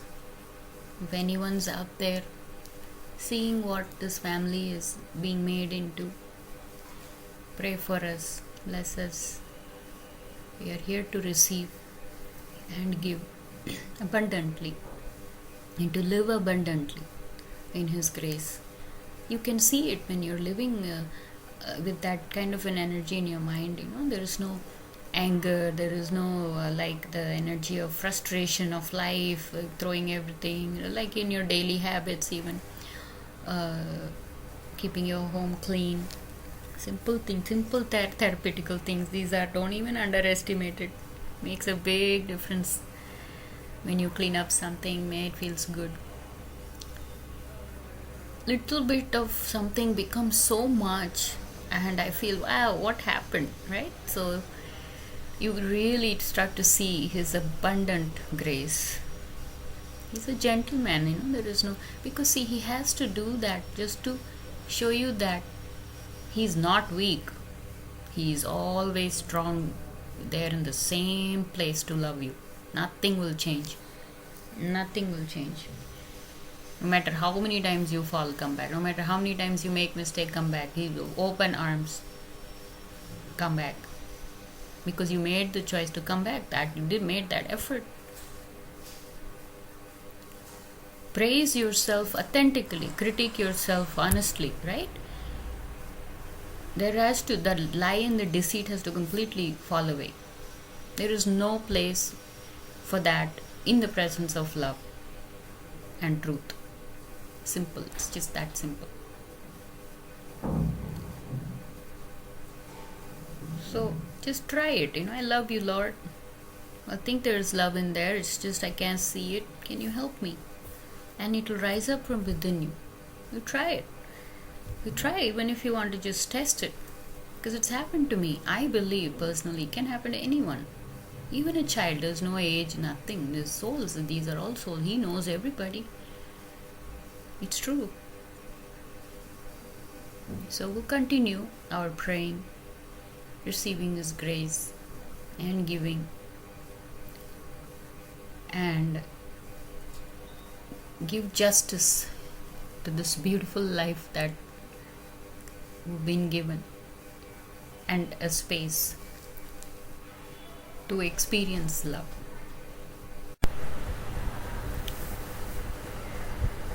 I was thinking, yes, one needs to think, otherwise somebody else is going to think for you.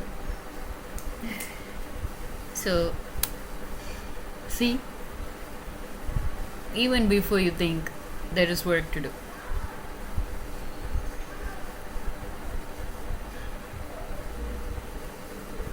Thinking is what makes you sit in this space, look inside, clear it out, clean it up. Do you want your life to be changed or not? Do you want your karma to be blessed or not?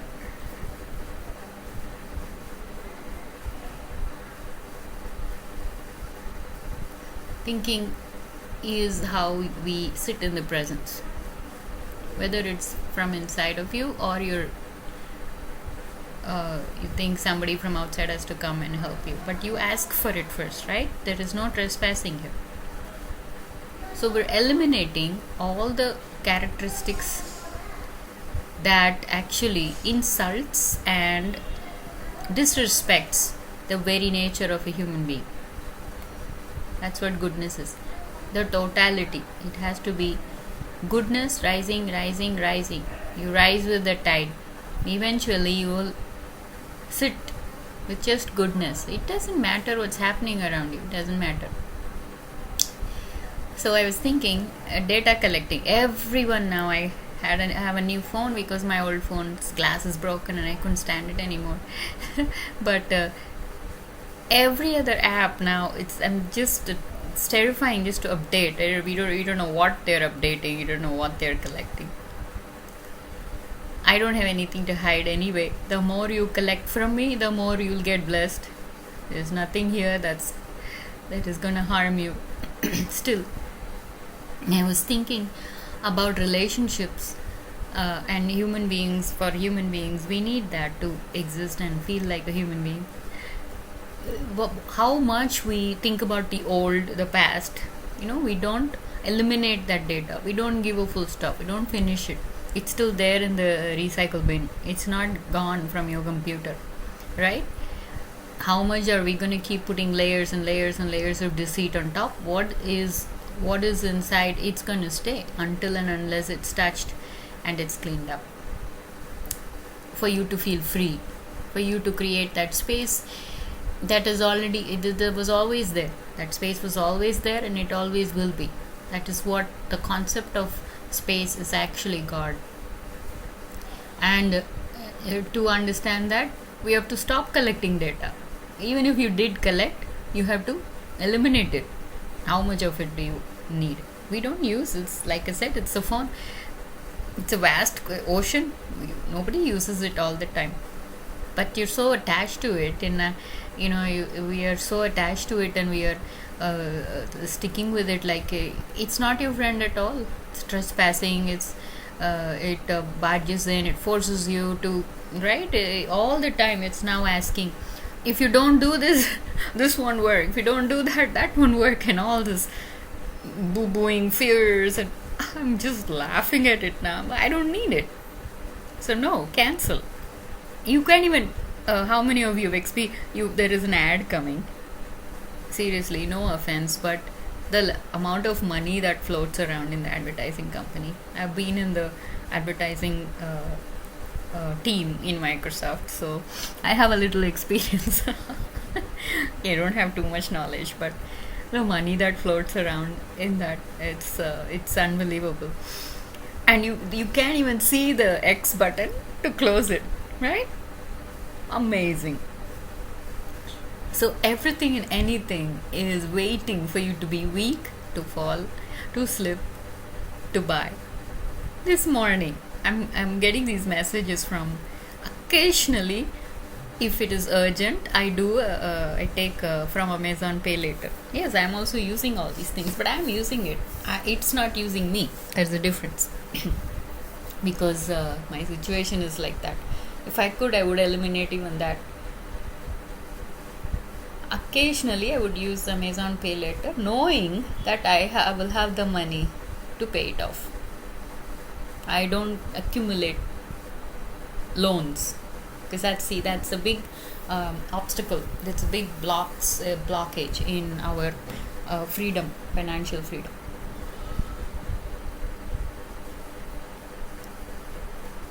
The imbalance is very vast now. Even in small villages like where I'm living now, you can see it. People are either very, very rich or very, very poor, but the lifestyle is the same. Poverty-stricken mindsets. Seriously. No offense to all the data scientists and all the intellectuals out there. I know what it means to be financially independent, get all the money. I've been there. That getting that paycheck direct deposited in your account, it's awesome. So as a woman, for me, it felt very, very good. But I'm on a journey here, and I let all that go, choosing this, because for me, to heal and to be with God is more important for me. And I found something more attractive and more. Again, we're not doing anything. All that's happening is we're being grouped together. The souls who are like-minded, and with love, we are connecting. That's all. So most of the times, like I said, it was an intervention. I didn't have much control, even when I tried to stop it, or I tried to do something against it, because in my mind, the other side of the mind, that's what it thinks. If you're coming from a place of a state of mind which is doubtful, which is angry, which is fearful, that is how you will perceive it as. If you're looking at it from the love part, nothing really affects you. Nothing. You don't take anything seriously. You love. That's what God did to me. So now I'm doing it myself, and it helps a lot when you're with yourself in that state of mind. So many times you can just brush off the doubts and all the data that you've collected with previous relationship, even if you've had a bad one, or traumatizing. You don't recall it. You don't take it. You don't accumulate it in the next relationship. That is how it will heal, and that is how it will grow into a better lifestyle for you, isn't it? It's hilarious. How much data do you want? Collect. And nobody's really telling the truth. Everybody is scared. Everybody thinks they have privacy. Come on, wake up. There is no privacy. Once you download something, once you are attached to it. So know that, understand that. Don't be in any denial. Like I said, I'm not against anybody. Please get all that money, save up, and you can even bless a ministry like ours. We need people to bless us because we don't have income. We don't ask anyone for money. God's simply moving us through a journey and inspiring people, blessing people. We're just giving here. So when you give, you will get more. No matter where you're at. The most important thing is you do all that. Like I said, I was telling in some other talk, we're creating a balance here, we're bringing heaven into earth. So, but we don't lose the humanity. The part where a human being has to have a life, living, and always have love. I used to do that. Go to work. I would go work, come back home, and I would be disconnected from that, and then take it off in the next day.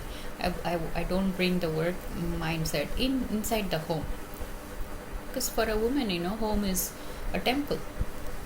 She has to do all those things. Balancing, basically a big balancing act.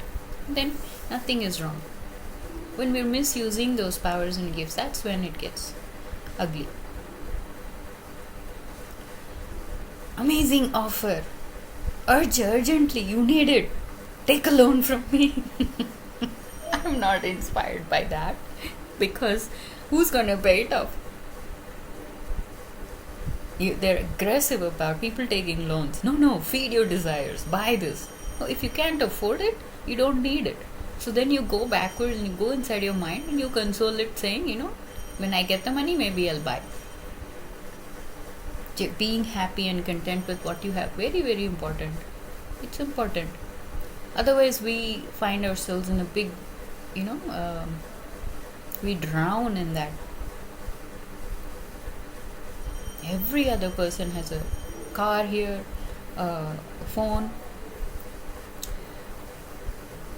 And there is a very distorted kind of an ego. It's very dangerous even to, have a relationship with anyone. You never know when it will burst, when the bomb will explode. This, like I said, I am living in a very like a dead end, and the roads are small. And even 10 years back, they had expanded that small little road. Now every other person has a car, and the whole road is jam packed. I don't know. Maybe they're trying to get the Bangalore, mindset is here. And there's traffic jam. People are not able to even walk. It's crazy, but it works somehow. They're moving and pushing and creating space and moving along. But again, the congestion, right? That is so like disturbing to me now. My mind used to be that. I know what it is to have that kind of a mind, and what it is to have a mindset that is so free and full of space, where you can think between thoughts and one thing leads to the other and everything works perfectly. There's no magic here. It's practical. I'm a rational person, I don't fool around. I don't want to waste time. I don't want to waste money.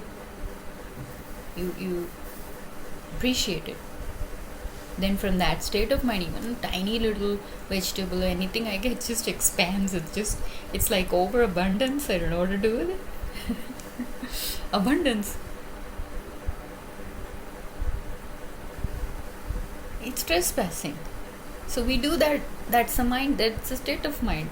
It's very satanic, very evil actually. Collecting all other people's minds, what they're thinking. Nobody knows what the truth is. Everybody, the only way we know something is by somebody telling us. And those words may or may not have truth. You don't know. You don't know. You only have rights and control over your own data.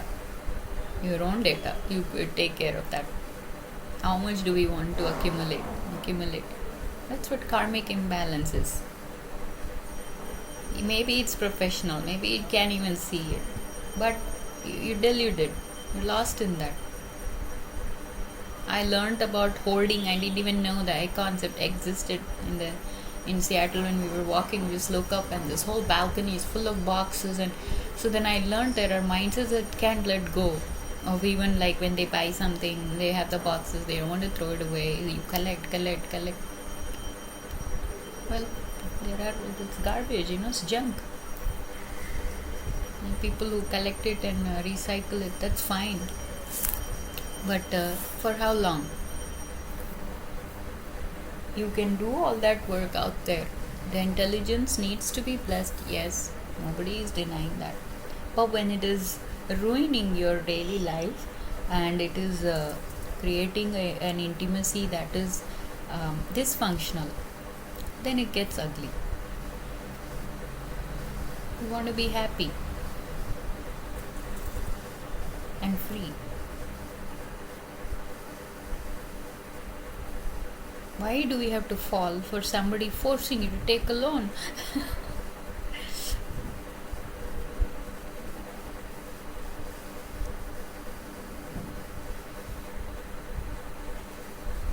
So you have to think, okay, even if that distraction comes, do you have is your mind slow enough? Is your mind controlled enough to be able to look at it, whether you want it or not, just not going with the flow? It's asking something, okay, say okay, everything say okay, allow. Now you're invaded.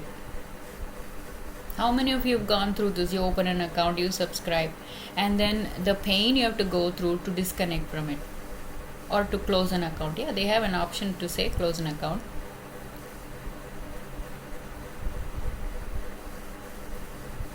I went through this experience recently.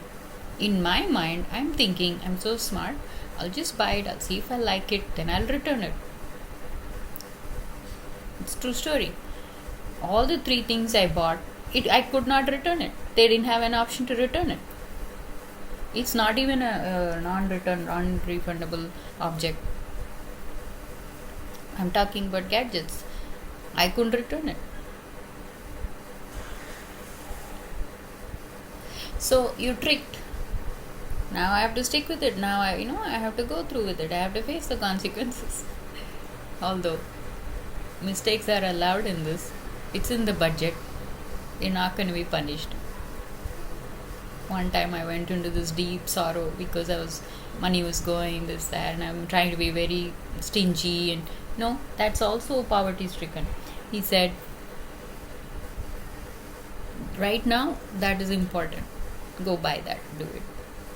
Don't worry about what's going to happen tomorrow. Right now, to maintain the freedom from the poverty mindset, right? To get into a place where you are receiving without even asking abundant blessings. So you remember those words. He will keep his promises. You have to trust in faith. You have to have faith. This is a faith walk. But not putting your faith in something that's practically derailing you and drowning you. That is stupidity, isn't it?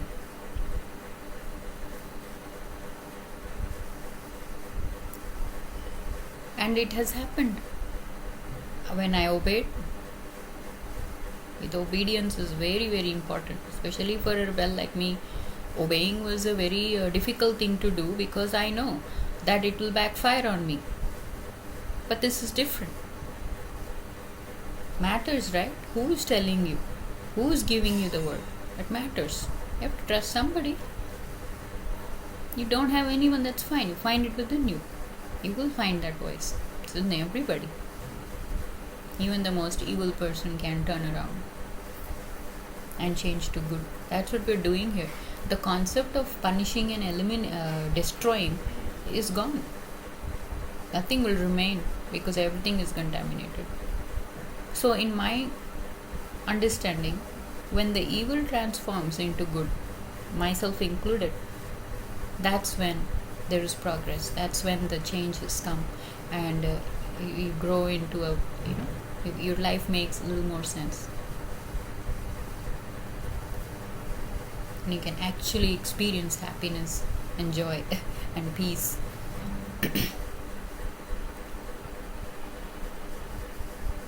So God bless the data collectors and all those people out there. It's incredibly annoying. Once you were in this place, you're aware You're totally aware of what's happening, how they're doing it, not in the detailed way, but in an energetic way. You just understand it intuitively. When you have the presence of mind and the focus, then you don't fall into it. Some things are necessary, okay.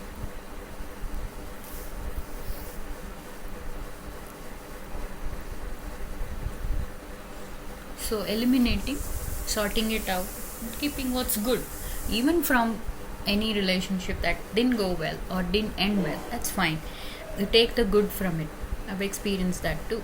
You take the good from it and you be grateful for that. It's a very freeing feeling. And we're not carrying forward the hate and the bitterness into the next relationship. It's a journey. Nobody is perfect. We are becoming perfect. But then there's no end to that work. Isn't it? So don't do it to anyone. Don't do it with yourself too. We know about everybody else's life. How much do we know about our own life? That kind of intimacy with dysfunction is what we're eliminating. There is only one good virtue that is a basis for all relationships. That is love. Love is the only thing that validates intimacy in any shape or form and at any level. From a simple hi, bye to a profound, close relationship that includes marriage, family. It's beautiful. Intimacy has to be based only on love. The kind of love that is not selfish. That's not love. Then it's not love. Right? So think about it. Start thinking if you haven't already. And be a little careful. Then we are in a loop of war and fighting to come out of it. This was years before, when I had a relationship with a phone company in the US, and a couple of incidents has happened, like double charging, and then the getting the money back took months. So little things like that. So then you're careful about your habits. You're careful about what you do with them. You don't take it for granted, everything that's out there, really. Another time, to disconnect my cell phone because you had a contract or something like that. It's not a simple thing. How many cases and all those things are going on, so much rubbish. I'm like, where do we have time to love and live and give and share? Everybody is busy with court cases and this and that. Mind is stressful all the time, too much.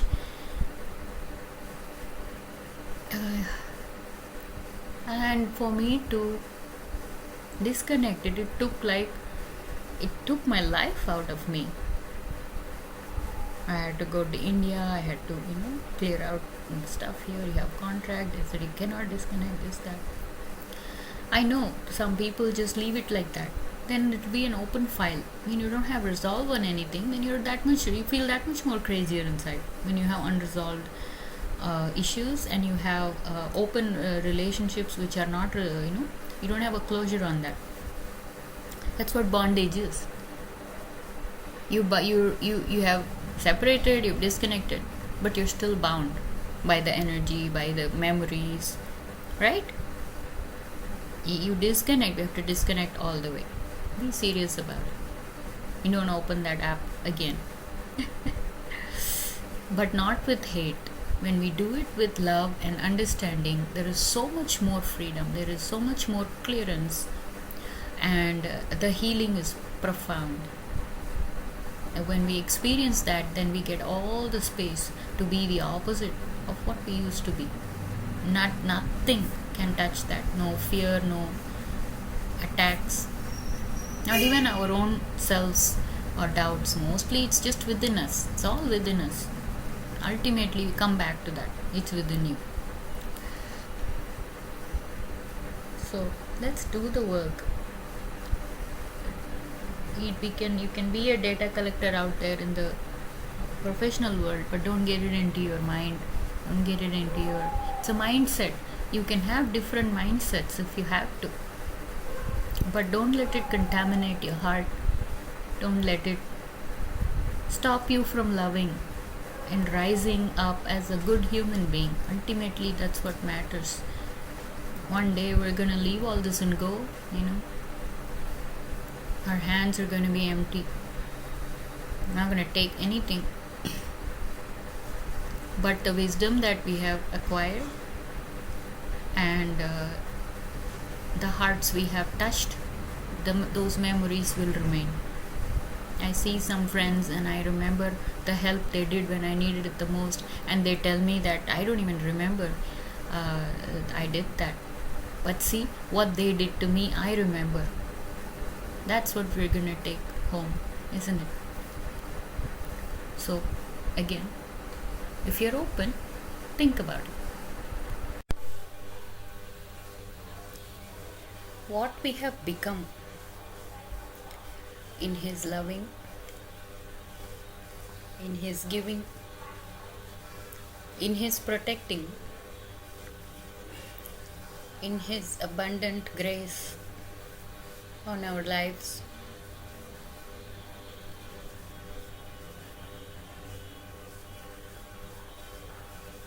Is being revealed naturally and organically as it happens.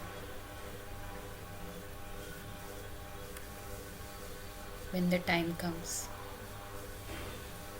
once we realize, even if it's a small part of us that squeaks from within, hey, I'm here. Are you in there? It's enough for you to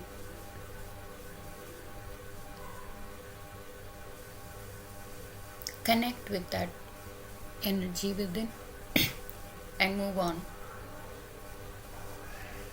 Doesn't matter where you're at, how great your suffering is. What matters is if we are accepting that truth as we see it, as we hear it, and as we experience it.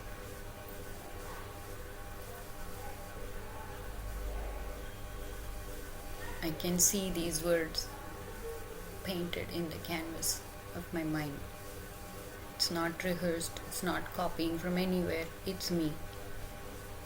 That is how profound this kind of path and transformation is, and sometimes we're not thinking about it. I've said it before, for me it's been a reflective journey on what happens beyond my control, over and above anyone's outer influence, what they're saying, what they think. It's about what you think. So it's your mind that needs to be changed, corrected, fixed, whatever needs to be done in the beautiful painting of your mind and heart. That's what matters, is you accepting it as the truth of something that is within you. That's who you are. You silently carry it. You work with it, you grow with it. And one day you will become that. And then we realize, wow, it's an experience of goodness within. You want to call it God, you want to call it love, whatever.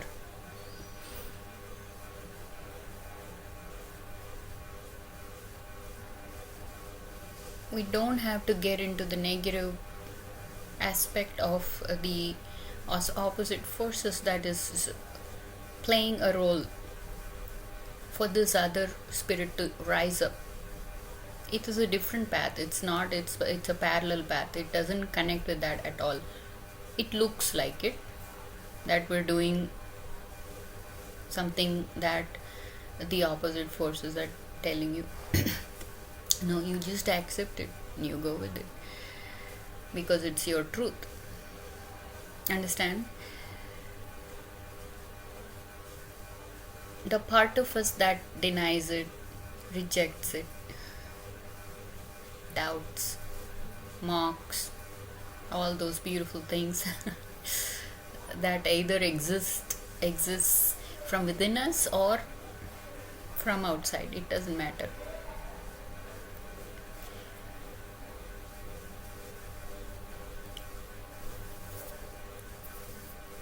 Those also comes from a mindset.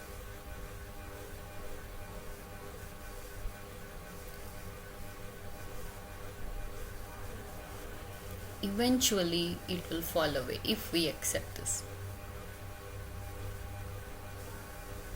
That's been my journey.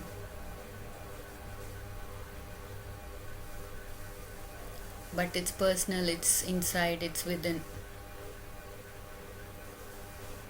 When the time comes, he will choose me as an instrument to share. It's a testimony. What do you do with it? You share it. If it inspires you, go with it. Everyone does their own work in their own way.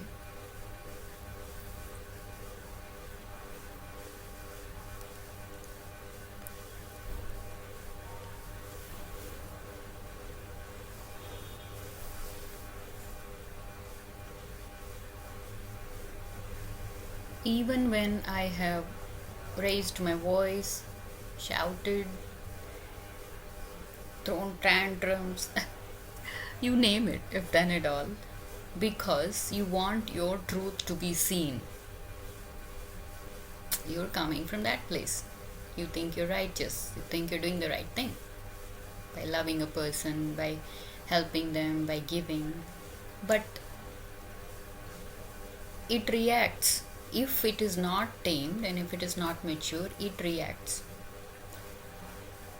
It feels hurt, feels affected, you're offended. Because most of the times it ends with a lie. They reject it, they don't see it,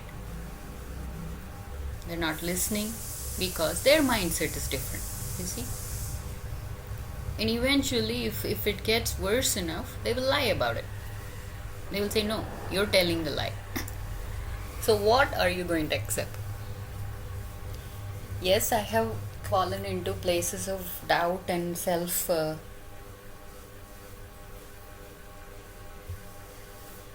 destruction, and you again, it's all moved through my body, my mind, and my spirit.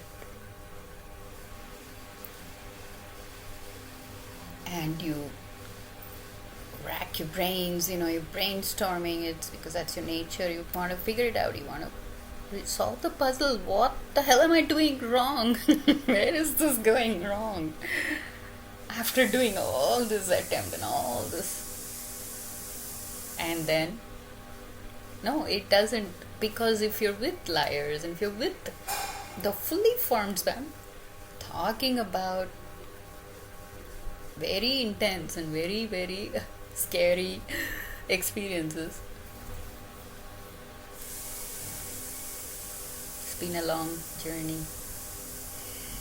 But now I can talk about it reflecting from this self. You see, from this part of me that's grown, overtaken, overridden, displaced and misplaced everything that actually connects with everything negative. Get it? It's equal and opposite. If there is somebody hating you, then you have the part that feels hurt because it feels hurt. If somebody hates you, you feel hurt, especially even just with words, right? They're powerful. Extremes. Extreme, not extreme. I would say it's just me who has rolled over, right? Through lifetimes, karmic accumulation. Like I said, we all have our role to play, and we're acting it out on earth in His name, in His will. Whether we know it or not, whether we realize it or not, if we do the work with Him, it's even more easier. It's just an offering to make you realize that you can live life better, you can experience His presence enjoyably while all these other nonsense is happening all around. It's not fiction, it's very, very, very real. And I've been gifted with a mind that tracks well. As an artist mind, you have to track the space well. You have to track every stroke you put on the canvas. That's my mindset. That's where I come from. So in life also I have reflected. Yesterday I was sitting here processing something. One thing leads to the other and you just go with it, right? And then when you sit in this space, you reflect. Space is important between the activities, or you get burned out. But yeah, we don't want that. How much? I am 51, and in these 51 years, wow, I think I have lived more than 1,000 lifetimes, it feels like. And how He has crunched up the space and time for it to happen. My mind is just rolling and just sperming, just thinking about, not with anger, not with hate, not with sadness, which is all cleaned up now, which is all being touched in such a way that it's healed. It's healed, but with awe. And it's like looking up at your awesome daddy who just with the wink or just with the nod gave you that confidence. Rise up, you can do it. That's all it takes. I have one person that is supporting me, then it works, right? Of course, I didn't have anyone. Literally, this has been a very lonely and intense journey.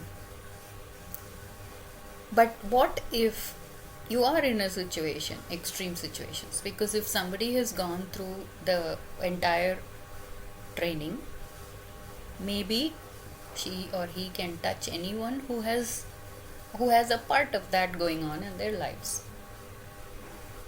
I was talking about an ocean the other day. Just waves, just a wave of the waves can come and give you the experience of that joy.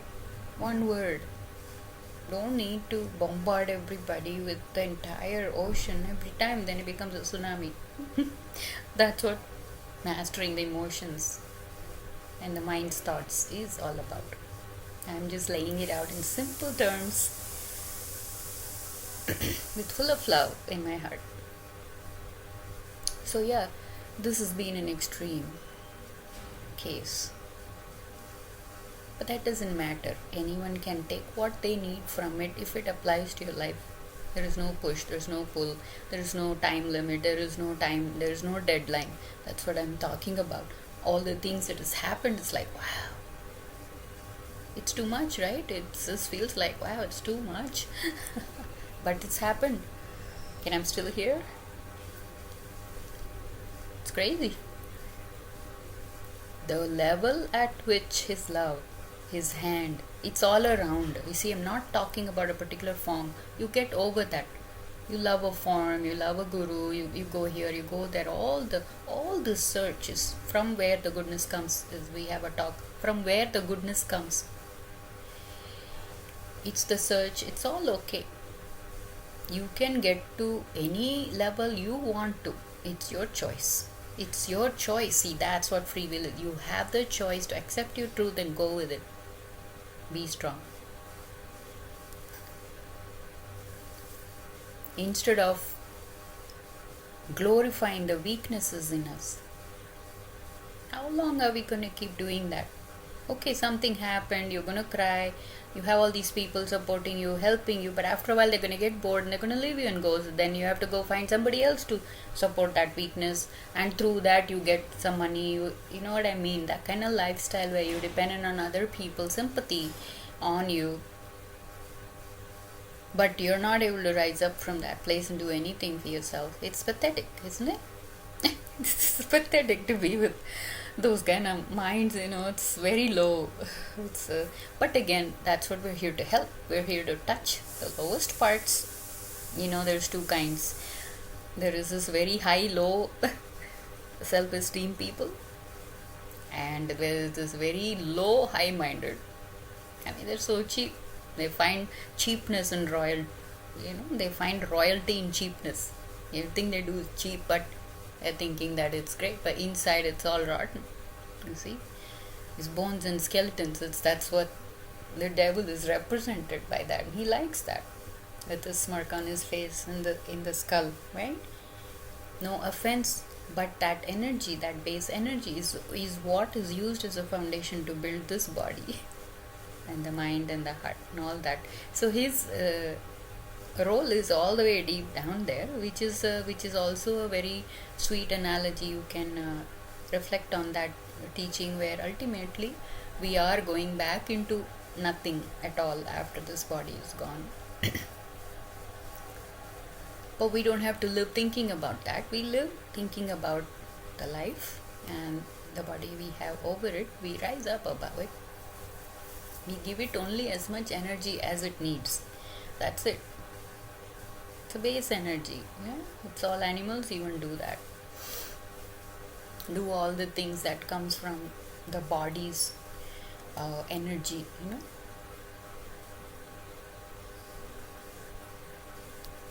So it's been done. The work is being done.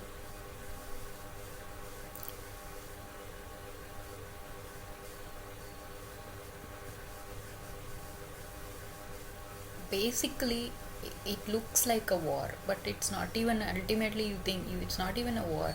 It's just you choosing, making up your mind to choose what is good and go with it.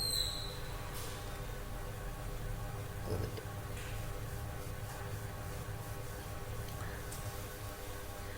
And before you know, he has created a masterpiece inside of you. And he looks at you and he says, "It is good." Really. And these are very, very simple things and simple words and simple life, simple joy. So there is so much beauty in simplicity and authenticity.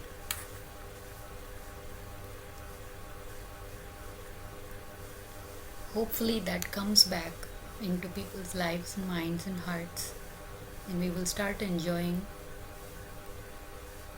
life as is, in the most mundane, real things, spontaneous. That's what touches really, if you want the real healing, not just a temporary relief, then it comes back, not having something that is always giving side effects, and then now we have to deal with that, right?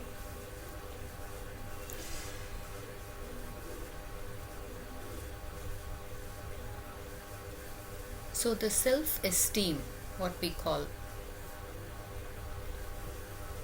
needs to be based on the truth of who you are, in your shape and form, in the shape of your own skeleton, in your own real self. That's what you can be. You cannot be like anyone else.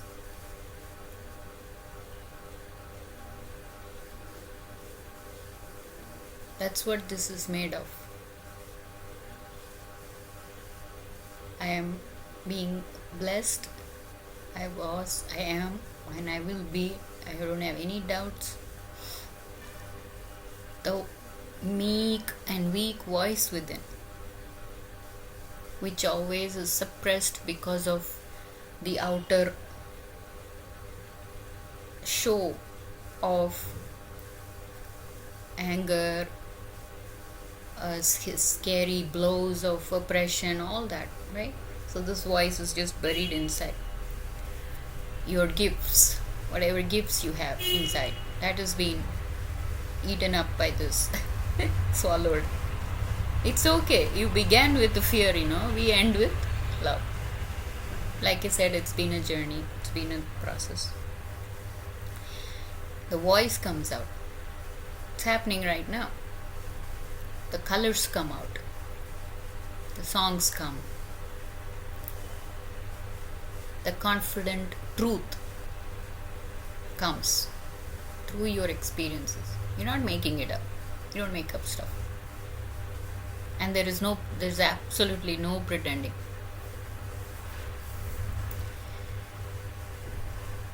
Yes, at the highest level of the teaching, yes, we are all playing a role, we are all acting, but again, pain is real.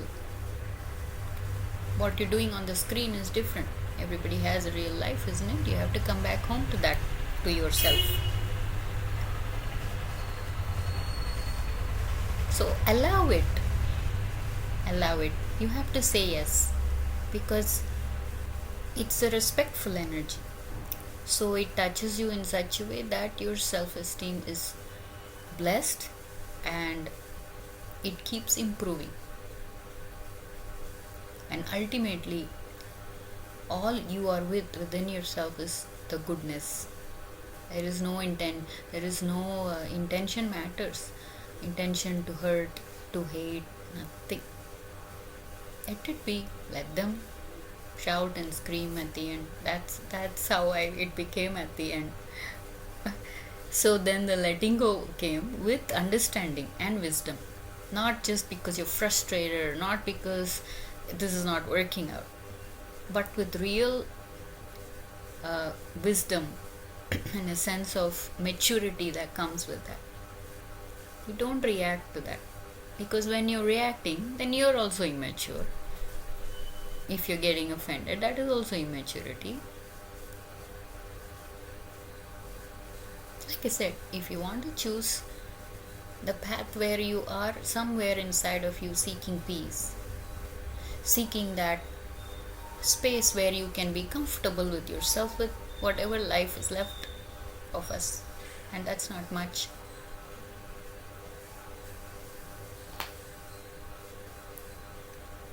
So let us touch our parts within without being scared, and know that even if it gets worse, or if it gets to a point where, trust me, I've been there many times, where my rebellion has gone to such an extent that you give up.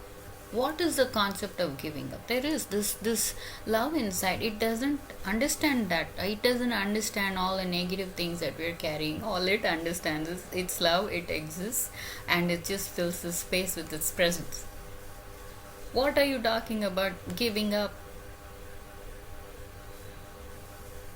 It doesn't exist.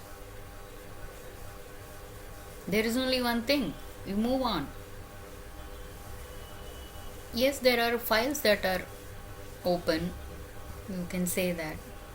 But you can't just let it go. You have to thoroughly complete it, right? No, there is no giving up. There is only rising up. Your mind thinks like that. That's because the mind is contaminated with other energies, that who you are with and what you're doing is what you become. But if you're strong enough, you can create a self of yourself that is unique and beautiful in your own way. And you can be strong in that space and place from where you come from. Anytime you have encounters with anyone carrying any kind of energies, doesn't matter, it flees. Trust me, even the devil wants to be loved. That's why he's doing all the tantrums. Can change. Anything can change. Anyone can change. If you will it, and if you put in the hand into it, anything can change. But for now, let's just look at our own selves. We can observe what's happening around with everyone else.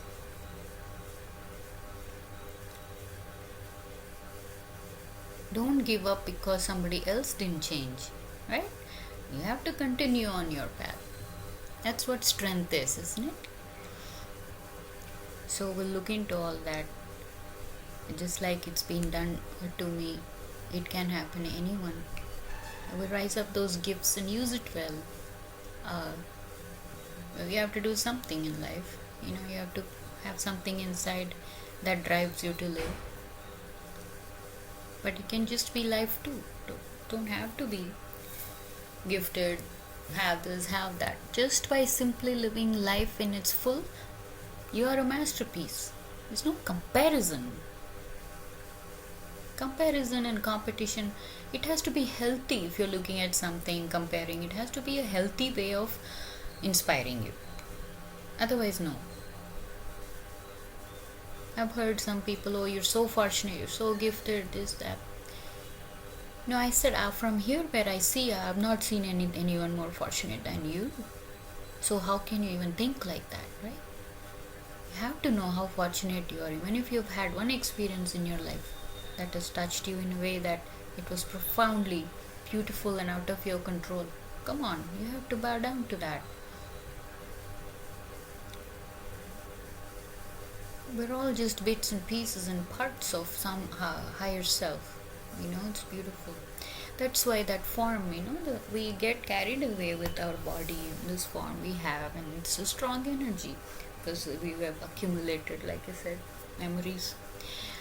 So then when you go into the spiritual realm, even that, all that is fallen away. I've been there, I've been through all the lessons, but I just breezed through it. I never connected with anything or anyone or fell into it just organically happened. Not that, like I said, I didn't have the mind to cognizantly think or follow it. As I have gotten the space to reflect on it, I'm understanding these things as it's coming in the form of words of wisdom. It's beautiful. And I look back, I'm like, everything that has happened has happened perfectly well. At that time, while it's happening and you're going through it, you think otherwise, but that's fine. That's natural. You let go of even that because you don't want to be bound, you want to be free. And again, not with hate, but with understanding. That understanding comes from the place of love. When you just breathe and let it go in all this anger, just calm it down a little bit. When you think from the place of love, instantly you get the answer, you get the wisdom, and you get the understanding. Then you start to do things differently. Instead of reacting in anger and all that, you start to do things differently, and many things have changed because of that. And then when hearts like these comes together, it's joy, it's party. It's beautiful. And we're not constantly exchanging energies of hate, talking about this one, talking about that one. We're just connected in the space and we become as space. It's beautiful. It's glory. Does that make sense?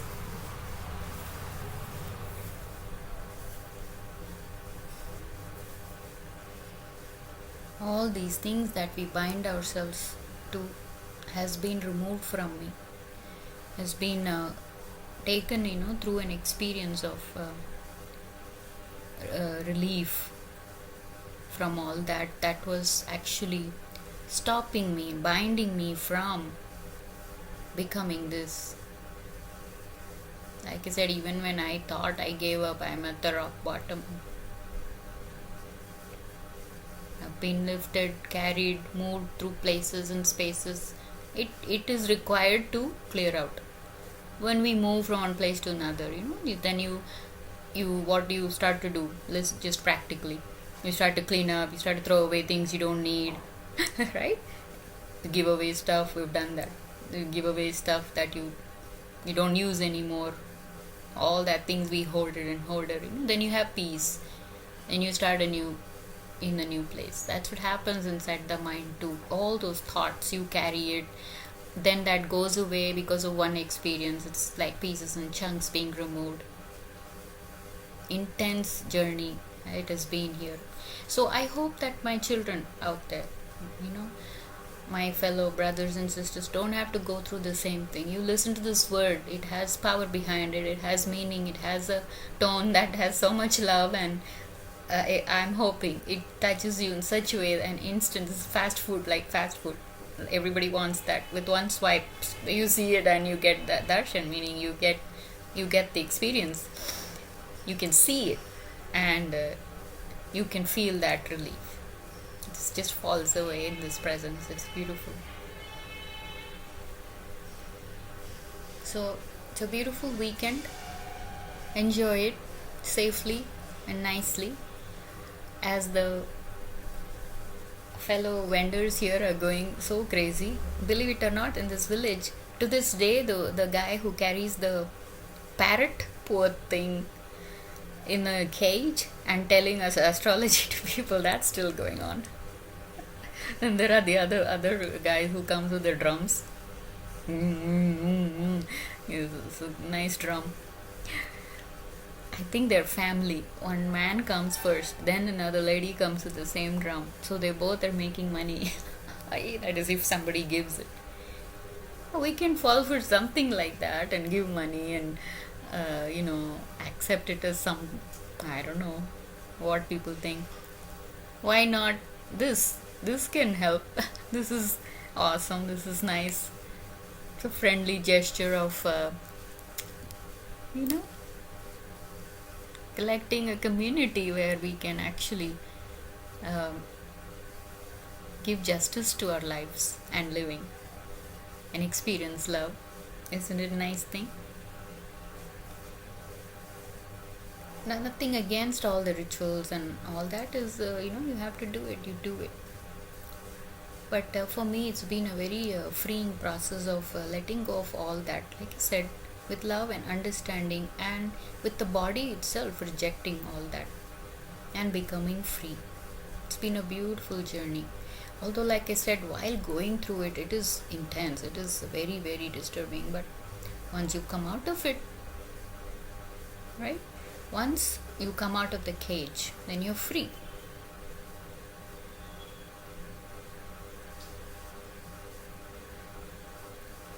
So let's do some work on all that.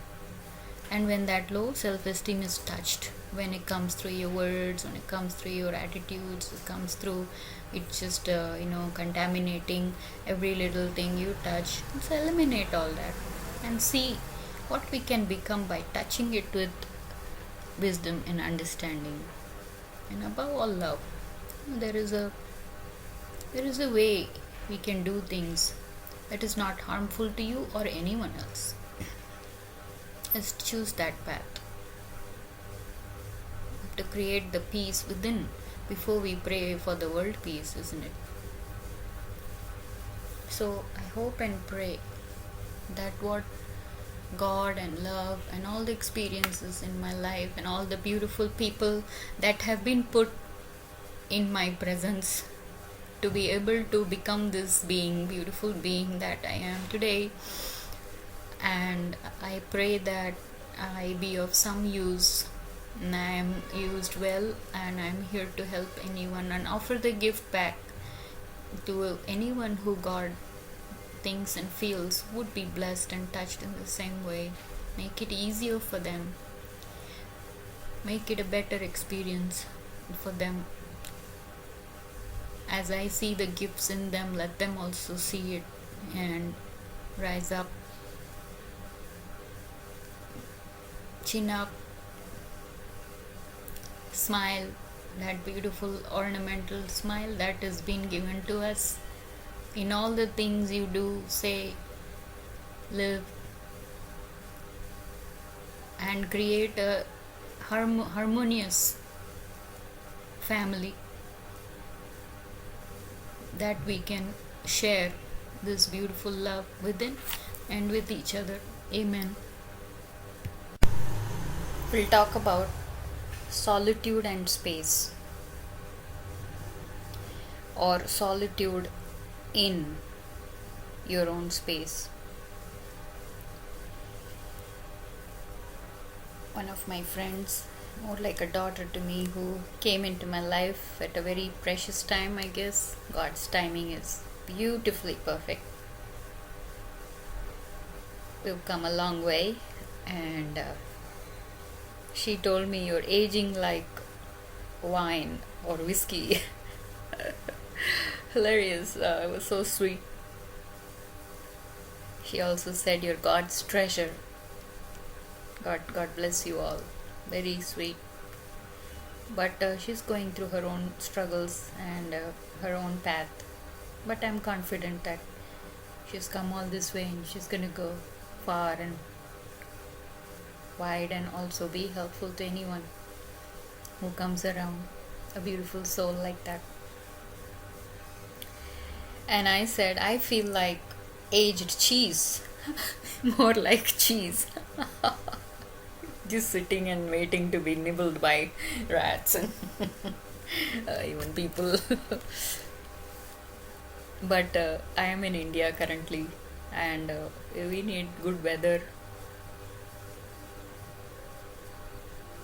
conditions around. Has to be perfect to create that beautiful cheese in India. There are certain things only the West can master that I have learned being, I have an international experience here. In all the small mundane ways life can offer you. So it's sweet. So that's what happens when the separations, while he is manipulating the space to continue the good works within the self. Someone has to do it first, right? Pave the way, break up all those branches. And I was telling in the last talk that there is no concept of giving up, because the truth is he doesn't give up on you. And then he waits for that moment when you also rise up, you understand yourself enough to just do the work. It doesn't matter where you're at, what situation, like right now. I don't have a perfect situation here to even record, or so right away one can actually fall into the trap of finding faults with it. This is not good, that is not good, her voice is like this, her voice is like that, or there's too much noise in the background. I'm telling you, challenge it. This is what's happening, this is what's coming out. Beautiful words of wisdom. If you can see and listen and hear in between the cracks and tracks and all the disturbances and distractions, it will bless you, because that's what's happening inside of us. We have so much distractions and a disconnected lie. It's not the truth, but we're all like scattered somehow within us. And it's a very disturbing state of mind. So that's why we need to push away, clear the tracks, come out in the light, create that space so we can be seen. We can see ourselves. Don't get me wrong, in the sense that we want somebody else to see us, worship us, throw flowers on us. That's not where I'm going. Because there is a sense of humility that comes from this work.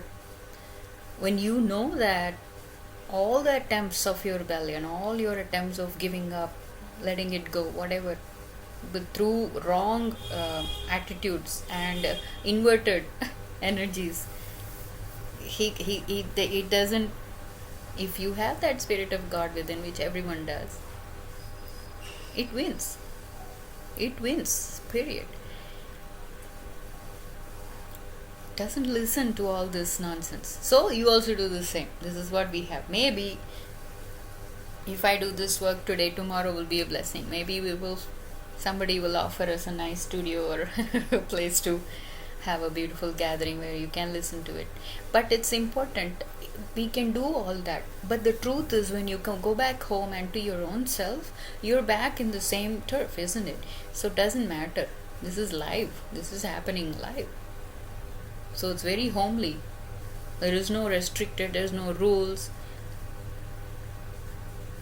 Sure, you get your cell phones here and somebody is distracting. But if I say get your cell phones, and everybody will be only looking at the cell phones, nobody will be listening to this. See, all these rules come because we think we have to tame those unruly energies with rules and with, fear. And oh, we've done all that, and finally we've come to this state where we're gonna deal everything as it is and completely only use the tool of love. That's it. If you love, you won't get angry at somebody using your cell phone or whatever. You look at them with love and you're not angry or offended, that person will automatically put the cell phone away. He won't disturb. Seriously, it's powerful. Think about it. I've done it. Especially if you have kids, you do all this trial and error. What is going to work for him to listen to you? Then you think, why should he even listen to me? Am I even coming from the right place? With my son, my God, he's a perfectionist, he's an artist too. But until and unless I say it the right way, with the right attitude, he won't bow down. So thanks to him, he's a master in creating other masters, I think. We'll see. His birthday is coming up, God bless him. The endurance and what he's breezed through in life, through our own journey as a family, incredible soul, incredible tolerance, amazing. I see God in him. I see God in everybody in my family that has, I have moved through with. Like I say to my friend, instead of talking about what's wrong with them, we'll look into what is right inside of us and continue. Yes, there is pain and yes, there is suffering. That's part of life. But we don't get consumed in that. We rise up above it and we go through it with whatever best attitude we can, and the grace will come instantly. You mark my words today. You don't even have to ask or pray, just be in that space in waiting with the right attitude, with the right mindset, and it will come through anyone, anyhow, anywhere. He's a master space manipulator. People can change their minds, but you have to be in the right state of mind. Then it will change any kind of intense situation. And I've had tons of experiences to back it up. Real experiences. This is not fiction at all. This is as real as it gets. And if this doesn't work, then I think, well, it has to work. Because it's worked with me. It will work with anyone. Again, like I said, there is no giving up. You think about what you can do. All those fully formed energies, anger, lust, all that.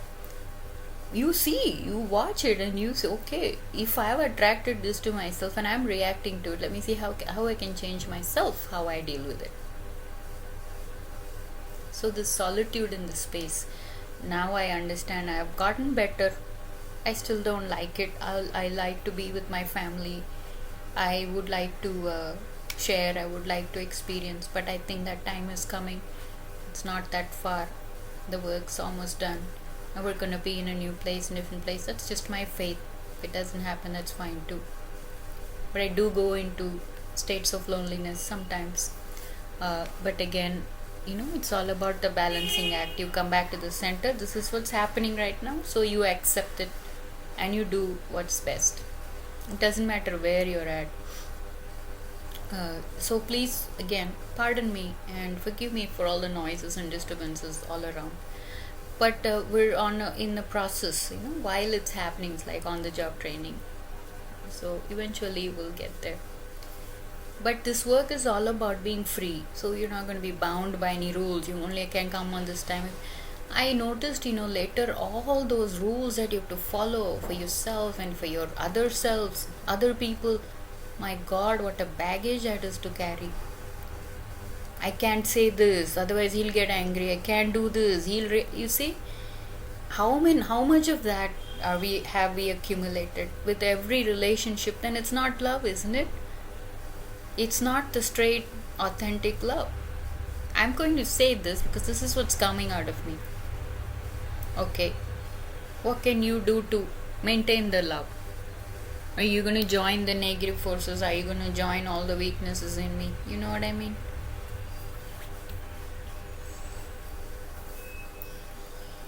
If you are, everybody is at some point, even if you're with other people in your body, your mind, your soul, your spirit, you are with yourself all the time. That is all we have in control actually.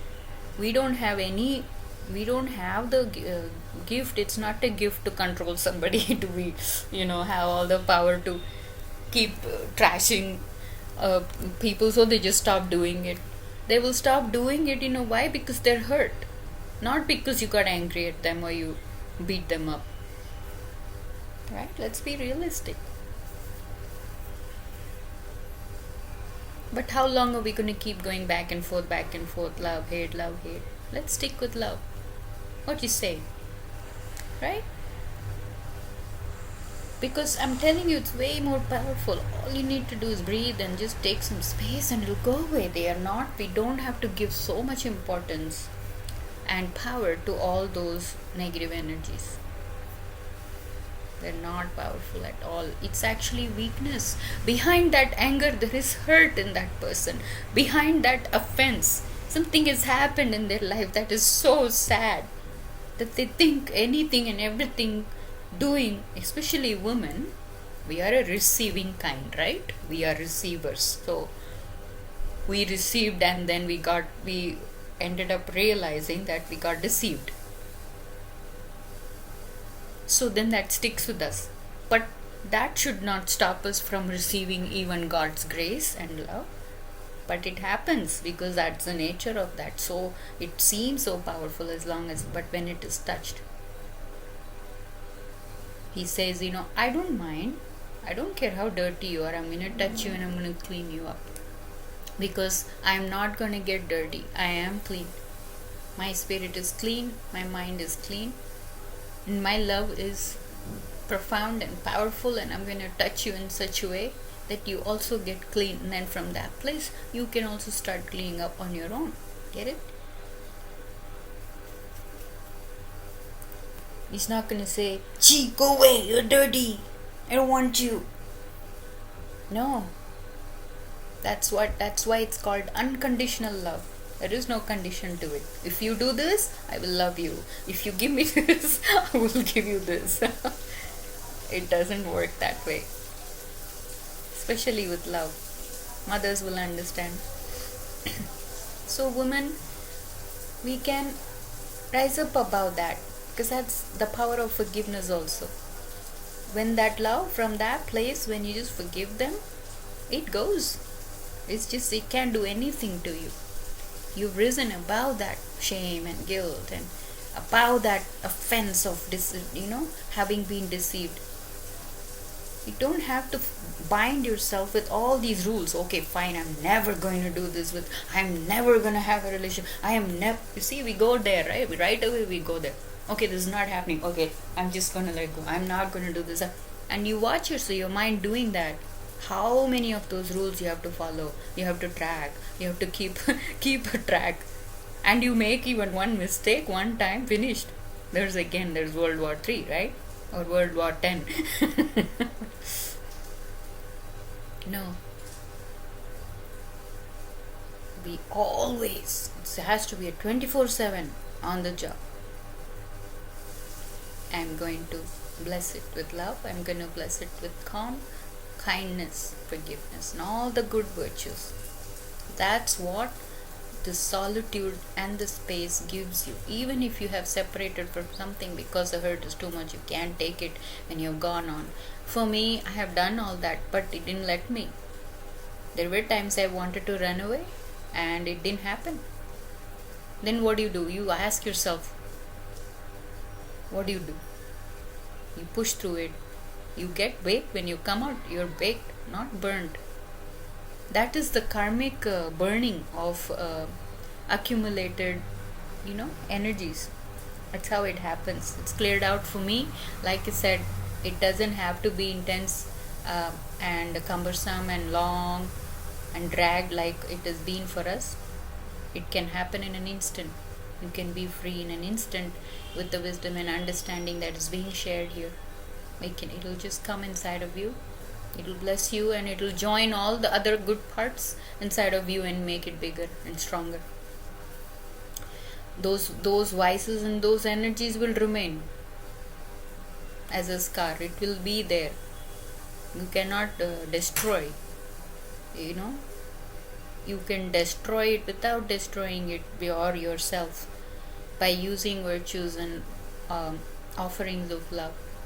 It happens. It's melted many people many times.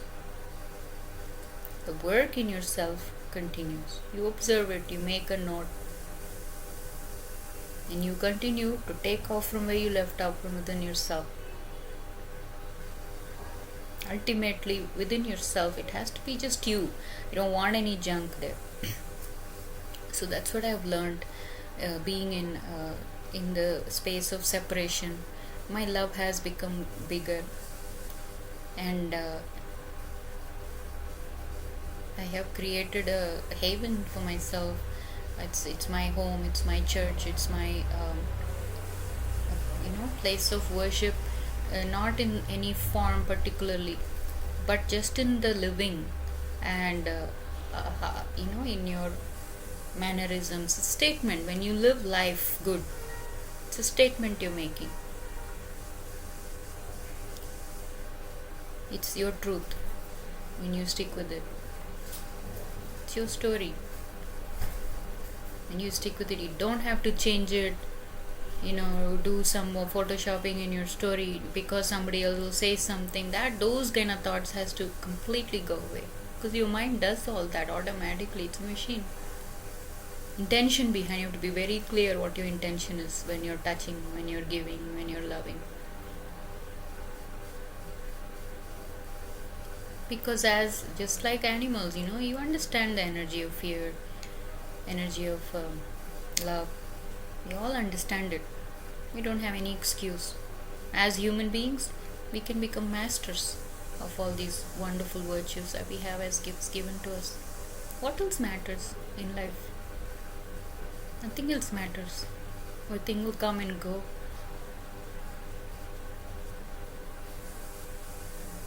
Make use of the space well and embrace solitude with grace, and the peace will come. Better understanding will come. Physical space also matters to be able to think clearly. But like I said, for me, it's been a challenge. It's not that I am in solitude or mostly alone. There's so many people around, there's everything around. So ultimately, you're not alone at all.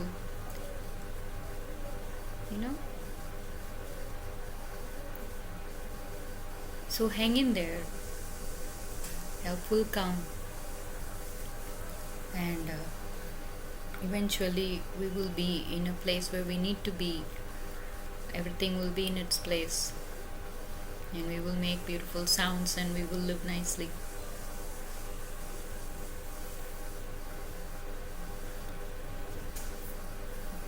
Keep praying if you feel comfortable being in that presence. Conversations like that will definitely help clearing out the energies that are bombarding us with doubts and anxiety and behaviors that are disturbing to ourselves and to everybody else.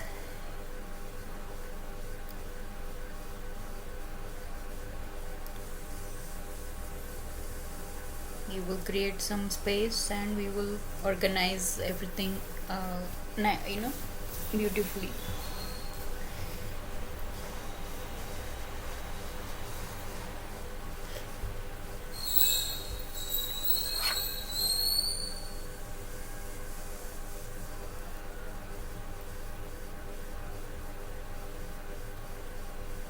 Solitude is not a punishment in any way, shape, or form. Sometimes things like that happen just to calm down.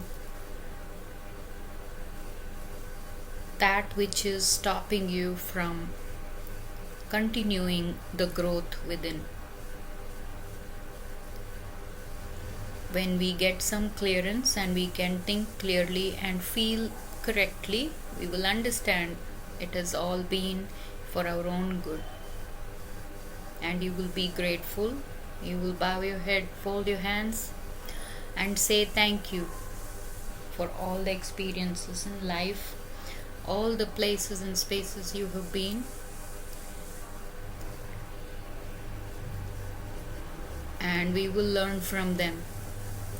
And we will keep the good memories and continue to create more and more wonderful and beautiful memories, experiences.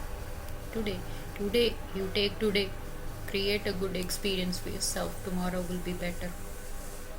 So stay in there and keep up your good work and efforts, and we will see you again soon.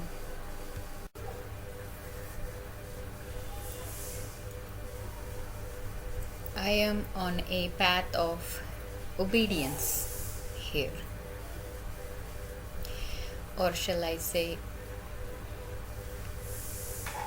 a big hand, a big heart, powerful words, beautiful songs, and all the wonderful workarounds that were used to push me into this place of obedience.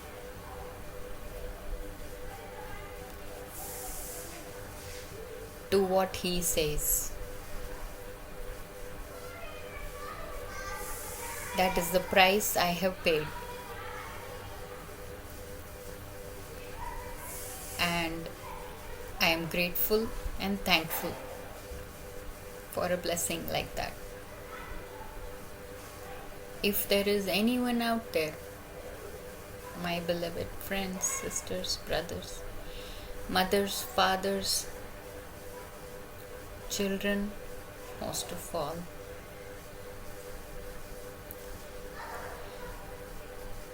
who have tried all kinds of rebellion, versions of what they think they are and all that,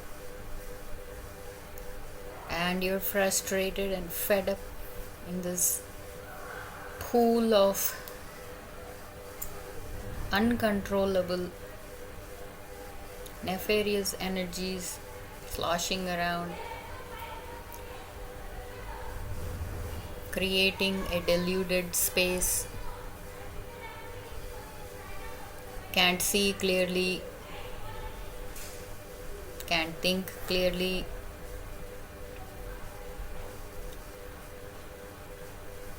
Why don't you try coming on this side?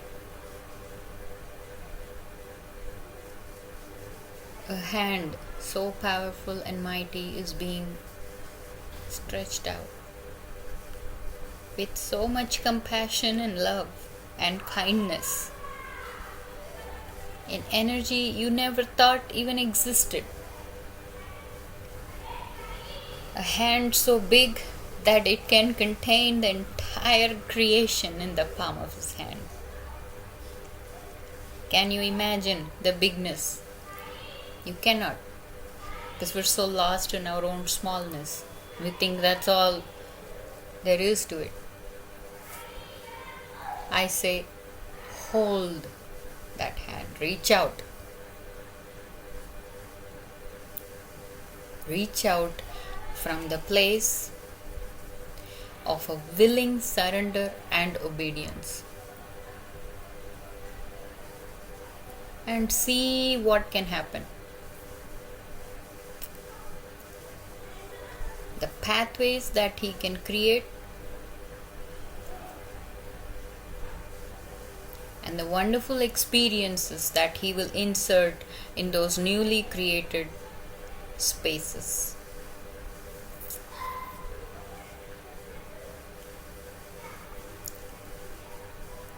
There comes a time when a child starts walking on his own and we stop carrying him, isn't it? That is a good parent. Every little teaching is embedded in our life, and every little progress you make willingly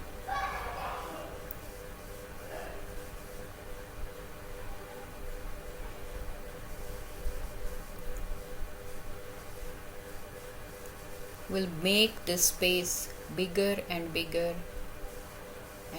and more beautiful to be in.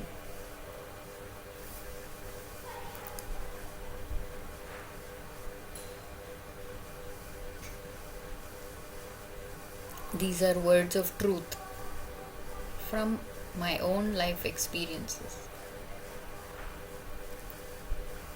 All I can do from my space of obedience here is to pray and radiate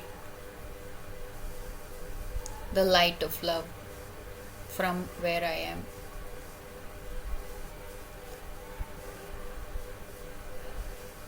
There is a distance created from where we came because of rebellion. Rebellion simply means denying love, doing things your own way, and all the consequences and the effect of it we collect as baggage, mostly garbage, by not loving him. It starts off as something outside of you because you're so messed up. I'm talking about myself, okay? So messed up, so unruly, loads and loads of hatred being poured onto me, and yet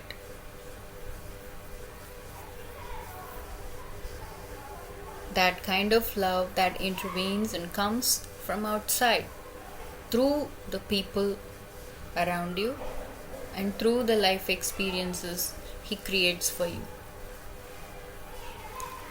It is a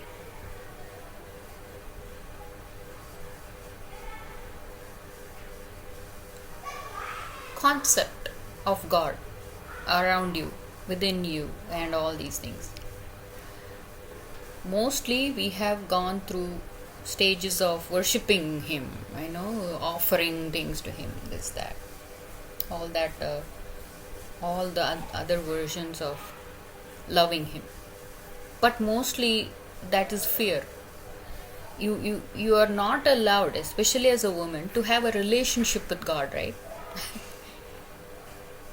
So that's weird. We are all created from the same energy, we're created as the same being, just a little twist, and we're a little different. Sometimes when you play games with your family, it gets really serious, right? You start fighting really seriously and then it goes haywire. Yeah, we've all had that experience. It's kind of like that. This is a family issue.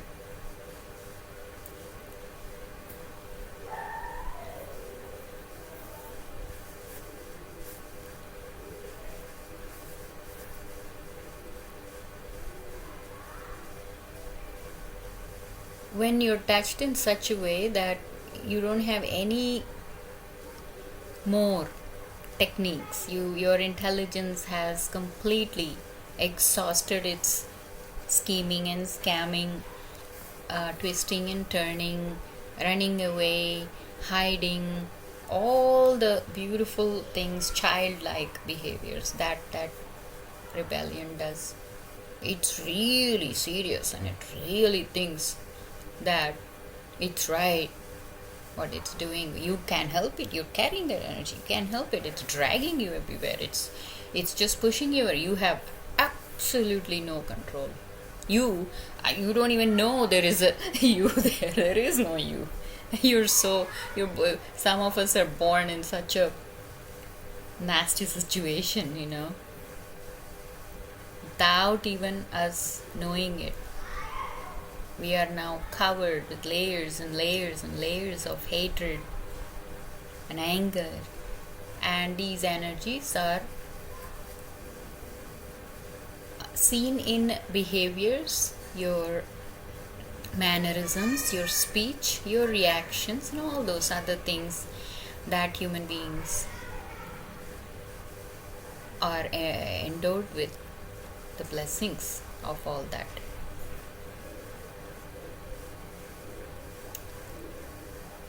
You're literally enslaved and you're bound by, I don't know, there is no explanation or comparison even. The chains that bind you.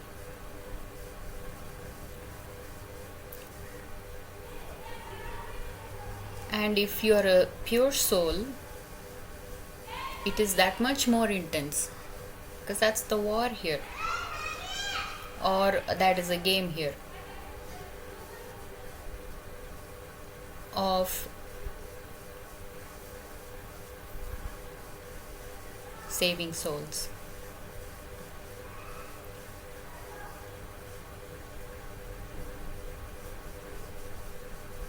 If there is goodness in you, even a tiny little bit, you don't underestimate an ember, it can catch a big fire. That goodness will rise. You will get so fed up being in the place that you are, you will just rise up. Just shake it off and just rise up. Please help. Is there any other way that I can pray? Where am I going wrong? What am I not doing? Or what am I doing?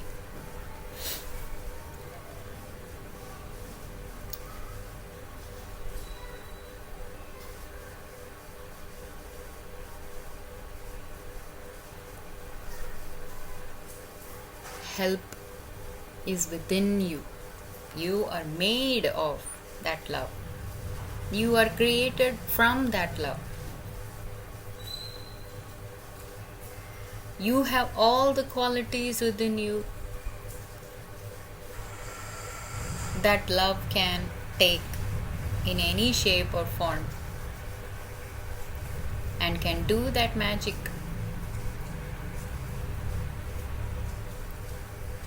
Without even harming anything in you, not even a scratch.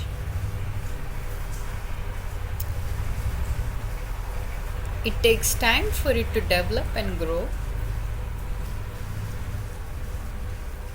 and for us to see that and surrender.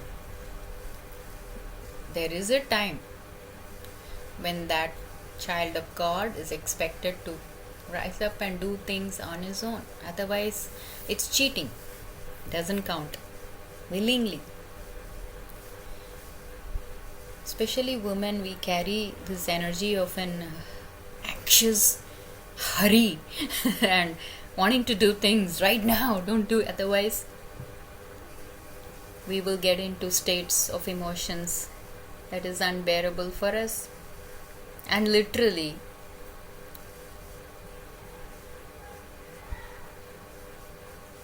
no way to calm that or to console it by any others that is around it.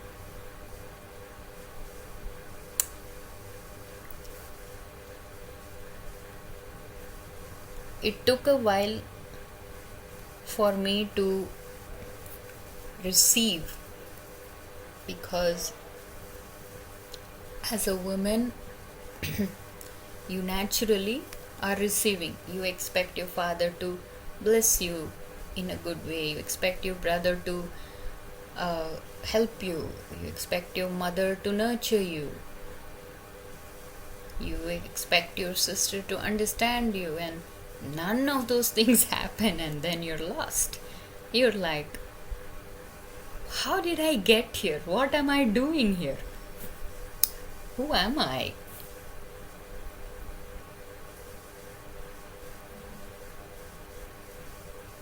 And you grow up believing in all those that has made you through your parents and all the experiences you had with people around you. But I'm telling you, when that day and the moment comes that you do see that hand, you do hear a word, and you do see that something has tricked you into following a path that is completely different from what others are creating for you. You've allowed others to enslave you into their drama.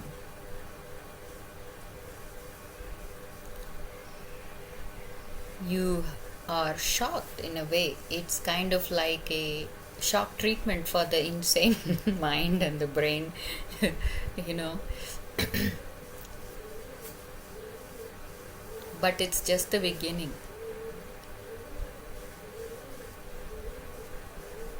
The opposite forces of those energies are beasts. They only come if you have food for them, especially fear. For example, somebody is hating you. They're spewing all this verbal diarrhea on you. They're doing this, they're angry. They're so sure all that they're saying is true. You're taking it in, you're collecting it. And then now you're going to sit with all the burden of emotion, of sadness, madness, and all that. You can't take it anymore, so you leash out, you react. That is food for that particular energy called anger. Okay, let's take hate, for example. It all comes from the same, they're all just different different versions of the same energy. What the hate wants? It wants offense. It wants punishment. Offense comes because it is opposite of love. You didn't love me. You hated me. So now we're reacting to it. We're giving food to that particular energy called hate. It's laid out. Put it out on the table. What's there to hide anymore?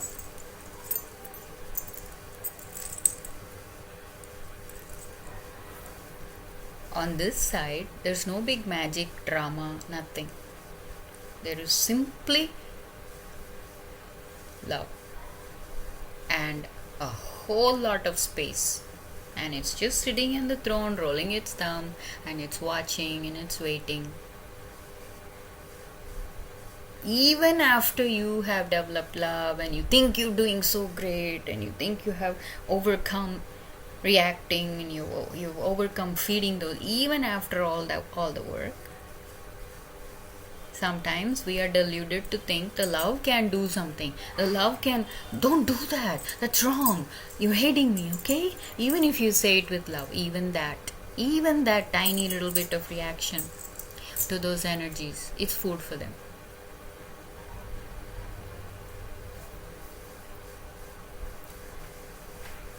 We are simply letting it jump up and down, do its tandavam, do its dance.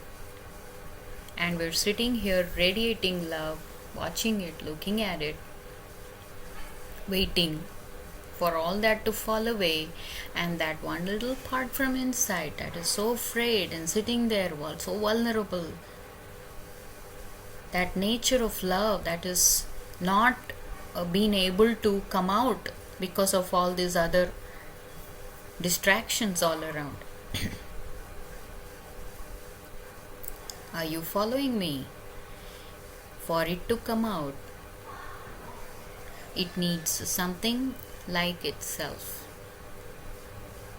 which is love.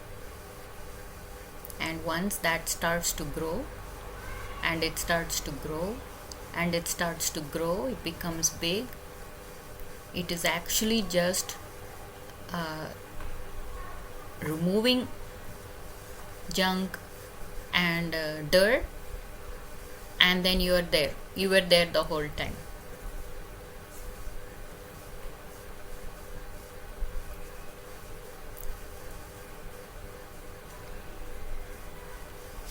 Let the energies come. You feel how you feel, because that's how you're feeling, and then you let it go. If you keep going round and round and round, you're just making it bigger and bigger and bigger, and you're going deeper and deeper and deeper into a distance which we are creating by not choosing love, by not obeying, by not being able to obey. The hand will come. It will come. If all that doesn't work, you hate God, you hate the gurus, you hate singing holy things, you hate praying, doesn't matter. Fine. It's gone to that extremes. Then you go within and you find that. You will find it. That is how it happened with me. Yes, I am an extreme case. I am an extreme case of this kind of an insanity that I've grown up with. You can't do anything. You can't, nothing that all those energies threaten you with. Taking your life away.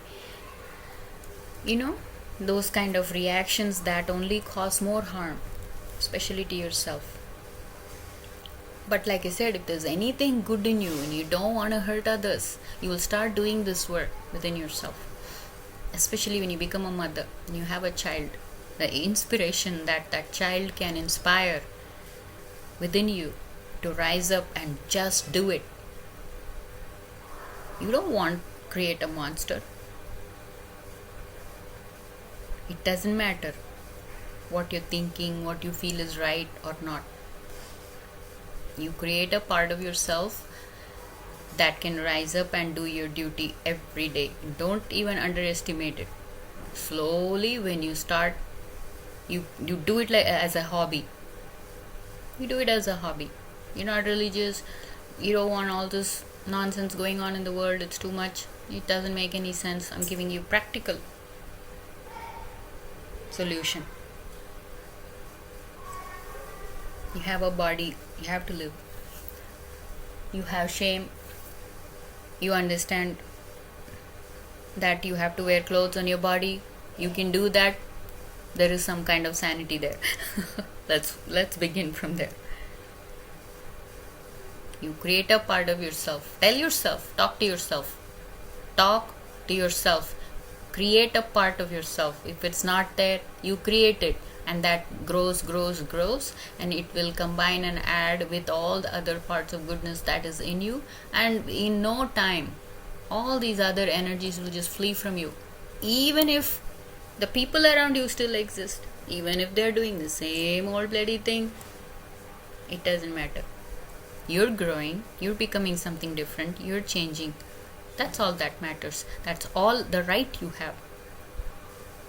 If you haven't saved yourself, if you haven't cleaned up yourself, don't ever point a finger at anyone else, even if they're carrying the most evil energy, even the devil, even that the fully formed, you can't point a finger at them. Love will find a way to show it to you that that's not the way. You create a part of yourself, you wake up. And you start cleaning up. You start cleaning up. You create the space. Space is very, very important. When you have a space, he's creating it for you. He's doing it for you. I can see it. Now from this place, I see so many people complaining about this, complaining about that. But where is the part that is actually thanking God for doing something good for you? No. Because it's an addiction. It's an addiction to that chemical inside of you. You want to fight. You want to just destroy that person that you actually loved. You challenge it. I dare you. Challenge it with love. Understand what it is. It's a heavy energy. It's a big energy to carry. So people with that kind of a maturity actually don't react and you get more mad.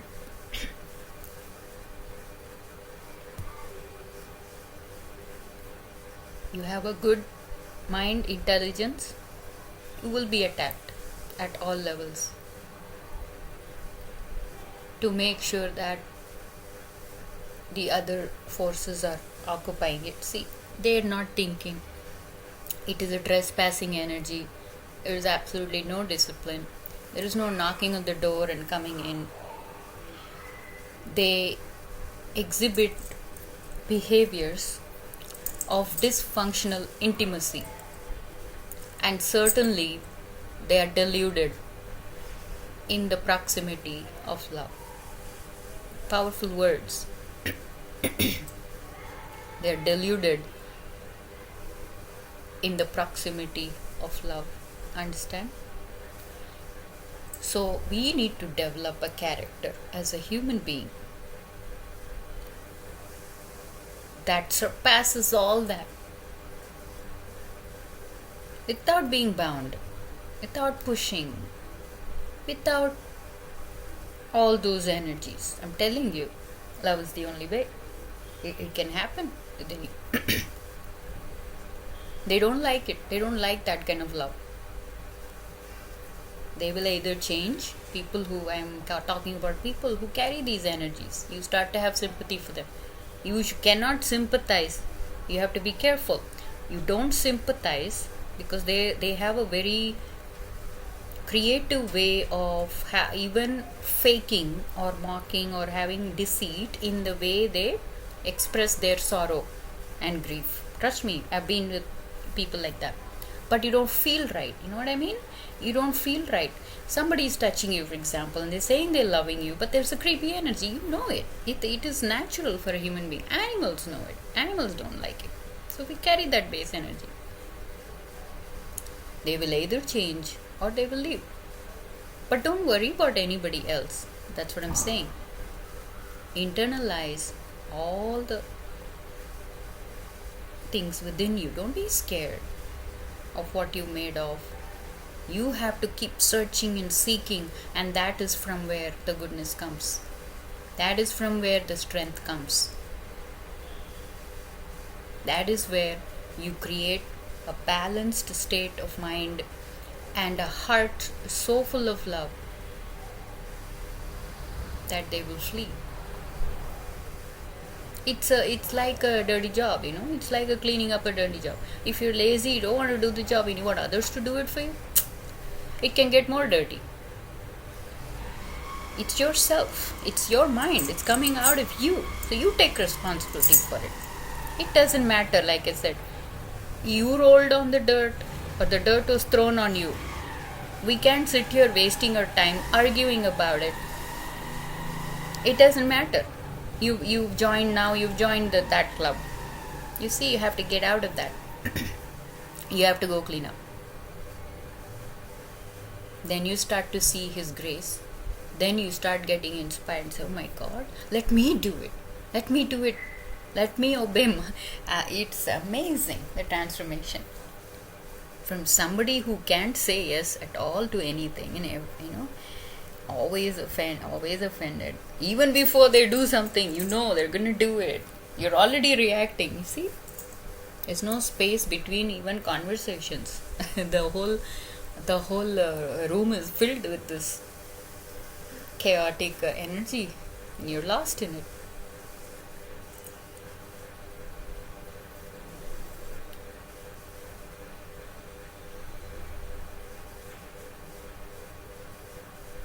Simple things. You create a part. Simple things. I woke up one day as a tribute to this work that I received. Like I said, I was tricked into it. The very evil people that I was trusting and I was thinking they're doing something good, through them, God spoke through them. So I will listen. Amazing intelligence. You don't have a chance.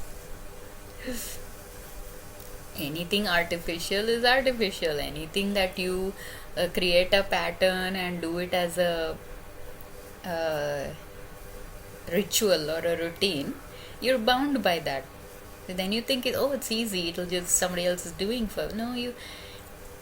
The level at which this intelligence has deceived, it's amazing. Yeah, it's praiseworthy. But again, we're on a job here of using our own intelligence, which is real and natural. So it can take 1 day, 1 hour, right now. If there is any weight to what I'm saying, or you feel anything that is striking a chord in your heart, that's enough. It's beautiful and organic. It may be a slow process depending on how you do the work. It could take 10 years, it could take 20 years. It doesn't matter. You see, we're not bound by any time limit. No, you have to do it now. You do it now, otherwise the demons will come, they'll get you up. No, you can't even do that.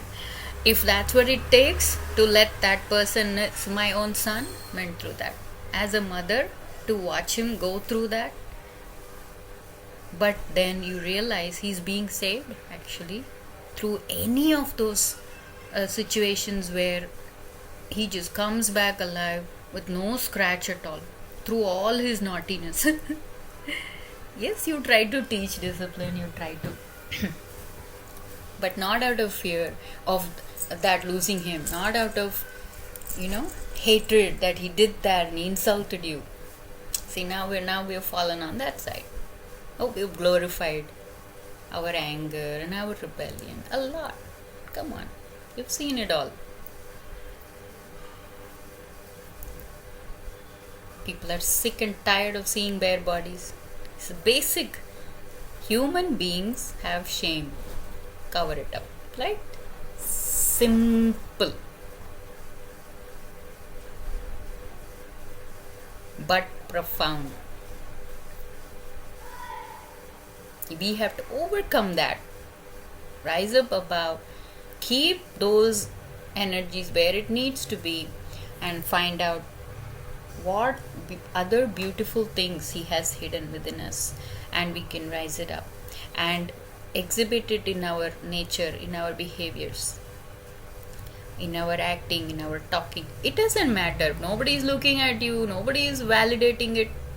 Doesn't matter. One person doing it makes all that difference. And two people joined together, it makes it that much more beautiful. It's strong, very, very strong.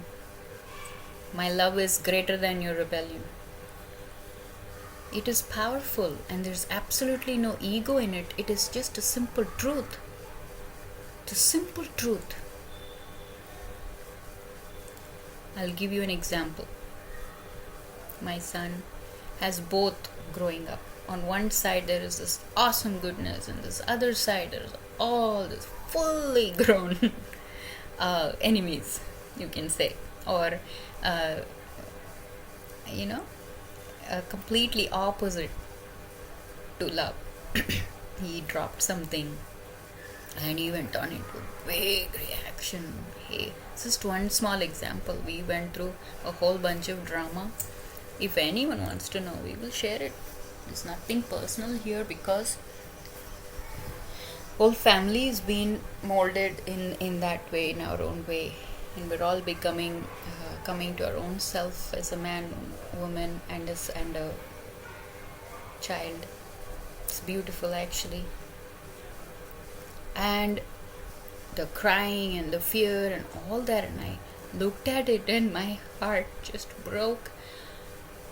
And looking at that, I just picked him up from that. I hugged him, I embraced him, and all this love that is after doing a lot of work. Because the memory of yelling at a child because he fell or he did something, or even if it didn't come from me or it came from somewhere else, it doesn't matter. You don't know what that person is going through, what kind of a torment and suffering that soul is carrying, for you to add to it. See, I told you, you're gonna do it. You see, that hurts. Even, it doesn't matter. It doesn't matter. You have to choose love wherever you are, in whatever situation. And I said, Johnny, come on, just get out of it. Can you help me clean up? And he got the spirit up. He noticed that I wasn't mad at all. I radiated an energy of forgiveness and love, and I said nothing. Doesn't matter. I have another big glass of it. I don't know if I mentioned. What happened was, we were doing something. We were going to drink a glass of milk, and something just hit his hand. Which is coming from inside of us. There's two things, You're trying to do something good, and then this other thing comes out, and it wants to just take it and steal it, right? It's that's the war within. It's that intense in some people. All the things have been done to us. Trust me. And that milk fell, and now he's just going into this reaction. So I said, can you help me clean up? I changed the situation, see, with an attitude of love, and to move on from that. And never to ever talk about it again or bring it up. Unless it's helping, unless it's inspiring.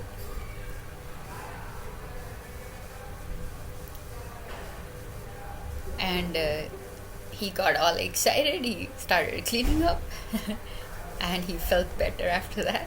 We had another big glass of milk and we overcame that. Simple things in life can become a big, explosion. I know. I understand how you feel, dear sisters, when you're misunderstood. I understand how you feel vulnerable, dear brothers, because you can't understand the energy, that much energy and power coming out of a woman. You don't know what to do. But we're getting there. We're here to help create that balance. Choose the good. It is a choice to make. It is a choice to make. And it will turn your life upside down in a good way. It will get better if just once you say yes, even if it's coming from a place of mocking. Oh yeah, I think you can do it. I'm telling you, you'll fall for it.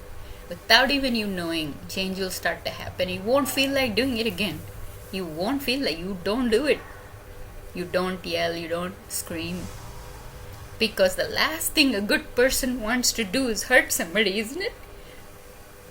Let's stop that. Then we can think about loving and giving and sharing. You have to begin somewhere. So this is actually organic. It can take however long it takes. That's how beautiful it is, that love, and so forgiving. You take as long as you think you need to take, because only you understand how big that energy is. Honestly, no cheating, no cutting corners here. You have to be 100%. 100% clean up. Complete separation from that. But we will keep it in a box and we will understand it, because they are required. Like I say, black color. Some people have as an artist, without black, there is no art actually for borders, for drawing. I don't have anything against evil or anything bad out there now. Nothing. Absolutely no fear. And they're all listening, right? Oh yeah, right? Okay, they're right now creating an army to come and attack me.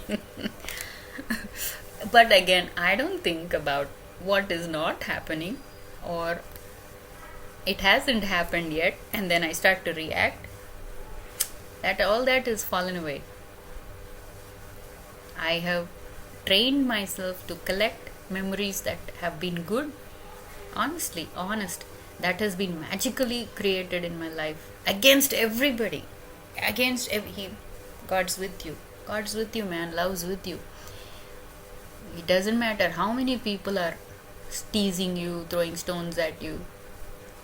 Especially, when if say you're on the enemy side, and you are coming back to the good side. It's very, very difficult because they keep trying to pull you back on their side, isn't it? You have to put a poker face on all the time. That's why you do this work silently in your mind. It's powerful. In your mind, you think, I'm not reacting. I'm going to smile it off. I have a little boy to take care of. And I'm going to do my work. And sometimes, what we think should happen doesn't happen. And that's fine. No matter what's happening, the work we do, searching for the wisdom and searching for the strength to cope with situations, because it's life, it happens. Life is full of all kinds of flavors of experiences. You want everything to be good, you want everything. Can you take it? I don't think so. It's so big, you get overwhelmed. And you'll be right there at the pub having your old style, old lifestyle. It's intense.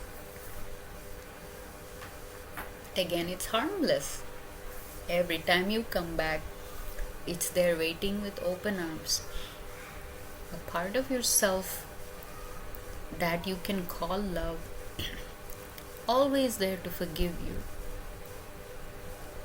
Because it's you. If everything has to be cut out and destroyed, then you won't remain. You see, then there is no fun in it. What has happened is all your parts, human parts that has qualities of kindness, all these are energies. They are contaminated. That's all. All you have to do is go clean up. And not think about it again at all. Wear clothes that you feel comfortable in. You feel comfortable. You can't listen to everybody else. It's your body. And when we understand that space, you give that space to the others. You're not all the time crossing over, stepping over. Then you're confused. There's confused energies in there. And he will scatter it all out for you to see, pick him. You do the work. You do the work. It's work.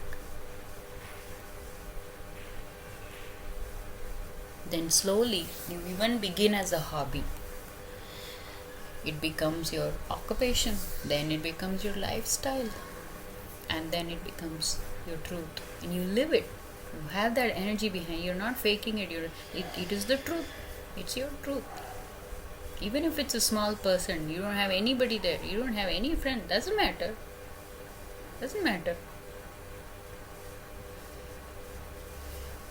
And I'll tell you, you will shine like a diamond even in the midst of hell, even in the midst of completely chaotic, toxic energies. You will shine and you will see that. And he will call you home, bring you back. And then we have a relationship, like a friend. You get along. There's no deceit. You're honest, you're truthful, you're free to exhibit all the qualities of goodness without fear. In front of everybody. That part that was hiding, creating all these kind of workarounds to cope with angry people, hating people, and all that will fall away. You have to start doing it right somewhere in your life, sometime in your life. Say yes. Try obedience for a change. We began this journey as a love story, this particular series. A love story has love in it, hence, it has a story, and it needs at least two people, isn't it? To experience, share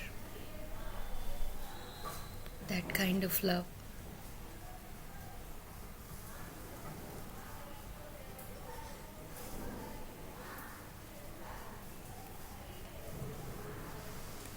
My heart is a little heavy My mind is tired. Thank you. I'll take that as name in.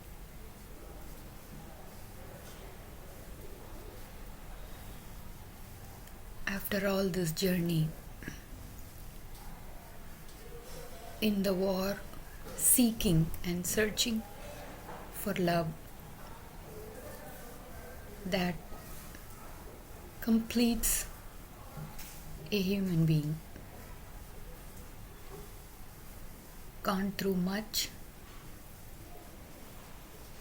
I have plenty of experiences.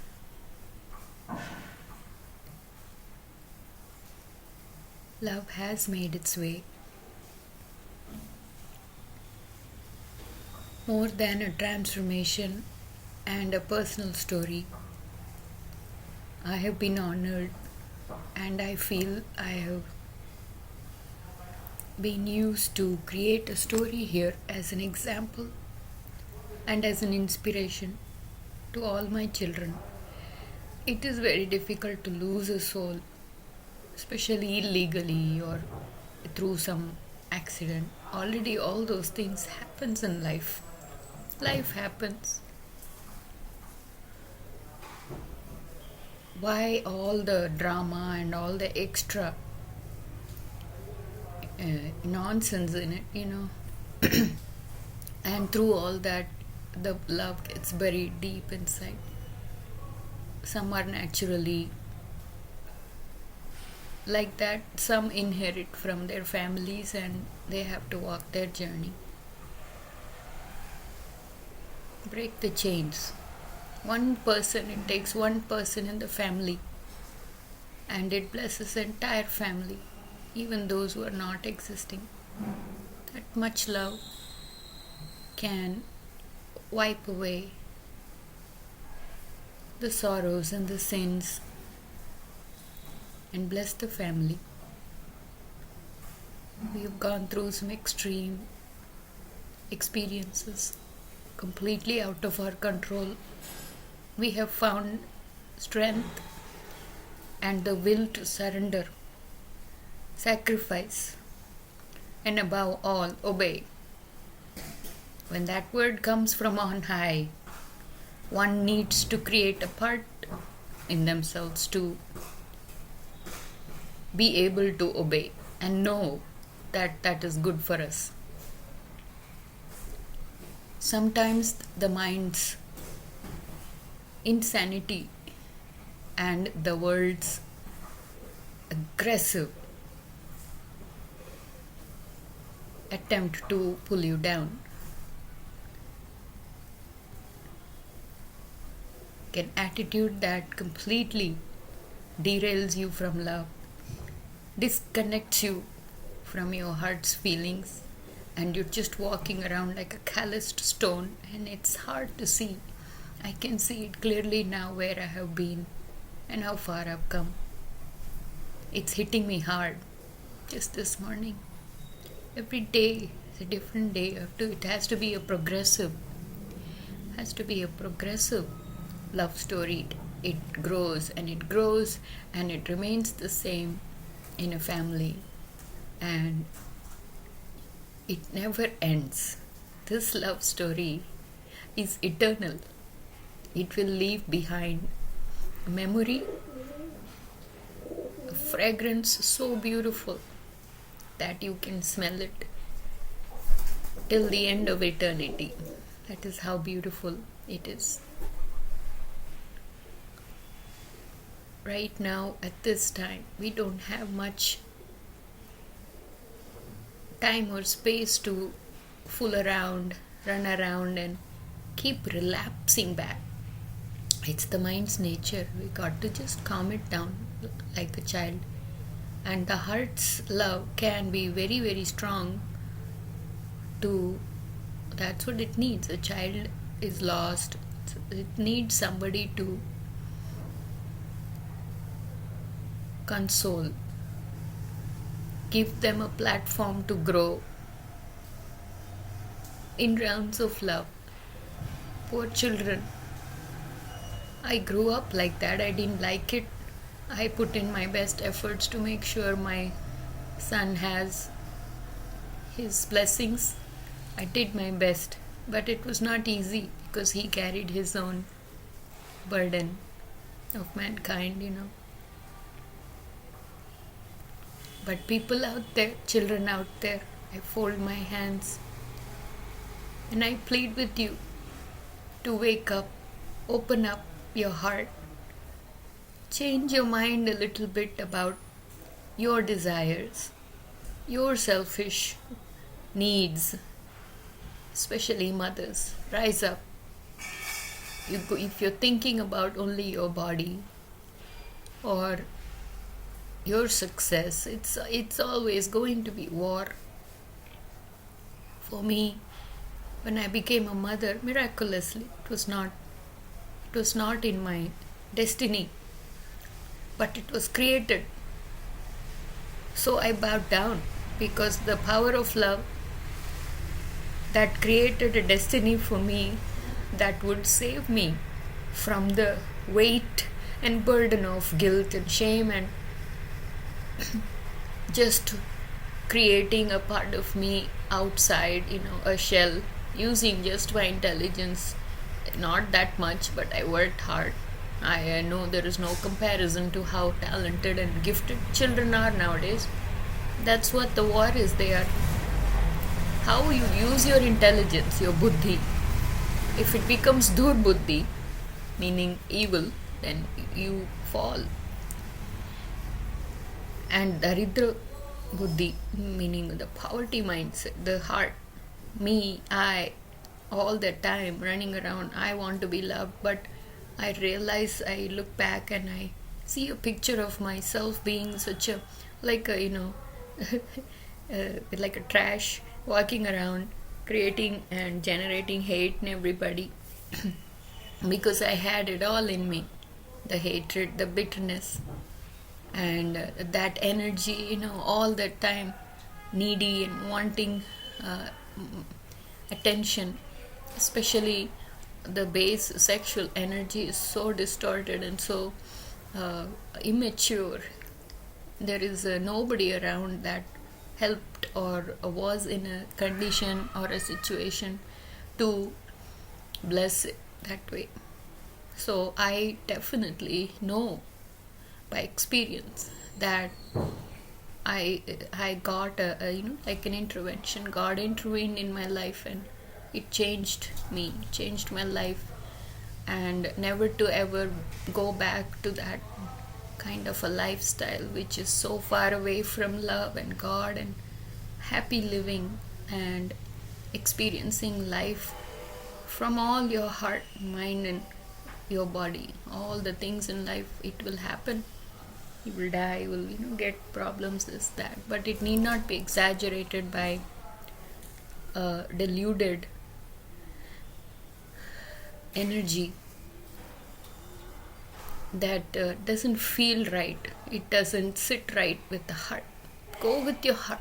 Let your mind be crazy, be insane, but go with your heart.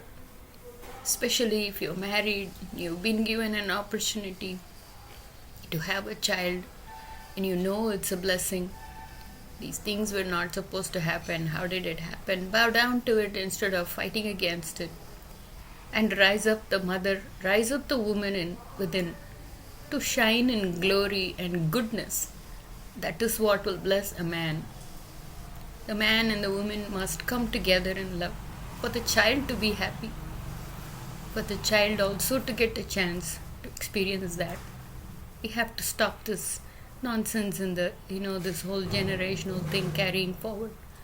Create a new path, a new era. How else there is going to be peace on earth? How else? So it's not that scary. Once his hand comes in, moves through spaces and people and creates magical moments in your life without even thinking how bad you are or how much. There is no that kind of a love. It's so unconditional, and there is absolutely nothing that will stop it from loving you through it all, through the suffering, through the pain. He will lift you up. He will resurrect you.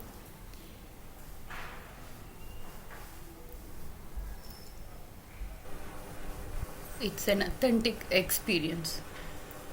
The other kind, the other side, it's like black and white. It's very clear what that is. You have to hide and do it. Nobody should see it. Then you're carrying this burden of deceit. And something like that cannot be blessed. It is very difficult. To lose a soul shatters your heart. It's not easy. So we want to win. We want to create a love story that is inspiring to all the families out there. Every family, whether you are spiritual, religious, whether you're praying or not, doesn't matter. Doesn't matter at all. We have just enough time and enough energy to have one family, one woman, one man. Even that seems way too much work for just one lifetime. And then why we waste in being distracted because of hate, because of offense? You think you're going to punish that person by going away with somebody else? Seriously, I don't think it's only going to affect us. That kind of negative power, it's a weakness. It derails you, takes you down, drags you down more and more. And the past, thinking about everything that happens in the past, not happening now.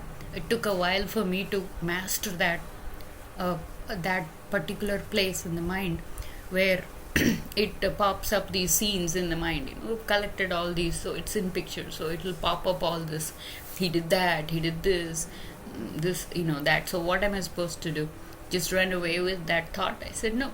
I said this is not happening right now. I'm fine. I have been blessed, and I again and again and again fill my mind with the thoughts of the blessings that I've had in my mind, deleting all the other files in mind. It's work. It is just like cleaning up a computer. You have to start thinking. When you start thinking in that one thought, it can become like a chain reaction, and it will bless the entire mind, entire thought. It will eliminate all the contaminated files. It will eliminate all the viruses that's there. Clean it up. You have to see clearly and think clearly in order to experience that. We're deluded. We're thinking, people who drink and smoke, they're the bad people. We've seen some of the best people in behavior and everything. It's nothing to do with your personal habits of your body. Nothing to do with that. Your personal habits of the mind, that needs to be checked. And your personal feelings in your heart, that needs to be corrected just a little bit. Come from a different place, and you see what magical things can happen in your life. I'm thinking here, so much success, we help this people, we help that people, but nobody is around us. Everybody seems to be just falling away. Is it really that hard? Is it really that hard to rise up, choose God, choose love in the family? So much joy. Why are we saying no to that? I don't understand.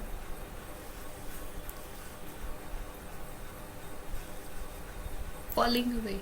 Same, the people have absolutely not changed at all. The mindset is exactly the same even after all these years of pouring out love with no judgment. Come on in. Love.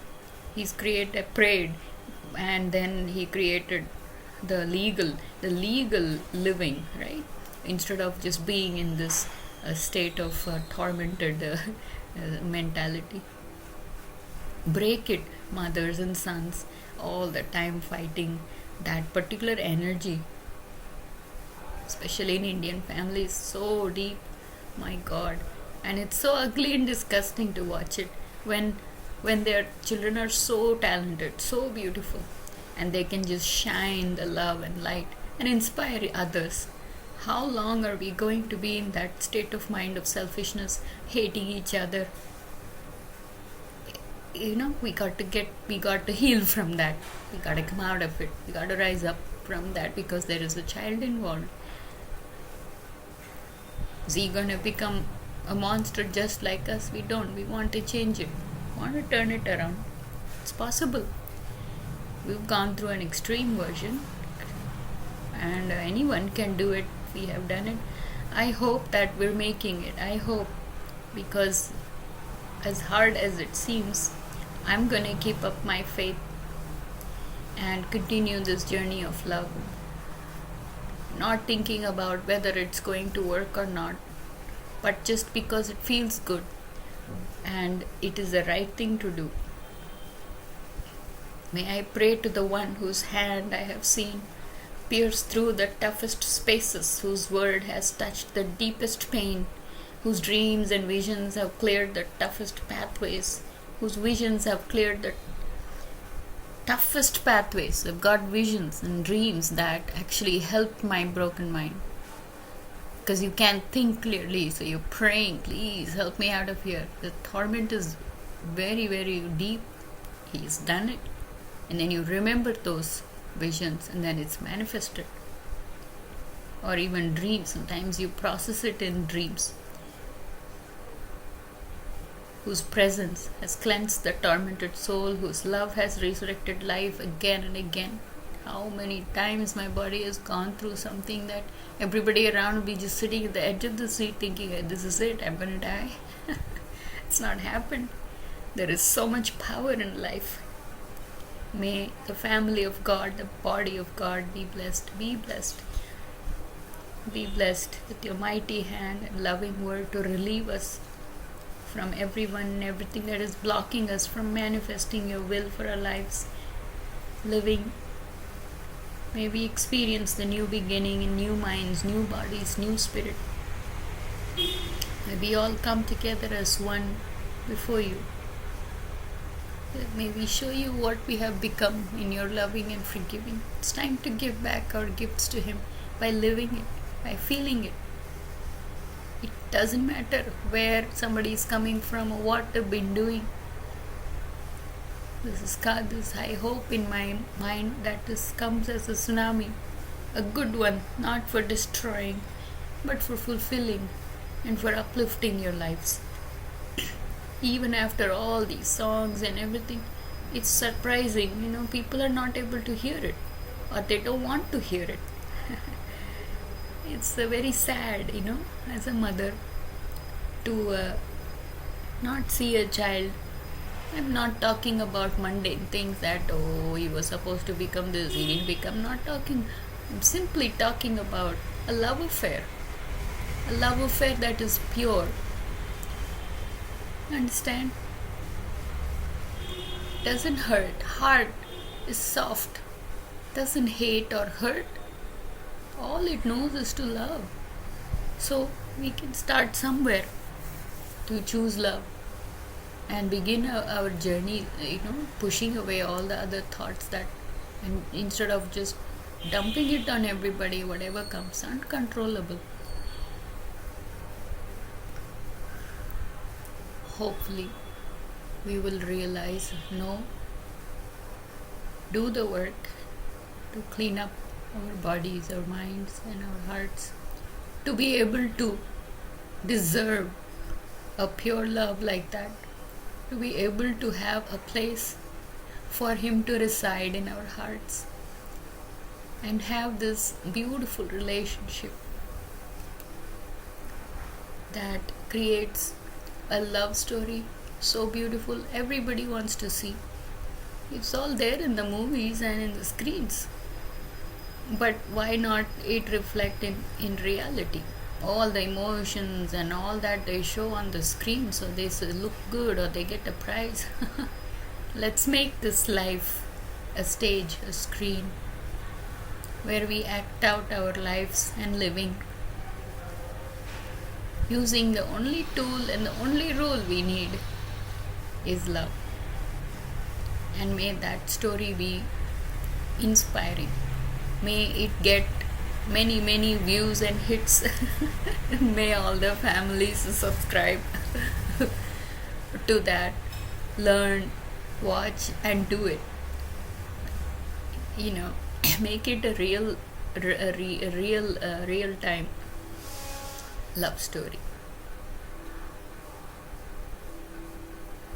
We got to change the gears a little bit, just to shift a little bit. I'm not giving up. It's happened to me. This is my truth. and it can happen to anyone.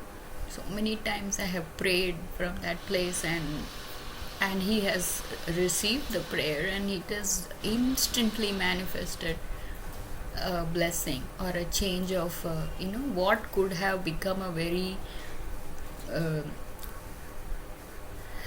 disturbing consequences was changed into something that was beautiful and different from what could have should have happened. So see, that energy of the world's pressure and the stress that it creates, all that can be touched.